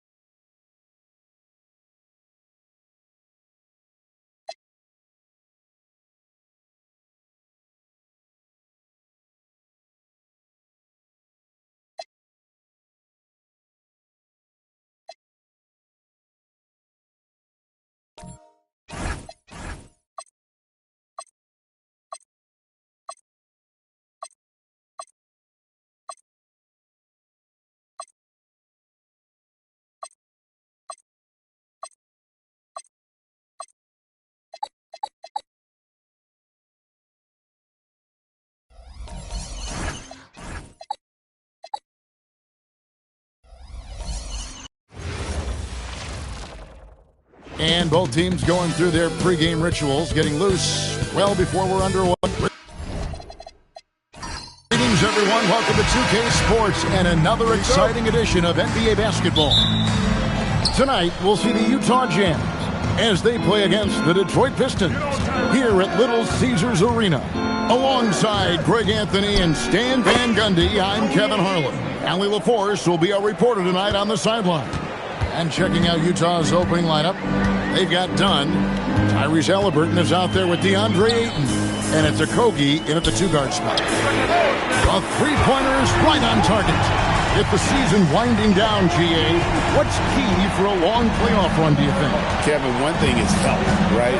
When you look back at past NBA champions, lots of times it's the teams that were able to survive the year without any major injuries. Here's Halliburton following the three by Detroit. From downtown, hits the three-point bomb. He's got 5. Matching baskets from the perimeter, an earmark of today's game. Yeah, sometimes you get in a shootout like this, but you just hope that you can get a stop first. Harper's shot is good. And that's exactly what he's looking for, draining the triple. And here's Halliburton. He'll bring it up for the Utah Jazz. First 1:30 gone here in the first quarter. Ayton a screen on Stewart. Lets it go with the 3. Rebounded by the Pistons. And you could tell he thought that triple was going to fall. Outside Harper. Lets the 3 fly. And the Pistons another 3.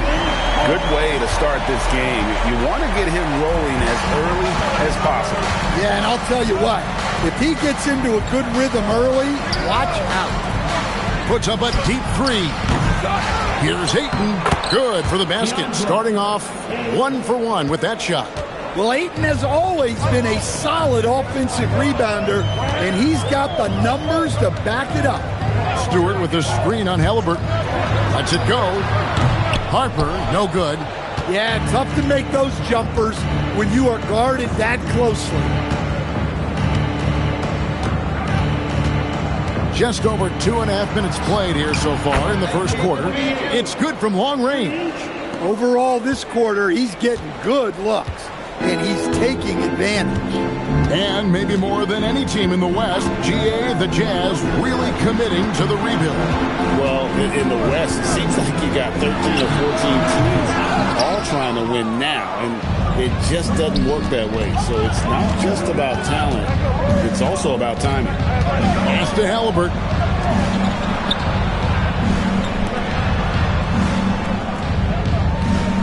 Ayton a screen on Harper. 3-pointer. Rebound by the Pistons. Here's Pat. Stewart with the screen on Halliburton. Now here's Harper. Bangs home the trifecta. Harper's got his 3rd bucket of the night. Jazz have gone 4 of 7 from the field, shooting over 50%. 3-pointer. Sinks the triple. Well, he's been very reliable tonight. Not wasting any chances, really using his head. And so the timeout here by J.P. Bickerstaff. Coach needs a moment to talk things over. Hamilton's checked in for Utah. Here is a peek at the teams that have dominated defensively in the paint since the All-Star break. The Pistons, number 1. I mean, they've got the intimidation factor down low. Their shot blocking really gives them a reputation, and teams may grow reluctant to want to force the action inside. Gets the three-pointer to fall. He's got 6. This tug-of-war game continues. And, guys, that's lucky number 7 already in this game. Back to Halliburton.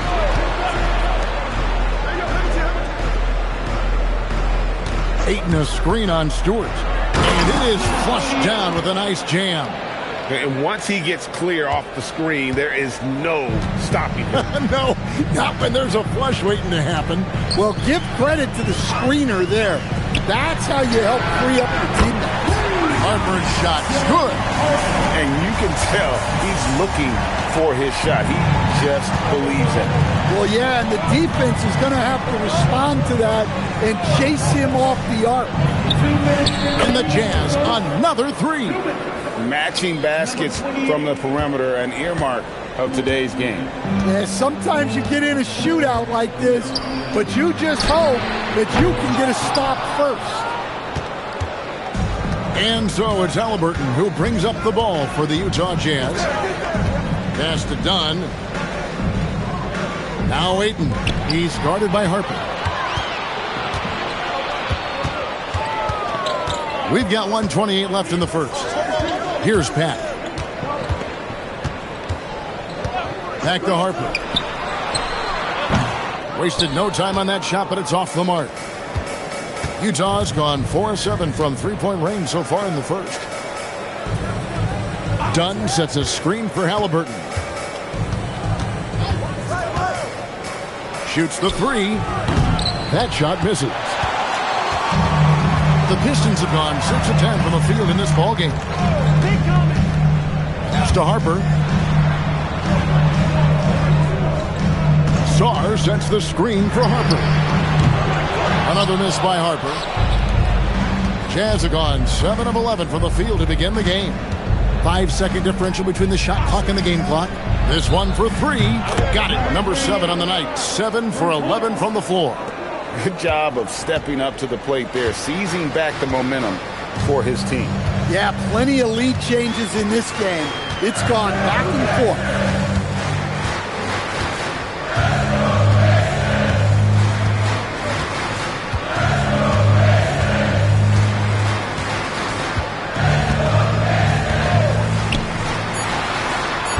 Misses the jumper. Well, you can't play better defense than that, patrolling that mid-range area. Both teams have it going here early and still close through the first quarter. Jazz out in front, up by 3. And we'll be back with you for the start of the second quarter when we return.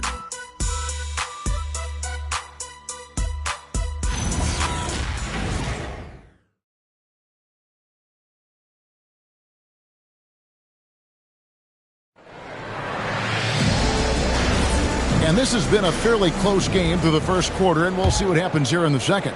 And taking a look at the Jazz performance here, guys, what have they been doing or not doing? Boy, their offense looks really good when everyone's in sync. Terrific first quarter. Yeah, they've looked sharp early on with their offense, getting good chances and converting what they've taken. On the floor for Utah, getting going here in the second quarter. We've got Antoine Jamison. He's out there with Richard Hamilton. Then there's Ayton. And it's Bowen in at the 3 slot. Now here's Hayes.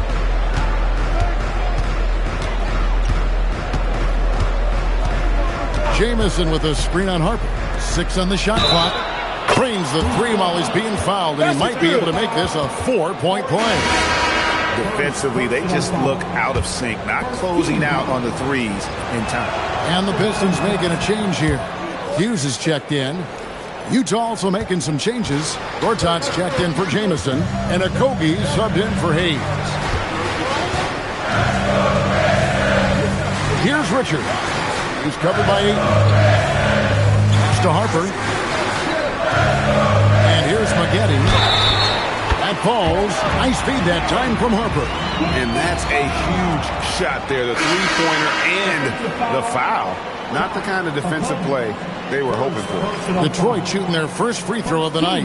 Here's what Utah's going with right now. Robinson's checked in for Gortat. And it's Whitmore in for Bowen. One shot.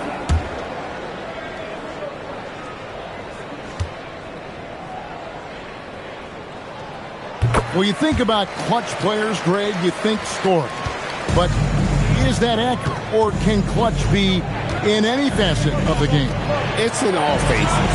And you think of guys who always seem to come up with that crucial rebound or that big-time stop. Being clutch comes down to will as much as skill. Ayton throws it down.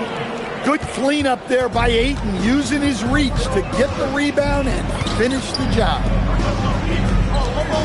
Pistons passing it around. And again, it's the Pistons missing. Jazz leading by 5. Pass to Okogie. Wants to get it to Robinson and does. The shot comes out. Detroit is gone 7 of 11 from deep tonight, using the three-pointer to their advantage. Here's Peck. Out to Maggette. On the wing, Hughes.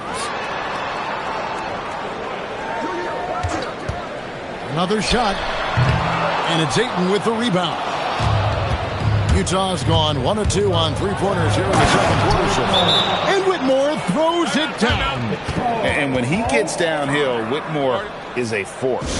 And so the timeout here by J.D. Bickerstaff. He's going to have a discussion on the sideline. Antoine Jameson's checked in for Utah. Halliburton comes in for Cam Whitmore. Here's the 3, and it's Utah with the rebound. Ayton's got rebound number 8 now on the night. Pass to Okogie. Back to Halliburton. Oh, and that one had the right spin on it, and it is good. Halliburton's got the lead up to 9 now for the Jazz. Quarter number 2, around 3 minutes gone by. They get it again. Got a hand on it. Here's Halliburton, and Halliburton slams it in. Getting out on the break. Nice finish by Halliburton. Great execution for the team. They've been struggling here on offense. Yeah, a bit of a dry spell for sure. Outside Harper. They need this. That's all good, and that's his 5th basket of the game. He's shooting 5 for 11 now. And even after all those three-pointers he hit in that first quarter, looks like the D still didn't learn its lesson as they've left him open for another one. A nice shot by Halliburton. And he has really come to life here after a slow start in that first quarter. Here's Pat. No scoring in this one. Sarr with the screen on Halliburton. Another miss by Harper. No doubt it's been a bit of a struggle for him here in this quarter in terms of scoring. Pass to Ayton. Halliburton outside. Hamilton sets a screen for Halliburton. And Utah, another 3. You watch Halliburton shoot. The release is a little low, but it's quick and it's deadly. Pistons trail by 14. Right now, let's take a moment here to catch up with Allie LaForce on the sideline. Thanks, guys. So are dynasties a thing of the past? Well, Commissioner Adam Silver said, I'm fine with dynasties and I'm fine with new teams emerging every year. What the fans want to see is great competition. As long as teams are emerging through great management, let the results happen however they play out. Kevin, back to you. You just won a fair fight. Okay, thank you, Allie. Detroit making a switch here. Shannon's checked in for 3, Okogie. And Sarr pulls it down. And even with good coverage defensively that time, he has confidence to drill the 3. Here's Shannon. Nailed from three-point land. Shannon's got it back down to within single digits for the Pistons. We've got 1:48 left to play here in the half. The Jazz again can't hit it. Excellent work defensively. That's how you guard a three-point shooter of his caliber. And that's out of bounds. Detroit will retain possession. Well, this group of shooting guards has given us a little bit of something extra lately, including excellent rebounding, so you can see those numbers. And you look at Hamilton, third in rebounding, and what a physical presence inside. Well, it's not easy to do what these players have done in that area, strictly because of positioning. I mean, typically a two-guard, you're not in tight when a shot goes up, so competing for rebounds is that much more difficult. And you have to credit the two guards who are willing to come back and mix it up for a rebound. That attitude catches on for the entire team. Both teams running perimeter-oriented plays that are working. Well, you know it's become a three-point shooting league. Teams shooting a steady diet from outside. And Detroit again with the bucket. And that pick takes the D totally out of the equation. Yeah, you've got to lock and trail hard. You can't allow him a clean look for that. Launches a three, and again it's the Jazz from deep. And boy, he's really in a groove. Dominant performance last game. Same thing this time out. Yeah, for sure. He is just oozing confidence. Thinks every shot is going in. They should just keep running sets for him. 2 points. That one goes. Well, this could be one of those nights where there's just nothing you can do to slow him down.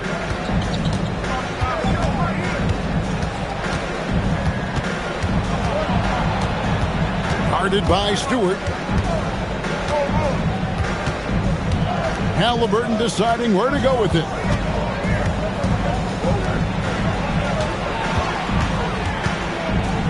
Pass to Okogie. Wing shot on the way. And that shot was up in time, but doesn't go in. The clock runs out, and we're heading to halftime. Jazz lead by 8. We're going to step away briefly, but get you right back out here for the start of the third quarter after our halftime.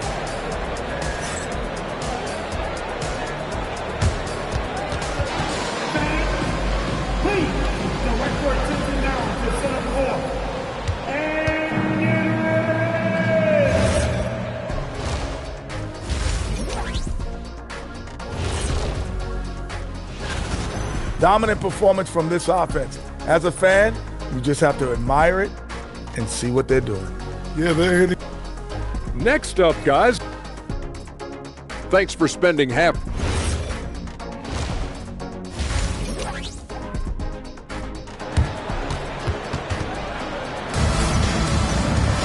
And we've got third quarter of basketball for you. 2 quarters in the books. Pistons trail by 8. Harper is out there with Pat. Then it's Sarr. Then there's Isaiah Stewart. That's the group for Detroit right now. And he's just living out beyond the arc right now. What a weapon to have on the floor. Well, he's firing away with confidence from downtown. The defense better adjust to this, and fast. A three-pointer is right on target. Yeah, it's such a sweet three-point stroke there. It can really open things up inside because as good as he shoots it, it forces the opposing bigs to have to step out on the perimeter. Pass to Harper. Nice ball movement by Detroit. No one covered. 21 points in the game. Well, over the course of the night, he's been taking shots he's comfortable with, and it's working.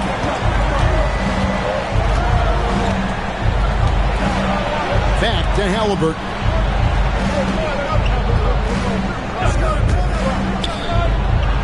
Again, the Jazz score. He's been in total control offensively, and the defense has had no answers. 90 seconds now into the second half. The quick look, no good that time. And then they continue to control the glass. Dunn sets a screen for Halliburton. From the arc. Gets it to go from beyond the arc. And now it's a 10-point Utah lead. Another good play. This is how they built the lead. Calling on the right guys at the right time. Yeah, come on. They're just having their way out there and continuing to press the advantage. And so the timeout here by J.B. Bickerstaff. He's going to make some adjustments to the game plan. A moment to check out DeAndre Ayton here. Last season's performance for him, first in steals, and he was among the top 20 rebounders in the league. Never shy about throwing his weight around in the paint. And as you said, first in steals last season. You have to say he's the best ball hawk in the league right now. It may not even be close. Connects from three-point range. And making 3 of their first 4 shots in this half is a strong start. Now it's about growing that momentum. Connects again from distance. Buries his 10th triple of the game. Unbelievable. Pistons trail by 10. Pass to Pack. Fires for 3. Done with some nice D. That is fantastic defense on one of the best three-point shooters in the league. Didn't give him an inch of room. Halliburton outside. And the Jazz with another 3. Wow, 5 straight buckets coming out of half. They are rolling. Here's Pat. Hasn't made one yet. Rebounded by DeAndre Ayton. The edge on the glass is the difference. It's allowed them to build this lead. Back to Halliburton.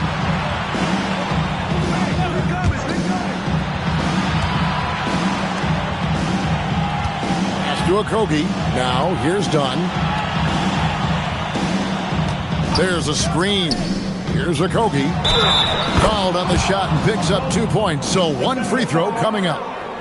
The ball movement on this run has been fantastic and is a big part of why they've been able to get these good looks. And he's got his first chance at the line here. Okogie. 1 shot.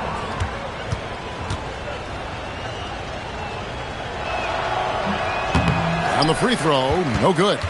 Pistons trail by 15.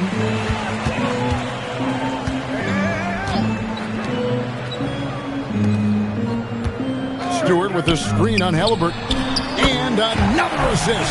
That makes 15 assists. He's been one step ahead of the defense all game long.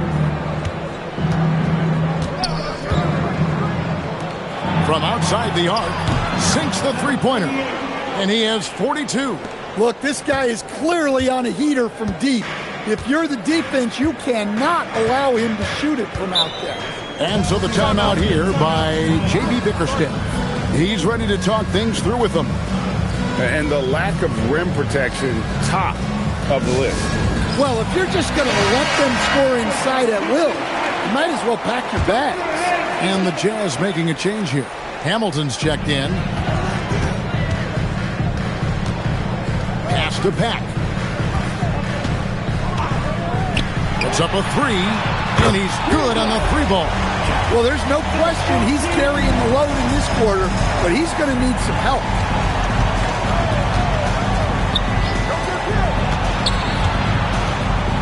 Ayton a screen on Stewart. Stolen away. Now Detroit moving it up. Here's Peck. Sarr, great positioning on the putback. And when you ask the coaches about Sarr, they rave about his motor. Hamilton outside. Bounce pass, Halliburton. And again, it's Utah. Well, he's had a night. This team feeds off of his energy. And every time they've needed a bucket, he's delivered. Outside Harper. Launches it. Trains the three-pointer. Harper's got 18 points. And if you're the guy who has to guard him, it is never going to be an easy night for you. A minute 20 left in the third quarter of the game. And right away, they match it with a three-pointer of their own. Well, he's just dominating right now. If his teammates are smart, they'll keep getting him the ball. There's the triple, and the three-ball is good. Well, they're behind, but it's certainly not because of him. He's doing everything he can. He just needs more help from his teammates. Hamilton outside. That falls. Nice feed that time from Halliburton. And the Jazz lead by 13. For Detroit, they've gone 8 of 12 from the field since the beginning of the third. It's 9 seconds separating the shot clock and game. Here's Pat.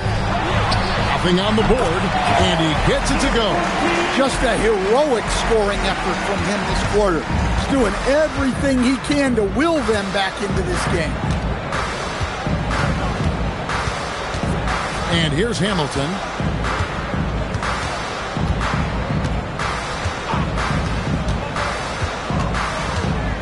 Aiton a screen on Harper.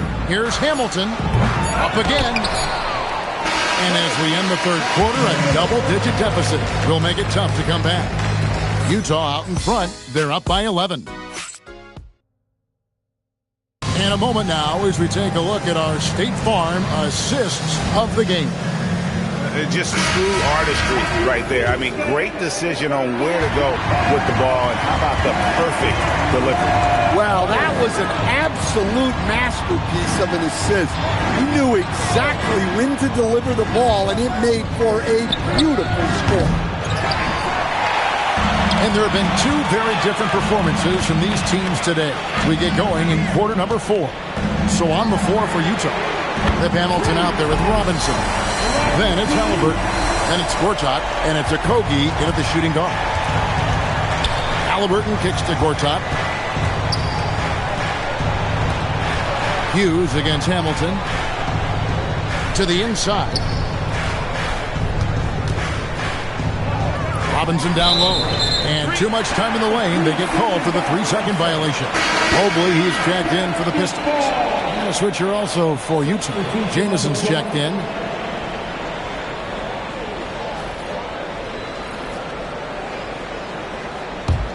Pistons trail by 8. Maggette outside. Pass to Pack. And here is Harper. To the left wing. A 3. It's rebounded by Tyrese Halliburton. With the drive. Here's Okogie. He's guarded by Harper. And foul on the shot. He'll shoot 2 at the free throw line.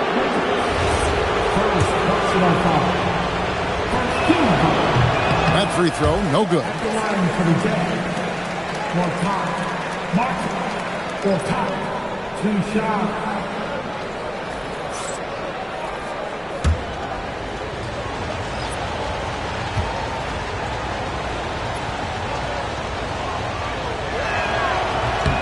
And the second free throw, good. Here's Pat. Another assist for him, guys. He'll have 20. Really, pass after pass. Each time up the court, he's looking for a way to get his team involved. Great in terms of being an effective playmaker. And when you are as good a shooter as he is, you have to have the confidence to take that shot. It might not always fall. Yeah, it's one of those heat check shots, and heat check is a synonym for bad shot. And another assist. And that's his 20th assist. Wow. Just doing a great job at orchestrating the offense. Nice shot by Hamilton. And coming down the stretch here, both teams are still on fire. Yeah, in hopes that your opponent is just going to go cold. That's not going to happen, it doesn't look like in this one.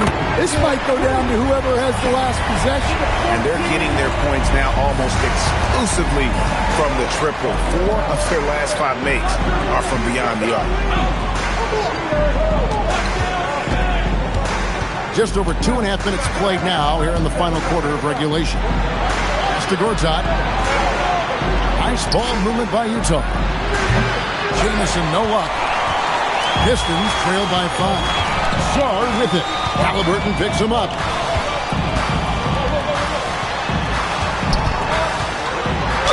And he could not get that one to go. Out of contact, and he'll go to the line for 2. And with the offense getting right to the rim, at least they saved the layup. At the line for 2, number 14.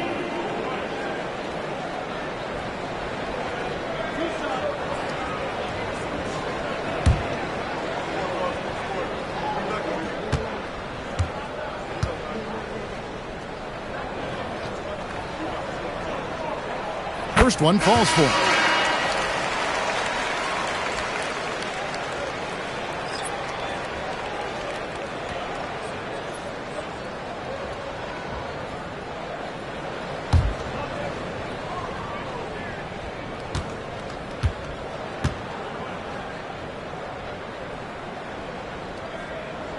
And so he hits both. I'm sure they don't want to send him to the line. That has to be in their scouting report. Here's Okogie.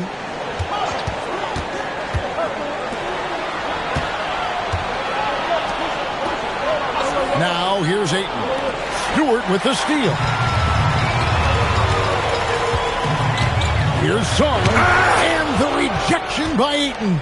So much effort on the defensive side for DeAndre Ayton, owning the paint. We've played just over 3.5 minutes now in the fourth quarter. Back to Hamilton. Unloads. No good. Well, I'm surprised that didn't fall for him. We know that's a shot he can hit, and there wasn't much resistance either. And here's Harper from the arc. Jazz leading by 3. Here's Okogie. Beyond the arc. Cleared away by Stewart. Yeah, not his best night in terms of shot selection. Lucky for him, his teammates have picked up the slack. Here's Pat.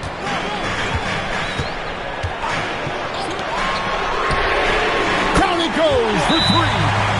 Great outside shooting, really fueling this run. And Will Hardy calls timeout here. And he wants to see some changes out there right away and right now.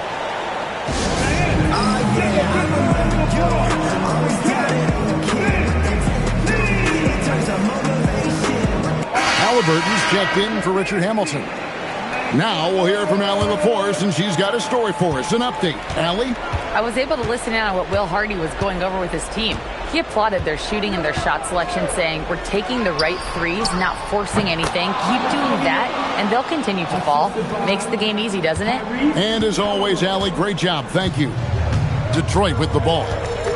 They're on a 14-5 run here. Here's Pat.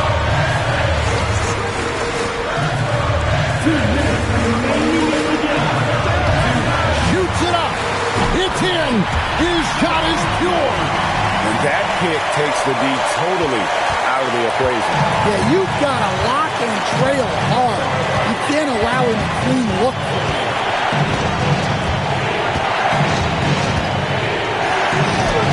Again, what an avalanche. That gives him 51. Making it look easy. Detroit's gone 4-7 with the long ball here in the fourth quarter. Dunn covering. Solid with the screen on down. And that one drops. And that was the right call. But when you need a basket, go to the guys you trust the most. Yeah, he got a good look, and he calmly delivered for them. That's what you like to see. Here's Ayton. He got it again. Sensational. And this game has his name written all over it. Greg, he's been phenomenal in offensive onslaught. To take the lead. Doesn't get that one. Utah's gone 0-3 so far in the fourth quarter from long range.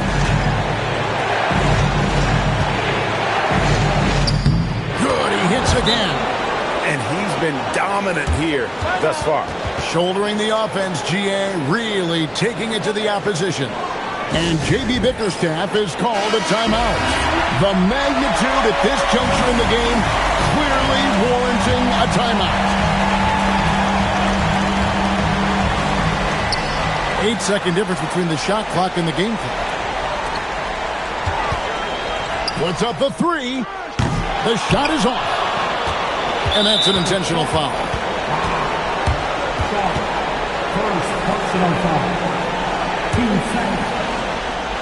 Here's Halliburton. And they go to the intentional foul.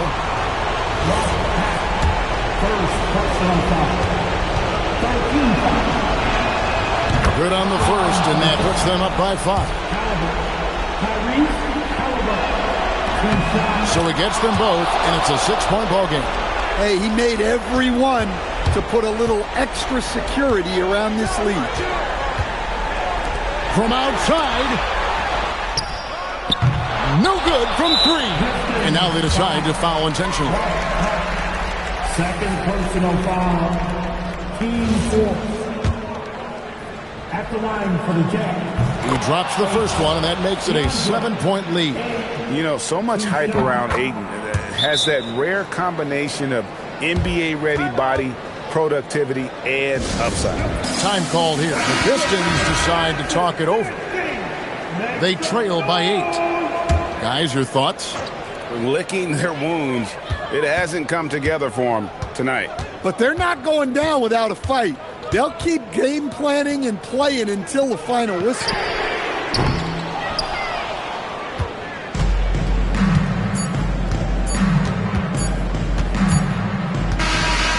We see the Jazz get the win here. They came in here and took care of business like they were the home team. And Kevin, how about the mental toughness that this group...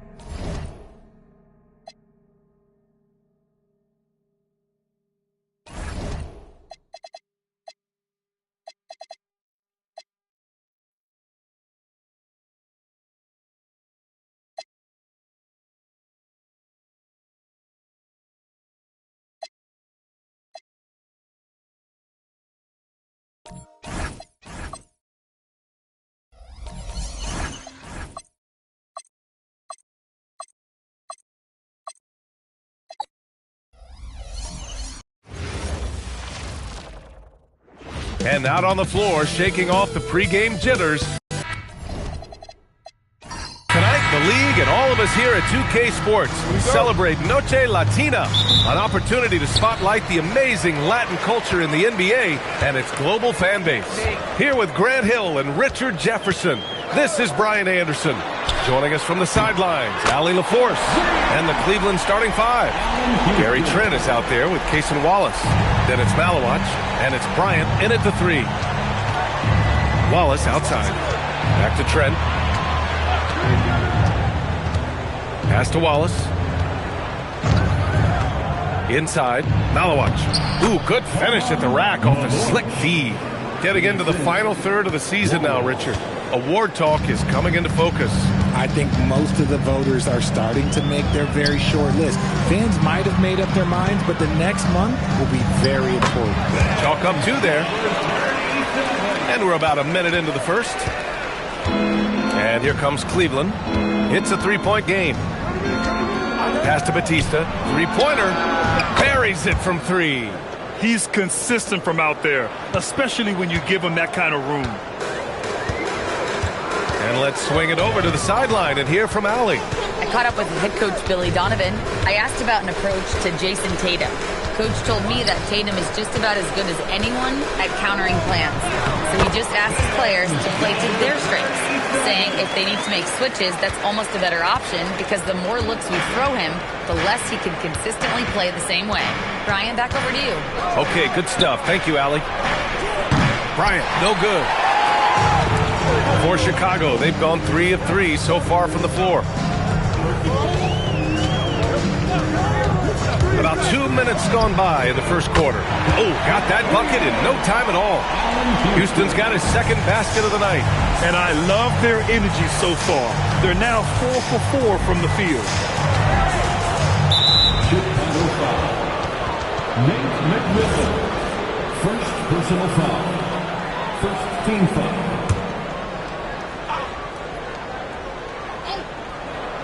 Here's Wallace. 8 points in his last time out. Back to Bryant. And looks like an illegal pick was set. That gets the ref's attention. All right, here now, the team's leading the league in scoring efficiency since the All-Star break. The Cavs, 4th. This is a hot offense. Recently, they've had no issues getting the ball in the hoop. They've been taking care of business. Especially at the offensive end, where they've been totally in sync. starting to find his rhythm. He's cooking, and he knows it. Yeah, when he gets engaged this early in the game, it's bad news for the defense. He can roll this start throughout the rest of the game. Once again, off the mark by Cleveland. Bulls leading by 8. Richard, tough as nails. Jimmy Butler always takes the fight head on. And lifts his team when it matters most. And look, he's not for everybody, but look, if it's about winning, he's exactly who you want on your side. Cleveland has gone 1 for 3 from beyond the arc. And so now a timeout called by Kenny Atkinson. He's going to talk it over with his guys. Defeated by Washington in their last game, they'll try to put that one behind them. And their body language was unimpressive. They looked defeated much of the night, and because of it, they took the L. Yeah, I just didn't see any fire from them to want to get it back. That's just one of those games you throw away in the trash and try and forget about it. Sensabaugh is checked in for Bryant. Here's Sensabaugh. Pass to Batista. And here's Trent. Shot clock at 6. To stop the drought. Tried to bank it in, but it misses. I'll be honest, I'm a little surprised he missed that. Here's McMillan. Watched by Wallace. Ooh, he's looking comfortable now. 3 for 3. This has been just a dreadful start for them defensively. Not good at all. Pass to Sensabaugh. The 3. Count it. 1 for 1 to start the game. And we talk about the importance of versatility. He's really got it all on the offensive end. Here's the pick. Here's Houston.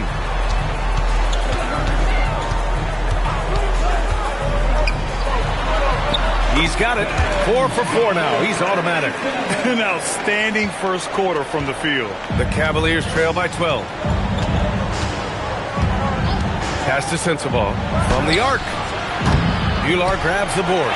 And the shooter had very little space on that attempt. I'm sure they'll think twice about shooting against him next time. And the basket by McMillan. Boy, I like their energy coming in. Terrific execution so far. Couldn't come up with a much better start than this. They just have to keep it going. From deep. Drains the triple. Batista's got 6. It's turned into a showdown here.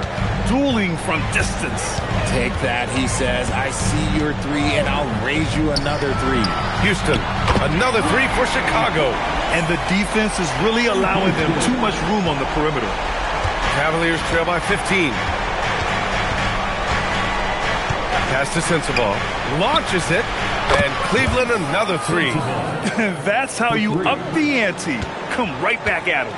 Yeah, I love the competitive fire right there. You drain a triple on us, and I'm coming for my revenge.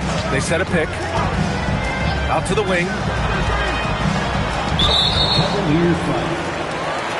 And so Billy Donovan calls timeout. I think right now he might be looking at some adjustments. And something fans don't always get to see. Some of the closely guarded secrets that happen in that huddle. And we see it so often. One little tweak to the game plan and everything falls into place for a team. And Chicago going with a whole new group out there to the paint. Here's Beasley. That's in there. Davis with the assist. And trust me, when the D's slow to react, he'll be the first guy to make them pay. Yeah, they're going to do a much better job of putting a little bit of pressure on him on his way to the hoop. Here's Sensabaugh. He's guarded by Beasley. Tremendous effort. Defends the shot and gets in perfect position for the rebound. 6 seconds separating the shot and game clocks. To the inside. That's tipped. Here's Mirasan. Pass to Jackson.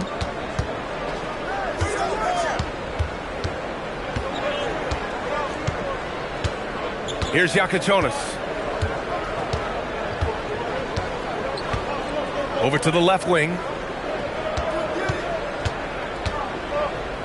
Fires the 3. He can't get it to go.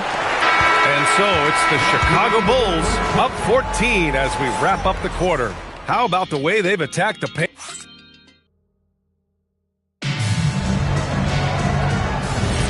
And so far through one quarter, it's been a lopsided game. We'll see if that changes here in the second. And a look now at how the offensive approach has been going here so far for the Bulls. They've really been dialed in from deep. This is a team that has a ton of confidence in their outside shooting ability. And what's more, they're getting their feet wet down there in the paint early on. Not shying away at all, taking it inside. What a great way to start. All right, on the floor for Cleveland, getting going in the second. We've got Jakachonis. He's out there with Gary Trent, and it's Sensabaugh in at the small forward position. Love to see him inside passing like this, as well as guys being on the same page. Back to George. Posey, the pass to George.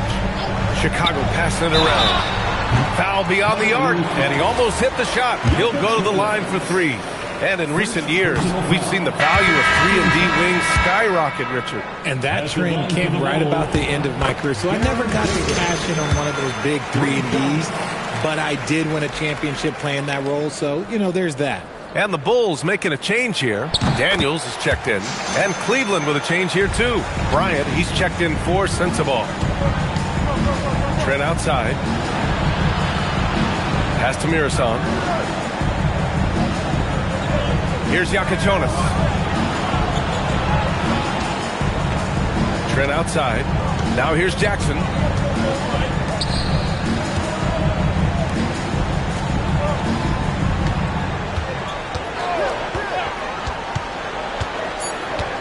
Cleveland needs to get off a shot. Mirasan misses. Chicago leading by 14. Pass to McDaniels. Back to Davis. Outside McDaniels. Here's Mahimi. George outside. Now Daniels.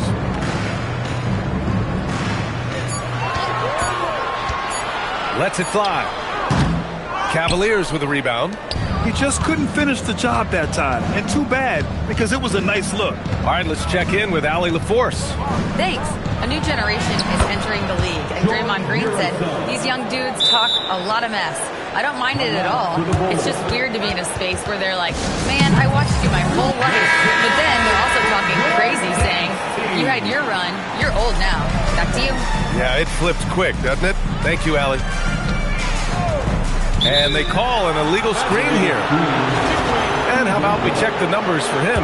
You can get away with one once in a while, but it looked like he wasn't completely set on that pitch. You gotta blow the whistle when it's that obvious. Great call there by the official. And the Cavaliers making a change here. Jackson is checked in. Cavaliers trail by 12. Now Wallace. No made baskets yet. And here's Bryant outside. And he's in the books. Now 1 for 2. Gotta fight harder to get over those screens. Yeah, as soon as these guys feel contact, they are just disappearing like they're not even there. You gotta show some fire and keep defending. Plenty of daylight on that shot. Houston's got 18 points in the game. Yeah, he's in his bag from beyond the arc right now. You see his confidence. And, of course, it helps space the floor, which gives this offense more room to operate. Bryant, no good. Bulls leading by 12. Here's Houston. Pass to McMillan. McDaniels, a screen on Bryant. And the call is going to be, yes, an illegal screen. They've done a lot of good things today, but one area they need to improve is their ball security. Beasley's checked in for McDaniels.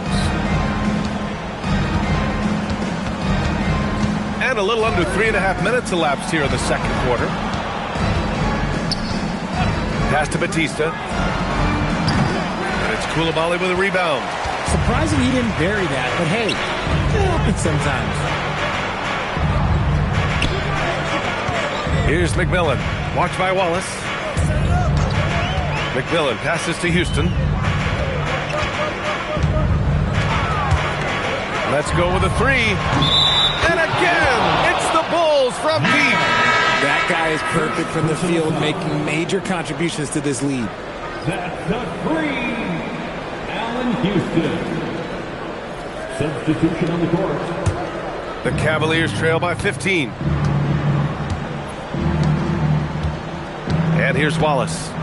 No points yet. Pass to Filipowski. Blocked! Outside Koulibaly. Here's Houston. And again, it's Chicago with a three. I just love the ball movement. Cleveland has gotten 5 of 11 threes to drop so far in this game. Wallace outside. And they waste no time getting those 3 points back. Wallace has gotten himself going with a triple, his first basket of the game. Bulls leading by 15. Here's McMillan to the wing on the left. Three-pointer. And again, it's Chicago with a three. Man, this is just fun. These teams are trading threes back and forth. This is today's NBA. Hey, we see this kind of exchange more often than not. He finds a shooter in motion and is confident he can threat him with the lead pass. Well done. They've been the more poised team tonight, and the score reflects that. And it's because they're not playing in a rush. They're just letting their shots come naturally within the flow of the offense. And here's Bryant outside, and Cleveland another three. He was inside his own head in that first quarter. You could see it. Now he's doing a much better job of letting the game come to him. Got to come through at the free throw line. These are the teams that are getting it done from there. In the third spot, the Cavaliers. And this is a team that knocks down their free throws at an elite rate. Whoever they go up against should always try to avoid fouling them at all costs. You know, Grant, for all his competitive nature, Tatum has a pretty calm demeanor. You appreciate that? Yes, indeed. As a team leader, a father, a role model, and a professional, you can't ask for much better than Jason Tatum. He is the real deal. They're punishing those late defensive rotations, getting good looks inside throughout the half.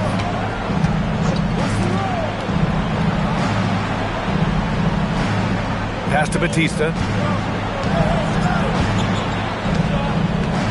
There's 53 seconds left to play in the first half of basketball. Here's Houston. And there's a pick. Out to the right wing. Over Trent. Houston can't hit. The Cavaliers trail by 17. Stolen by Koulibaly.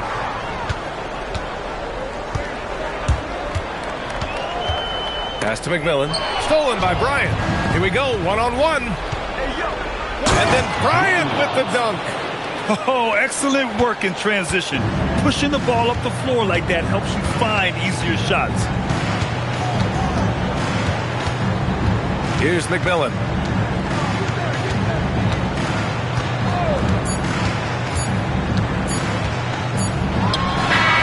Oh, and the release was before the buzzer, but it's off target. And so that's the end of the first half. Chicago ahead, up by 15. And Allie LaForce has something for us on the sidelines. Hey, Allie. I have Kenny Atkinson alongside. Coach, I hear you tell the team, limit their easy baskets. How do you create some easy ones in your own right? Well, first, let's get out and transition ourselves. I think we're walking the ball up, and I think their defense is set. Thanks, Allie. After the break, we'll see you right back here to begin quarter number 3.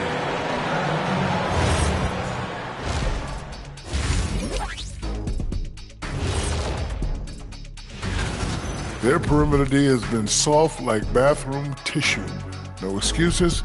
Can't give up that many open shots and get them. Let's take a moment now. And that'll do it for us. Thanks for...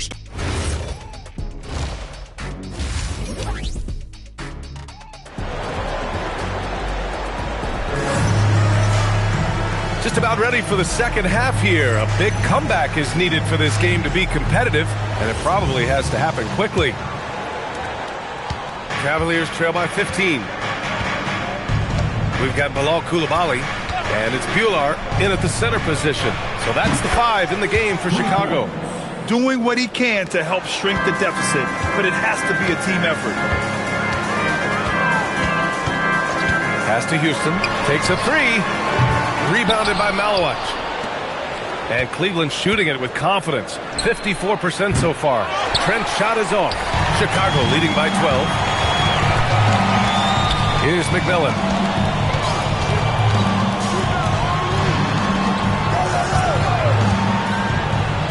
Here's Houston.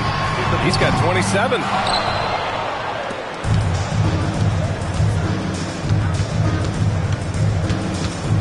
Here's Batista. Koulibaly defending. Hits the front of the rim and out. Chicago has gone 0 for 2 from outside here in the third. Here in this third quarter, just over a minute played. Pass to Bullard. Chicago passing it around. Bryant against Koulibaly. 6 to shoot. And he lobs it up to the rim. It's stolen by Trent. Now Wallace launches a 3. And he can't get that one. This isn't how they wanted to start the second half. Only 1 of 4. Here's McMillan. Pass to Houston. And we're just about 2 minutes into the final half of play now. Basket's good. And shooting-wise, he's been fantastic, helping to build this lead. And so now a timeout called by Kenny Atkinson. He'll take the opportunity to regroup. Well, a multi-sport survey showed that among the respondents, the average age of referees in the U.S. was almost 57. Is that a concern, you think? Well, we've seen that in the NBA. Older officials retiring and becoming teachers, and the younger generation coming in, still cutting their teeth. Ultimately, they've got to continue to learn and build, and that takes time. And their physical dominance has been on display. A 10-rebound advantage is a good indicator of how this game has gone. Pass to McMillan. Here's Houston. Just over 2.5 minutes gone by in the second half. The screener was leaning a bit right there. His feet may not have been planted. Pretty obvious call by the officials. Look, guys get away with this all the time, but on this occasion, he got caught. Wallace with it. Pass to Batista for 3. On target from range. Batista's got 12. Lackluster defense, showing no desire to chase shooters off that line. Over to the wing. Here's McMillan. Out to the wing. Releases. Houston gets the bucket. Houston's gotten 4 this quarter. He's carried much of the scoring load tonight. And with the win in reach, don't expect him to let up. Wallace, the pass to Bryant. Third quarter action. Just under 3.5 minutes have passed. And there's the rejection. Pass to Houston. It's stolen by Trent. Here's Batista. Another score. His 5th make out of 10 tries. Need to do more than that to keep him from getting the ball in the post. Agreed. He's just too dominant inside. So you're better off stopping him from getting the ball in the first place. And from the sideline, let's catch up with Allie. Thank you, Brian. Commissioner Silver talked about health, and he said that some of the injuries that our young players are experiencing are overuse injuries. In earlier eras, players in school participated in different sports depending on the season. He said perhaps a return to that approach is warranted. Brian? Interesting thought. Okay, Allie, thanks a lot. Davis, he's checked in for Chicago. Pass to Wallace. Fires from deep. Connects from downtown. He has 6. Oh, that's a sweet move, guys. That's how you humiliate someone on the court. Ooh, you can break all the ankles you want. You still got to knock down the shot. And he nailed it. And he drives in. And he makes no mistake. Slam dunk. A savage reverse jam. That takes great body control. No question. He was making a statement right there, man. Jackson outside. The 3 is up. That one no good. And the defense got away with one there. I mean, that's a shot he typically makes. And he just driving the stake in him there. He's a guy just never lets up. And that finish shows you how dangerous he can be as a passer and a finisher. Wallace, the pass to Jackson. Lets it go. Shot's good by Batista. Batista's got 10 points in just the second half. Well, they're still losing, but it's not because of him. He's been lights out this quarter. Outside Davis.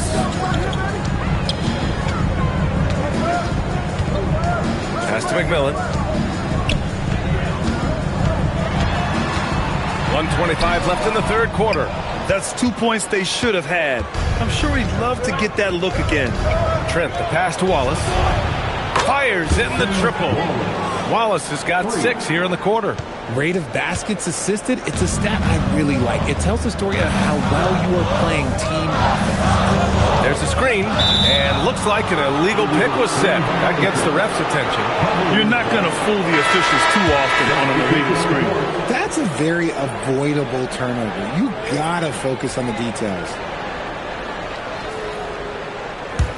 The Cavaliers trail by 7. And so now a timeout called by Kenny Atkinson. We might see him looking to make some tweaks to the strategy.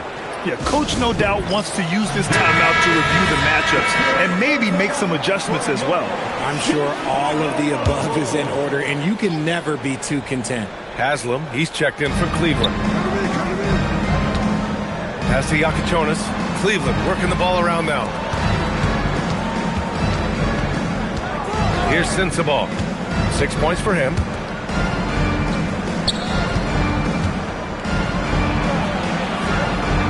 Here's Mirasan. Chicago with a rebound. They led by as many as 18. Part of why they have this lead, they're doing the little things out there. Here's Houston. Give him 31 now. And he's whistled for the 5-second violation. Yeah, this hasn't been their finest quarter. Committing a number of turnovers so far, not good. If they take their time, this will be the final possession of the quarter. Yeah, it's all about clock management with these situations. Let's see how it plays out. 4 seconds left. And he lays it in. Sensabaugh's gotten his 3rd basket of the night. In a tight game, they wanted to make sure of that possession. And we've reached the end of the 3rd. Chicago ahead, leading by 5. Don't go away. We'll be back momentarily.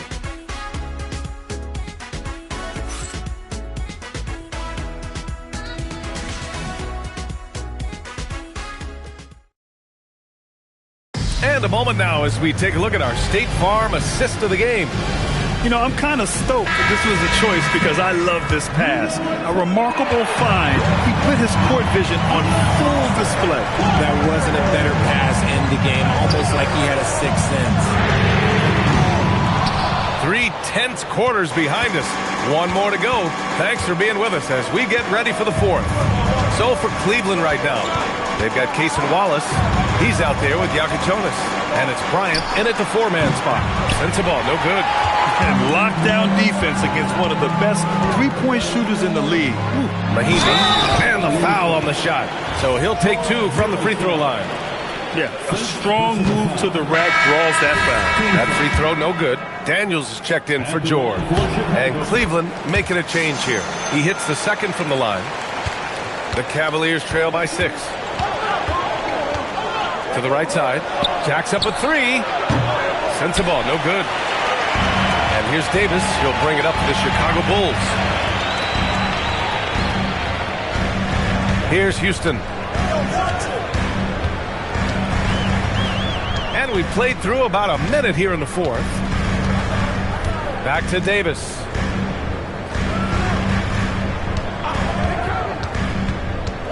With the crossover. Driving inside. Pass to Mahimi. Clock is at 3. And rejected. Here's Petrovic. Here's Sensabaugh. Nails it from beyond the arc. He was solid in the first half from deep. He's a guy who can get hot. Let's see how he does here in the 2nd. Here's Houston. Back to Davis. Pass to Daniels. And here's Davis. Here's Houston. And once again, off the mark by Chicago. The way he started this game, you wondered if he'd ever cool down. And the answer is yes. Back to Wallace. Here's Sensabaugh. Wallace outside. It's another 3 for Cleveland. This is what it's been since halftime. Remarkable results from downtown. In the modern NBA, you have to hit threes to win games, and they've made that adjustment since the break. Here's Houston. To the middle. Here's Mahimi. Oh, a great 1-2 punch. Beautiful pass and a nasty jam. And plays like that one can make the difference in a close game. And it definitely got the bench on their feet, too. And you can feel the jolt of energy that he sent through his team. That is a huge boost in a tight game like this. So both teams making some changes here. Let's go now to the sideline and catch up with Allie LaForce. Hey guys, well during that last break I heard Kenny Atkinson as he talked with his team, and he was adamant that they need to tighten up their D. That lack of communication at that end has led to breakdowns, wide open shooters, and easy buckets. He sounded pretty frustrated, guys. As always, Allie, we thank you. Around 3 minutes gone here in the fourth. Wallace, he's checked in for the Cavaliers. Second personal foul. First team foul. In for the Cavaliers, number 9. Here's Batista. Pass to Trent. And out of bounds. It'll be Chicago ball. And that is an absolute heartbreaker of a turnover. In a close game like this, that might be enough to impact how it ends. There's a screen. Here's Houston from downtown. And again for three. Buries his 10th triple of the game. Unbelievable, B.A. Unbelievable. Out to the right wing. Here's the three. Oh, that bucket gives him his 7th field goal in 12 tries. They're getting torched on the perimeter. 4 of the last 5 buckets have been threes. Beyond the arc. Cavaliers with a rebound. They could have used more of those kind of rebounds earlier. It's hurt their cause. Here's Batista. And a foul called on the way up. So he'll take 2 from the free throw line. And what do you guys think so far about the offensive approach for the Bulls? You've got to be impressed with how assertive they are on offense, continuing to cut hard to the rim time and time again. Yeah, something else they're doing in this game is striking from long range. The defense just hasn't been able to keep them off the arc tonight. Ooh, it's stolen away. Now here's Wallace, guarded closely. To take the lead. Oh, it's off. Chicago has gone only 1 of 4 from the perimeter here in this fourth quarter. Here's Houston. The free ball is down. And that's a clutch shot by a big-time shooter. And where's the D? Here's Batista. There's a screen. Beyond the arc. Fires the three. The triple drop. They fought so hard to get themselves in a position to win this game. And it's so much easier said than done. But now it's all about keeping that momentum going forward. And there's the call. It's going to be an illegal screen. Tough one. In a game where every possession is valuable, turnovers can make the difference. Cleveland has gone 4 of 8 from three-point land during the fourth. 1:44 left in the fourth quarter.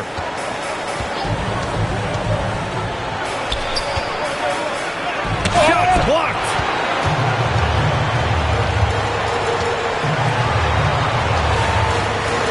And another dime for him. That makes 15 assists. He has been one step ahead of the defense all game long.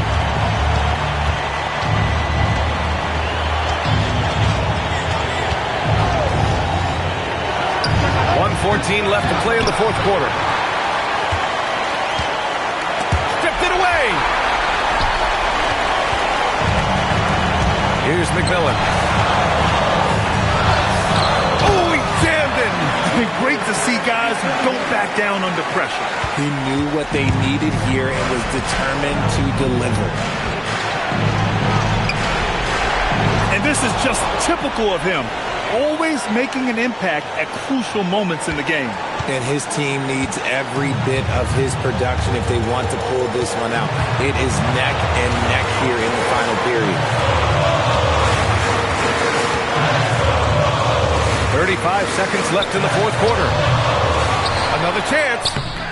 got to applaud the defensive effort. It's not easy to stop him getting in the lane like that. And Kenny Atkinson has called a timeout. There is a lot on the line, and he is determined to make sure everyone's on the same page. What's the best strategy for him? A chance to tie it up here. And you also have to wonder if they'll try for a 3. But they'll probably try for a 2, but if something opens up outside, I doubt that they will hesitate to take it. Here's Batista. Trent left side. To take the lead. Oh, the long ball, no good. And they foul intentionally. Now they're going to have to do that again. They're not in the penalty just yet. Yes, just a must-foul situation to stop the clock.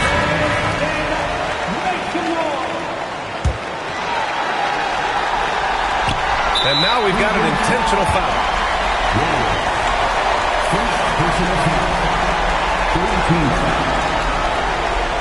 At the line for Chicago, Nate McMillan. 2 shots. Take a break. Take a break. 2 shots.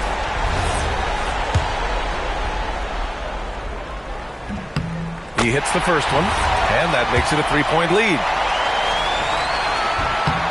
And he hits both free throws here, and it's a 4-point ball game. We call that putting the game on ice. This one, oh yeah, that's over. Cleveland calls timeout. They trail by 4. Any speculation on what we're going to see coming out of this timeout? Not much time left. You think they have a chance to come back? So a close game sees Chicago taking this one. I'm sure they would have preferred a blowout victory, but a win's a win. And so true, but you have to credit the crowd for giving them such a big boost toward the end. It really kept this team's energy high. All right, Allie's. Thanks, guys. All right, Allie, good stuff there. Thanks for that. And that'll wrap it up, folks. For Grant Hill, Richard Jefferson, and Allie LaForce, this is Brian Anderson. Thanks for watching the NBA, presented by 2K Sports. We'll see you later.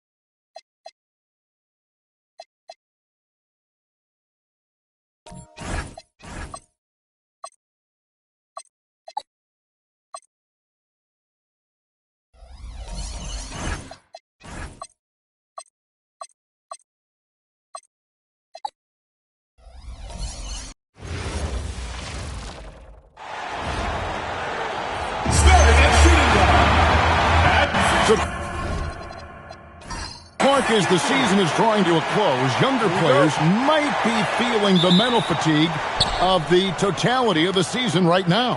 Yeah, I don't think there's any question about that. And that's where team leadership comes into play. Your veteran players, not only in words, but an example, can help young players properly approach this segment of the season.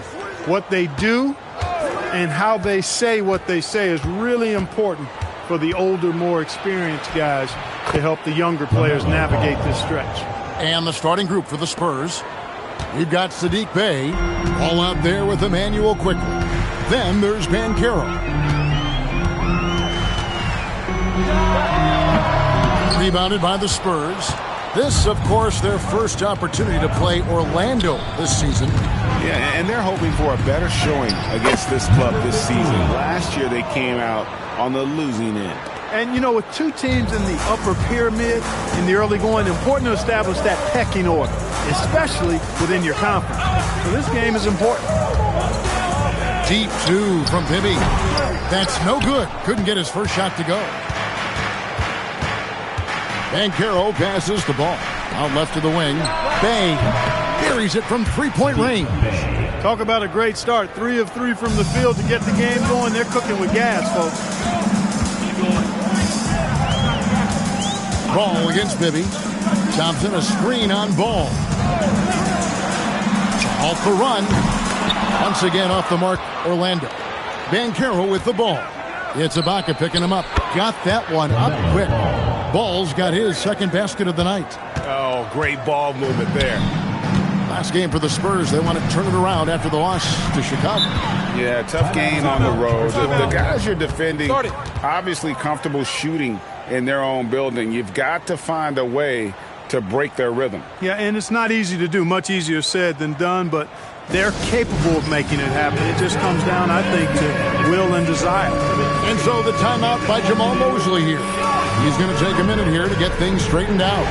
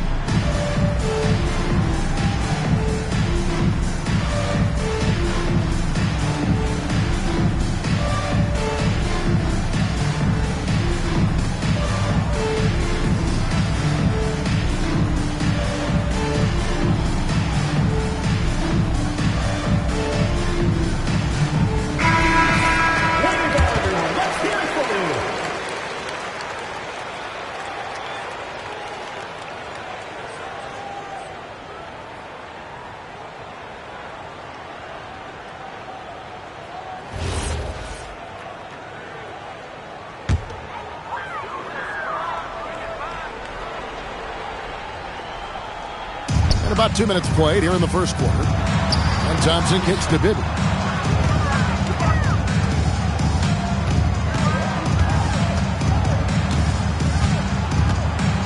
Ibaka with the screen on quickly. Driving to the basket. Lays it up and banks it in. Finally, after all those clanks, someone comes through for him. Well, you knew it eventually was going to happen. I mean, my goodness, a tight start to this one, but maybe that'll ignite some more buckets to be made. Now, here's quickly. Ball with the bucket. Impressive start here. That's 5 straight makes to start the game. Last game for the Spurs. They want to turn it around after the loss to the Bulls in Chicago. Live by the 3, die by the 3. If you're perimeter dependent, you don't really know game to game how it's going to go. You know, I think the lack of success from the perimeter really did them in. They just couldn't get it going from there.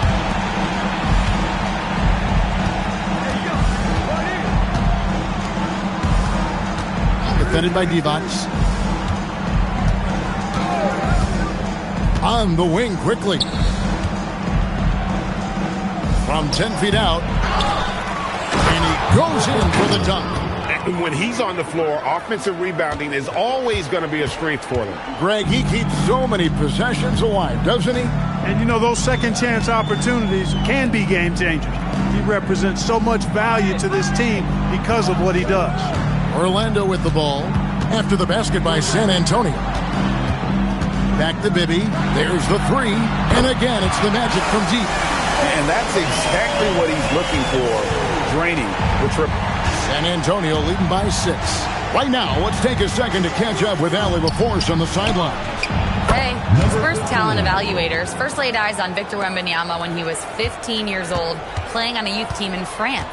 At that point, the franchise was enjoying its 22nd straight winning season, but the opportunity to just maybe draft a prospect like Wemby gave them the impetus to rebuild.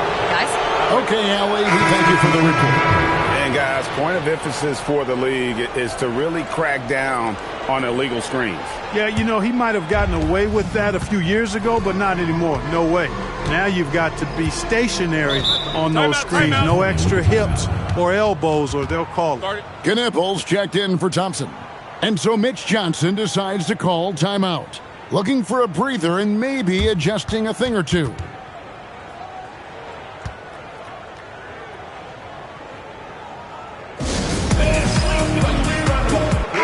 And they are top 10 in steals. This is a team that will cause turnovers if you're inefficient with the basketball. All the second chance points they've racked up jump out at you. They've got a few guys that pursue the basketball with incredible effort at both ends. Stoudemire dishes to Terry. Pass the ball. Now here's Terry. Defense is right there. Hey, no good. The Magic trail by 9. Now here is Bibby. He's defended by Bay.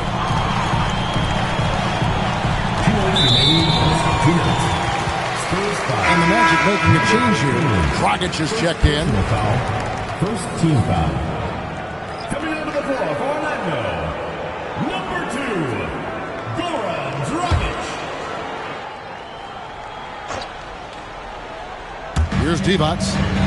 He has yet to score. Some nice ball movement by the Magic. Divac sets a screen. Dragic the pass to Divac. That one's in. His first shot this game. Divac doing work in the paint, just too strong. Spurs leading by 7. Stoudemire outside. Terry outside. Ball from long range. Guneppo with the rebound. Orlando's gone 2 or 3 from deep so far in this game. Pass to Dragic. Ibaka sets the pick for Dragic. Now Guneppo.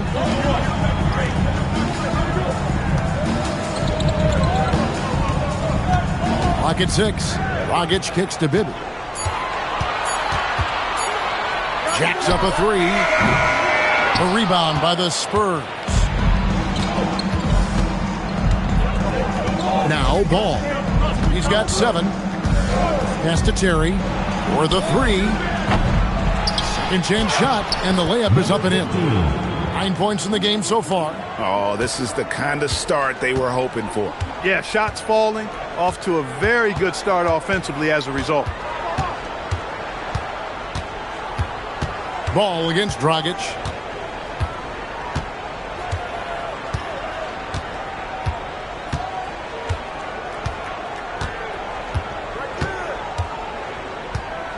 Divac sets a screen from the wing. No good there. And so it's the San Antonio Spurs ahead by 9 as the quarter comes to a close. They're playing a bruising game inside, and it's working for them. Back right after this.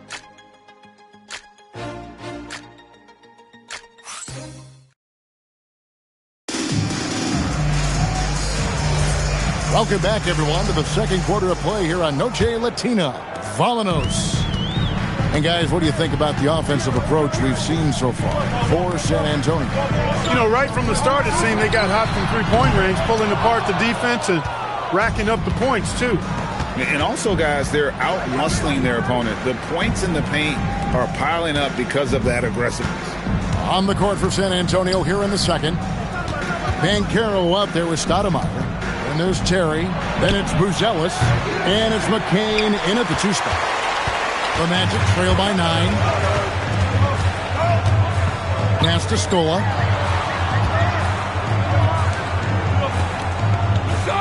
Now Divac. Here's Dragic. So here's Scola. He's covered by Banchero. Thompson for 3. A rebound by the Spurs. Following this one, they get to host the Mavericks. That game is the first and last of their homestand. Stoudemire with a screen on Dragic. Terry against Dragic. Stoudemire right side. Back to Banchero. Fires from deep. No good on that one. Not quite enough defense. That time around, just lucky he was off. Dragic taking his time here. Down low. That is good, and the Spurs lead is cut to just 7 on the basket from Divac. And tremendous fundamentals from Dragic, running the pick and roll to perfection. So both teams changing it up here. Well, you know, Clark, anticipation is key in this NBA game. So often it seems the great ones can see a play ahead. I don't think there's any question about it, Kevin. It's one of the things I look for in players. How do they see the floor? Do they make passes based on anticipation versus reaction? It's almost like somebody playing checkers and another guy playing chess. The very best players seem to be chess players. To the middle. Here's Banchero. And finished off by Banchero. Oh, big-time dunk by Banchero. I like seeing the aggressive side of this young man. They need a bucket in a big way here to regain some confidence. Bibby passes to Divac.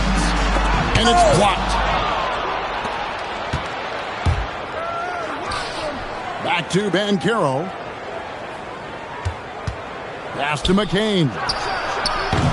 Thompson with the rebound. And it's Thompson with the ball. He'll bring it up for the Magic. Only giving up 2 points this quarter. And they call an illegal screen here. And let's now take a look at some of the numbers for him.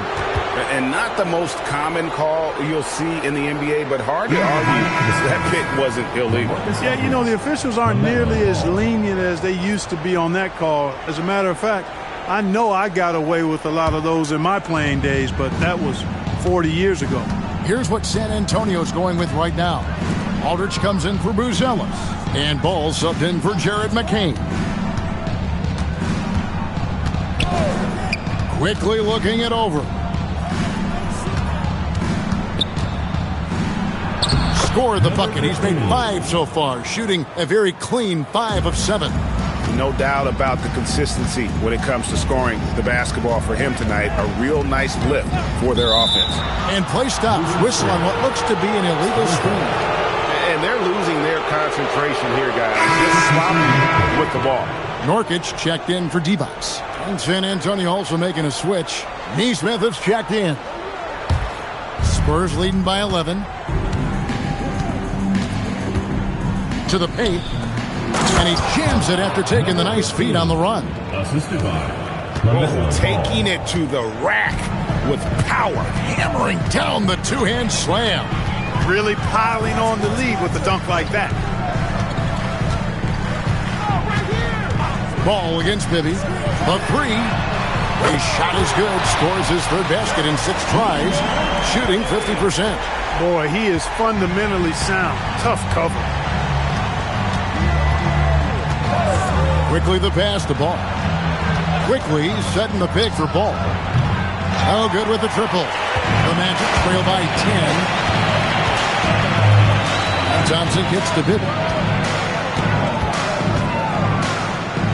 Quickly covering. To the middle. Deflects the pass. A 3-ball.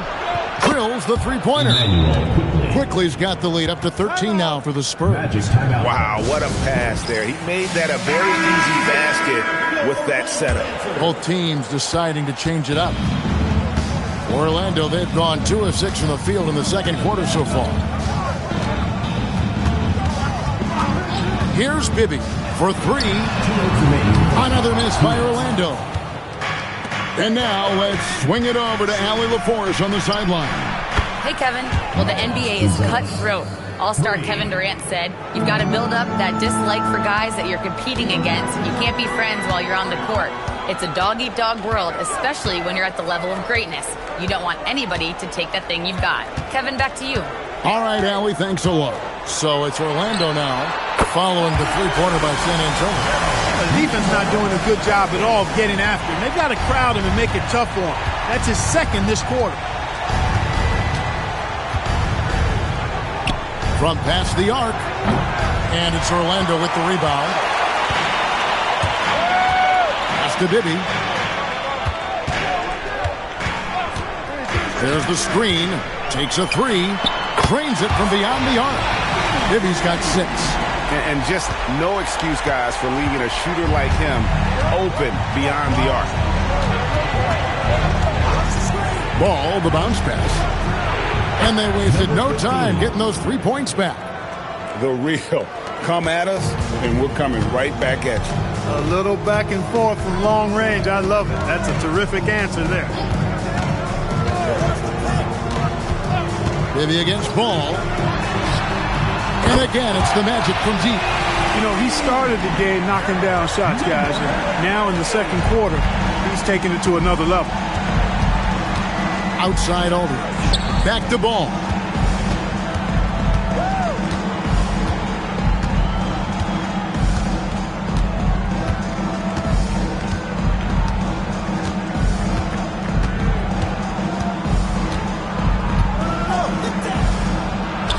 And it's good, 2 points. 18 points for him.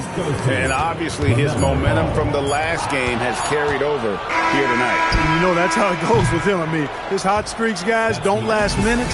They last days. And so it's the San Antonio Spurs enjoying a 12-point lead as they talk things over during the break. They've had such great ball movement and shot selection, and it's led to a terrific field goal percentage. We'll take a quick break and then back to the action here. Looking at San Antonio, the end is near. Couldn't put things together in time. They've had a couple of good games, but... And turning back to our first half, things going well. Extremely well for the Spurs. And that concludes...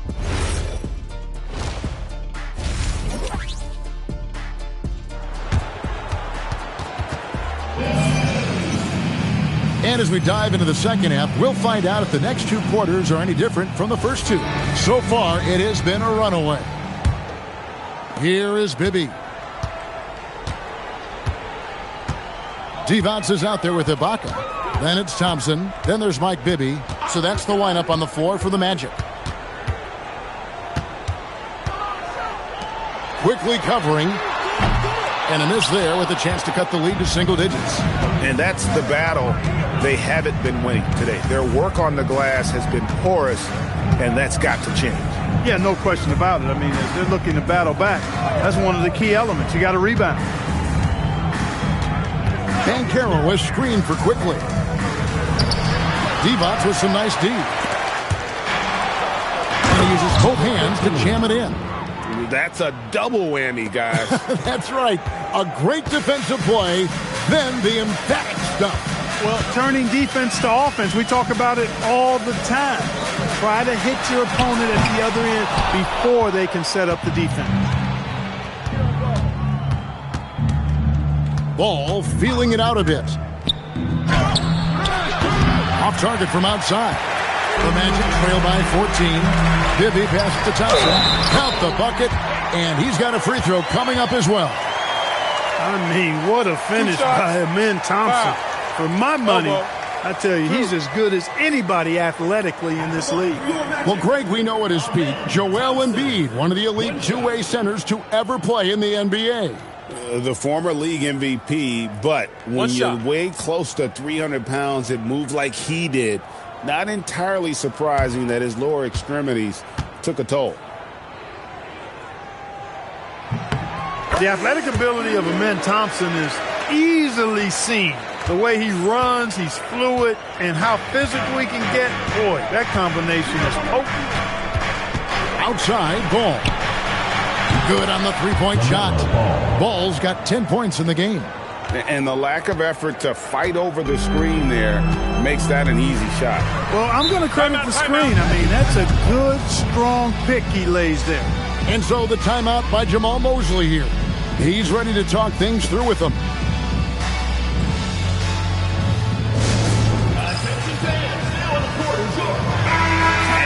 Look at Serge Ibaka, some stats on him, how the second half of the season has shaped up for him, and he's a defensive ball hawk. You can't let your guard down. Remember, he's 10th in the league in steals per game. And yeah, he's been a brutal shot blocker all season long. As you said, top 5 in the league. He's a dangerous force to face inside.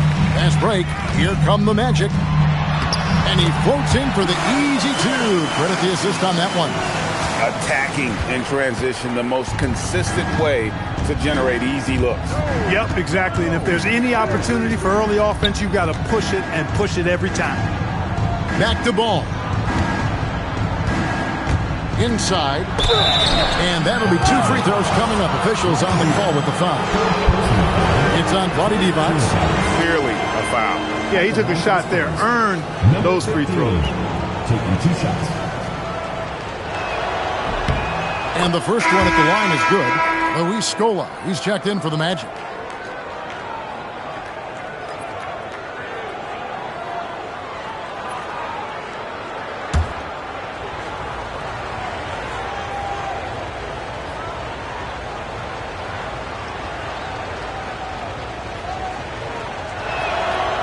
And he makes the first, but misses the second. People have said, Greg, he is a system unto himself. In fact, he said it about himself. James Harden's ability, GA, to break down defenses remains in rarefied air.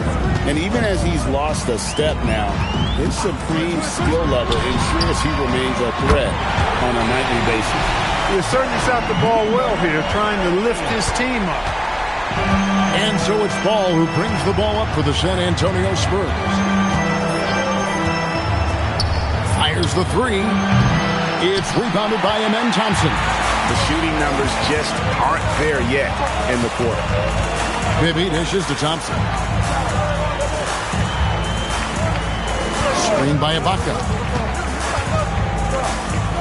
Releases from 15. Rebounded by the Spurs. Banchero's got rebound number 5 here tonight. Quickly kicks the ball. Banchero looking around. Driving inside. And finished off by Banchero. And once Banchero gets going, boy, it's hard to stop him. Given his size and speed, he's going to be a handful. Scola. And there's the bucket. Steve with it on the offensive glass, getting it done. Yeah, coach's pet peeve there. No box out. Those are free points you're giving away. You got to work harder on the glass. And it's off from three-point range. He's having trouble getting anything to go right now. Ibaka with a screen on Ball. And the call will be against Emmanuel quickly. That's his first foul. I mean, I like the call. I thought the defense was just there a little late. Yeah, it looked like it. I mean, he kind of slid underneath as he got to the spot, too. Nurkic checked in for Orlando. And San Antonio with the change here, too. Terry's checked in. Here's Nurkic. It's good. The assist this time from Bibby. Nurkic has got it back down to single digits for the Magic. The Spurs have gone 3 of 8 so far in the third quarter, looking to lock in that rhythm. And stolen by Thompson. Stolen by Ball. To the inside. With the fadeaway. And the shot no good, a bit short. Orlando's gone 1 of 3 from downtown since halftime.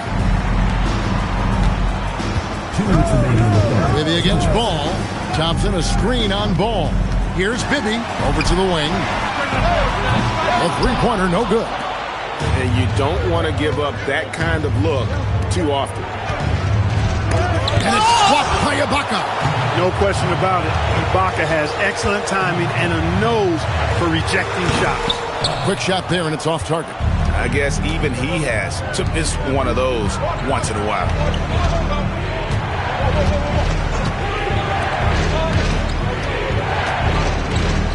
Banchero up top, defended by Ibaka. A putback controls the rebound and puts it back up and in. And the Spurs lead by 10. And great attention to detail from Banchero on the play, making sure he's there to get the ball and send it back. And so the timeout by Jamal Mosley here. Coach is going to talk some things over with the team. Might be seeing something to adjust.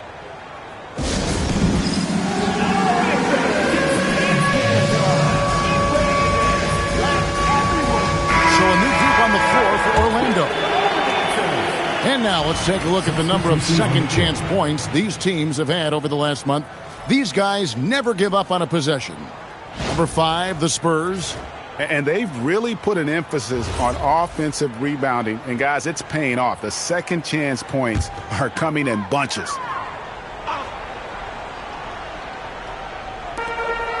We've got 1:08 left to play in the third. It's Williams, high post. Down low. Dragic against McCain. 5 to shoot. Williams passes to Kessler. And Kessler throws it down. It really does make the game easy for your teammates when you can lead them to the rim that well with the pass. And Stoudemire slams it in. And short trip for Stoudemire to the rim. And with his athletic ability, there's just no stopping. McCain against Dragic.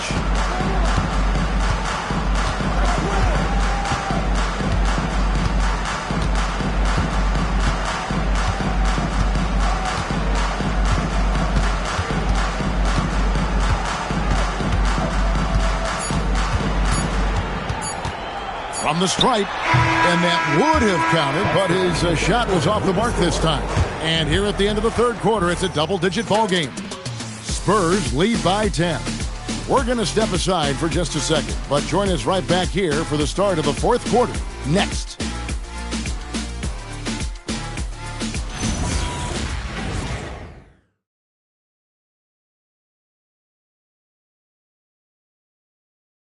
While we have the chance now, folks, let's go to our State Farm assist of the game.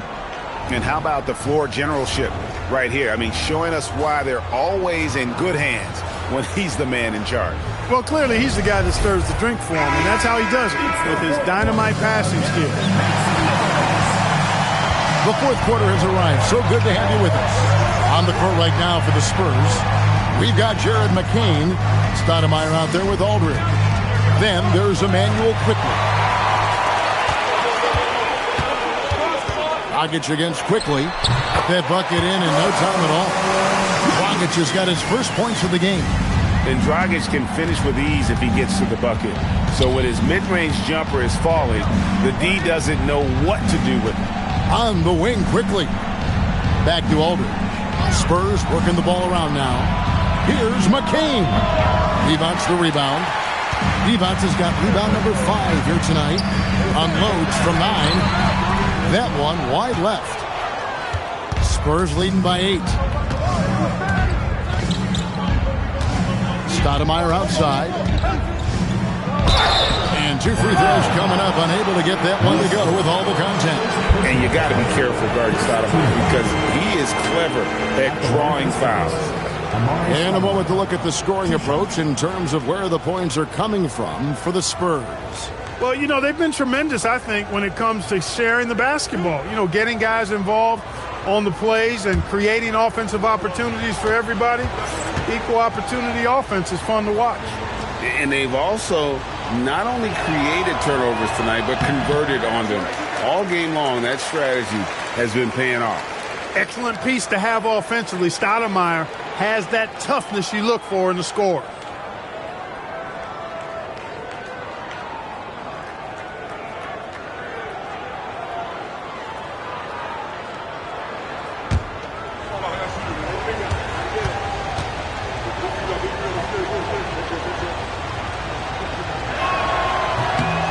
And he's good on the second. We've played just over 1 minute here in the fourth quarter. Dragic the pass to Devos. Now Knippel. Outside Dragic. To the middle. Slammed home and he draws the foul. A chance for another point at the free throw line. That one is on Stoudemire. Boy, I really love the way Dragic spreads that ball around. The Spurs making a switch here. Bruce Ellis is checked in. One shot.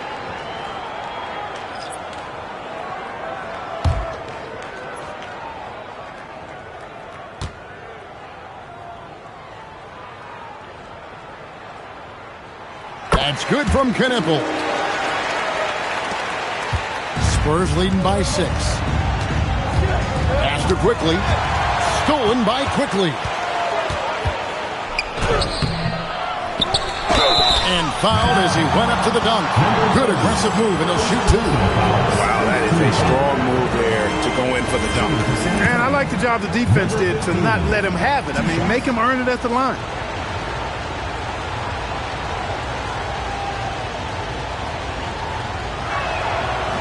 And that one misses. And Orlando making a change here. Ibby's checked in.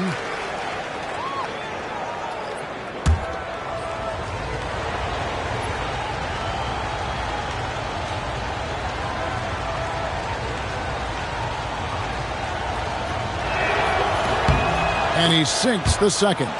And just a better job of getting to the line here in the second half. Didn't get there once in the first. The Magic trail by 7. To the left side wing. Divac, a screen on McCain. It's good. And there's a block called in the play. He'll get 1 free throw. And of the last 6 baskets, 5 have come on the interior. This is just smash mouth physical basketball, guys. Some changes here for the Spurs. Bay comes in for Buzella. And Terry subbed in for Jared McCain.